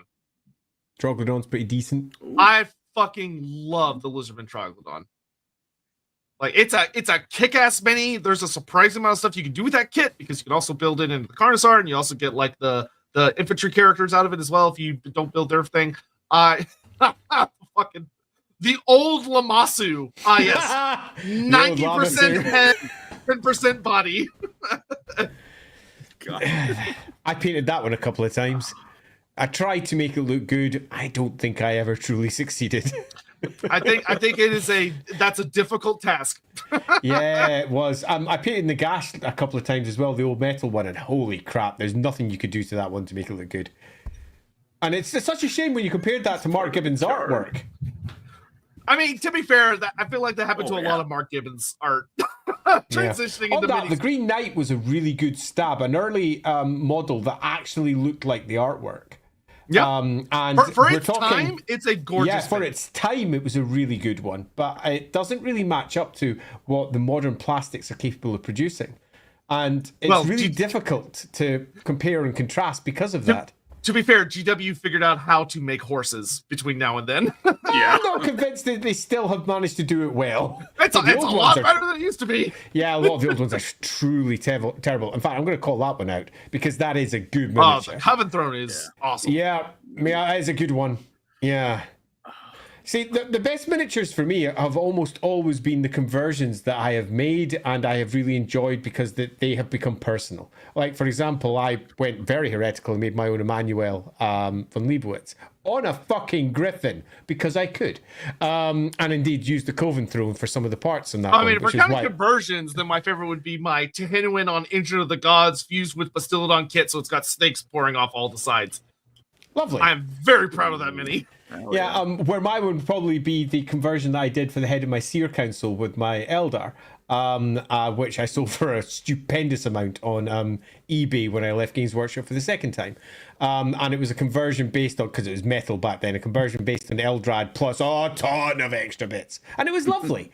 But that's not really a miniature you can buy. Colin, you got one? I'm going to say general, I guess, Wraith Knight, but I just love Eldar Wraiths in general. Yeah, a lot of them the are freaking cool. I've seen very nice minis. Oh, yeah. I've seen some people who I don't know how they did it, where I look at a Wraith Knight paint scheme and like, this must have taken years. But yeah. Okay, so I've got one. Some people out there painting are just... I've got one and it's rubbish, but it speaks to my type. So White Dwarf number 127 took the Eldar beyond the old Guardians into the new era of Aspect Warriors. And Jez Goodwin had a whole bunch of his concept art in there. And it was the first time where you saw things like the Howling Banshees and the Striking Scorpions et al. And I remember the first time I got my hand on one of the old metal, I can't decide which one I preferred better. Was the Striking Scorpion, the one that was just sitting like that? Just the basic model, or the Howling Banshee? Doesn't really matter. Let's say the Howling Banshee. And I got it, and it was the first time that I felt like they had moved beyond space elves. They had created something new and exciting. And I remember painting them and being filled with glee, because they were just something that wasn't the same as what came before. It didn't feel like it was a crap futuristic version of what came from fantasy. It felt like they were doing something entirely new with the Aspect Warriors. And then a little bit later, the second Avatar came out, and it was based entirely on Mark Gibbons' artwork. And it was the first time. It was a big metal avatar. And when I saw that, I was blown away. That model at that era was extraordinary. And again, thanks to Mark Gibbons, who, by the way, kicks ass, chews gum, and did all the art and dark deeds. Oh, I can't believe I'm still touting. But yeah, so I'm going to call out the Avatar, and when they actually nailed it, the first version of the Avatar was not very good. But the second one, which was our big monster base, was so much better. Yeah, loved that. The Avatar. I feel like the newest one is very much based on Mark's art It as is. well. Yeah, I mean it's a beautiful sculpt. It's a beautiful model. Yeah, it is. All right. Unless anyone's got some we got some last minute things that just kind of snuck in here. Necrosphinx. Yeah, the Sphinxes were a fucking awesome addition for the Tomb Kings. 8th edition Tomb King models were a big glow up. I am no heretic. I am your creation. The arc. Oh well, okay. You got me there. That's fair. That's fair. Darius Rose finally read. Oh, the Black Hearts. I fucking loved it. Any books in 40k or Age of Sigmar like it? I don't know about AOS off the top of my. The stories about the father and daughter, I can't remember their names. The father and daughter witch hunters might be like it. Yeah. But I haven't read those myself. I don't know about 40k. Blackhearts is what's Gaunt's Ghost maybe would probably be the 40k equivalent, I would think. Sure. But Blackhearts is, for anyone that doesn't know, Blackhearts is basically like you're basically reading through a very dark Warhammer Fantasy Roleplay campaign in the form of a trilogy of books that are together as an omnibus. It is so good. It is so, I could not recommend it enough. It's an excellent read. It also tackles some really interesting ideas that often aren't talked about, with like Empire lore and stuff like that. Like it has a whole storyline about like women in the army for the Empire, and takes a really interesting perspective on it that disagrees with some other lore, but it's an interesting read. It's very well written. I'm going to have to ask Nathan if he named it after Joan Jett and the Black Hearts, because I reckon he probably did, knowing Nathan. So I really quite like the Black Hearts. But my abiding memory of the Black Hearts was Nathan complaining at me because I sent him over a map of a part of the Empire that Gotrek and Felix were moving through. And it was also a part where the Black Hearts had moved through. And I hadn't updated my map to include the locations from the Black Hearts. And all he did was call me out and call me out and call me out again. And I was like, sorry, I hadn't reached that one. I would go, oh, god damn it. But yeah, Black Hearts is pretty good. Yeah, and actually, what I will say about Black Hearts has genuinely the best representation of how scary a single elf is in the entirety of Black Library. It has a dark elf character. I won't say when he appears, but there's a dark elf character who is so well written because he's wounded. He shouldn't be a big threat, and he's fucking terrifying. Like it shows how scary elves are. It's a very, very, very well written set of books. So and then have we reached the end? We got the last one from Scion. Golly. Total War co-op with Greases, Zalming, and Gelwin. So everyone is just gold. It's just the gold boys, the golden girls. We are not here to conquer the world. We're here to increase the profit margins. Yeah, we are. Our trio is here to bring capitalism through force to the Warhammer world. But that's it for us today. So we went an hour over time. Great. But this was fun. I got a couple of things I'd like to say to end. Number one, thank you, Colin. You rock. You're the coolest guy ever, and it was an absolute delight to have you alongside us. It was beyond cool. Two, that stream went all over the place, and it did because of all your awesome comments. I would like to say thanks to everyone out there for providing us with some incredibly good grist to grind between our big gritted teeth as we chewed our way through a variety of interesting Warhammer outcomes. I would also like to say that if you have not popped over to PancreasNoWork's channel, you should do so now. He obviously needs as many extra followers as he can possibly have on whatever place you find him. Go do so now. And if you're finding this for the first time ever, as in this is your first time finding Lorebeards or us, subscribe not just here, but also subscribe over the Loremaster of Sotek, because we flip between channels. So sometimes it's over in his channel, sometimes it's over in my channel, sometimes it's over in his, which means you need to subscribe to both sides, because we're cruel and cunning like that, to get all of the marvelous Warhammer lore tidbits that we do. And every single week we pick up a new Warhammer topic and we discuss it for about 3 hours on a Sunday. So it might be Manfred von Karstein, it might be the end times, it might be, oh cripes, it could be literally anything. We have managed to get 3 hours out of Fishmen. We can... that was impressive. Okay, Arbal the Undefeated, which has not more than a couple of paragraphs. Yeah, we got 3 hours out of him as well, and that stream went places. Dragon Ogres, who'd have thought that would have lasted for 3 hours, and we got some really good stuff out of that one. So yes, do check out all of our back catalogue if you haven't done so before, because we do chat, and we love it. Yes, there is a ultimate playlist you can find on my channel that has it for both channels. So you just start on the first video and it just takes you through all of them on both channels. We also can find us on your favorite podcasts, whatever site, wherever you listen to podcasts, Lorebeards is on there. But I would also like to reinforce that, please, if you have not already, do check out PancreasNoWork Colin's stuff. It is genuinely fucking hilarious. Like, even if you're like, well, I already know it all, so what could he possibly have to offer? You don't understand. Humor and a new fresh eye. Yeah, and a new perspective, which is great. Thanks to my college writing or my history professor who said I didn't make the best essay he's ever seen, but I made the funniest. You know what? I ran with that. That's a great compliment. What's this Sunday? Great question. So this Sunday we are, well, first of all, it's my birthday week, which is going to be pretty cool. I am turning a whopping 33. So baby! I know, just so young. I turned 26 a week ago. 26, did you say? Yeah. Oh man, I'm so old. I turned 7. 7? No, I hope there's not a number behind that. This is a big year for me. If that's the case. For those of you interested in knowing, this is a big year for me because it'll be my 50th this year. Oh boy. Yep, it's the big one where I move from being an old person with diabetes to being a I'm going to die soon person with diabetes. Jesus, Andy.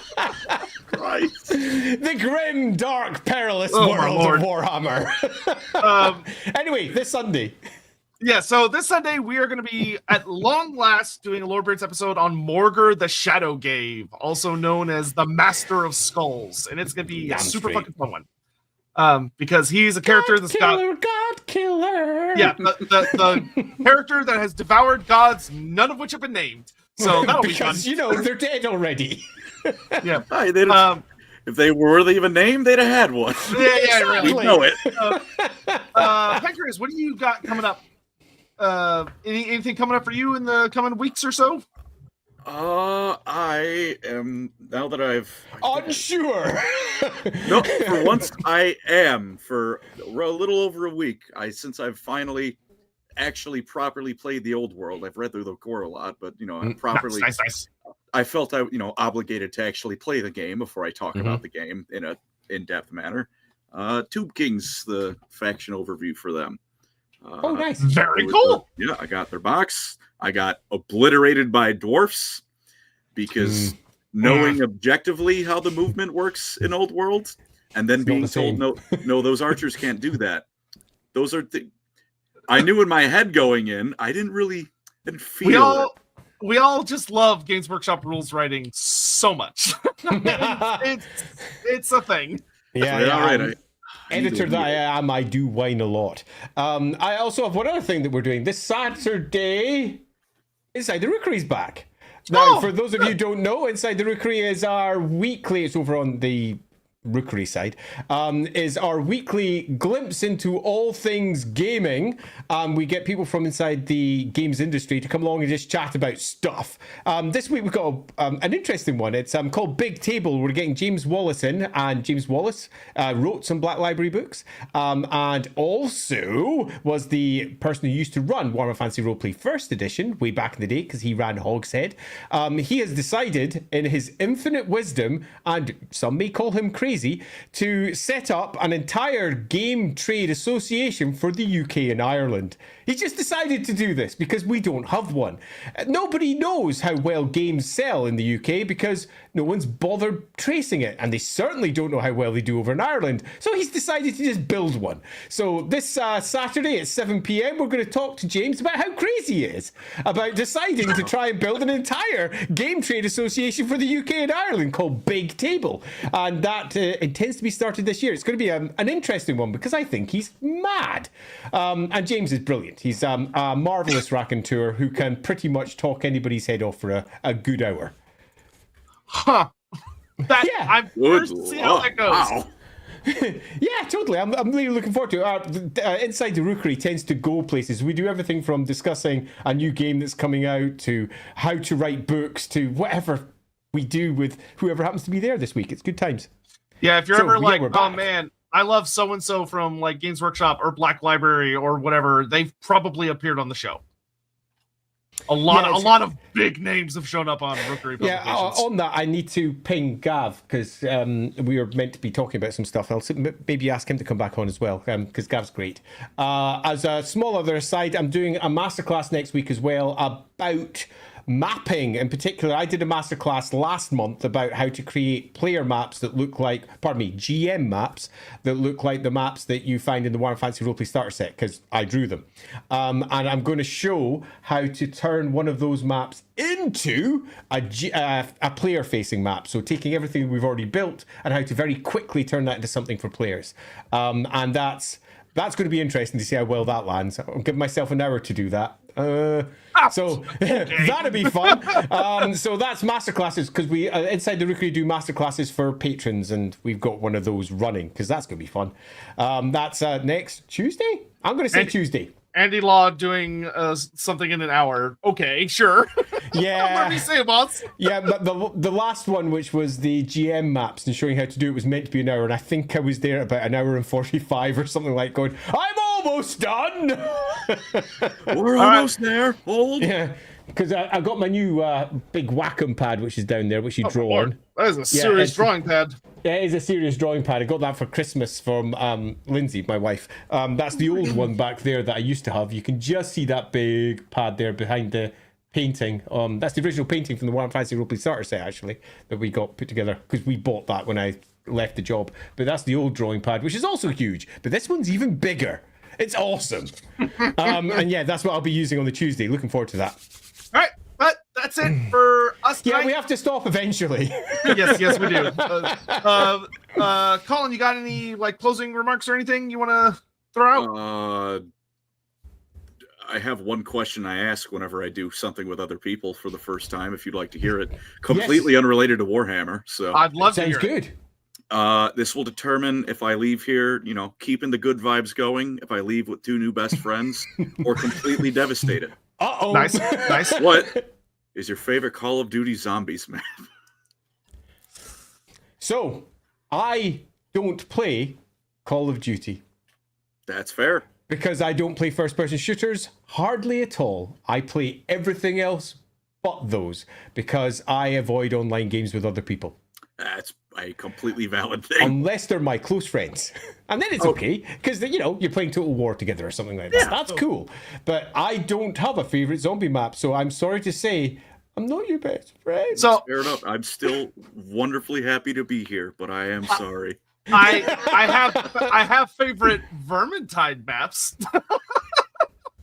No, that's fair enough. There are some bangers in Vermintide. I can't say that I have a favorite Call of Duty.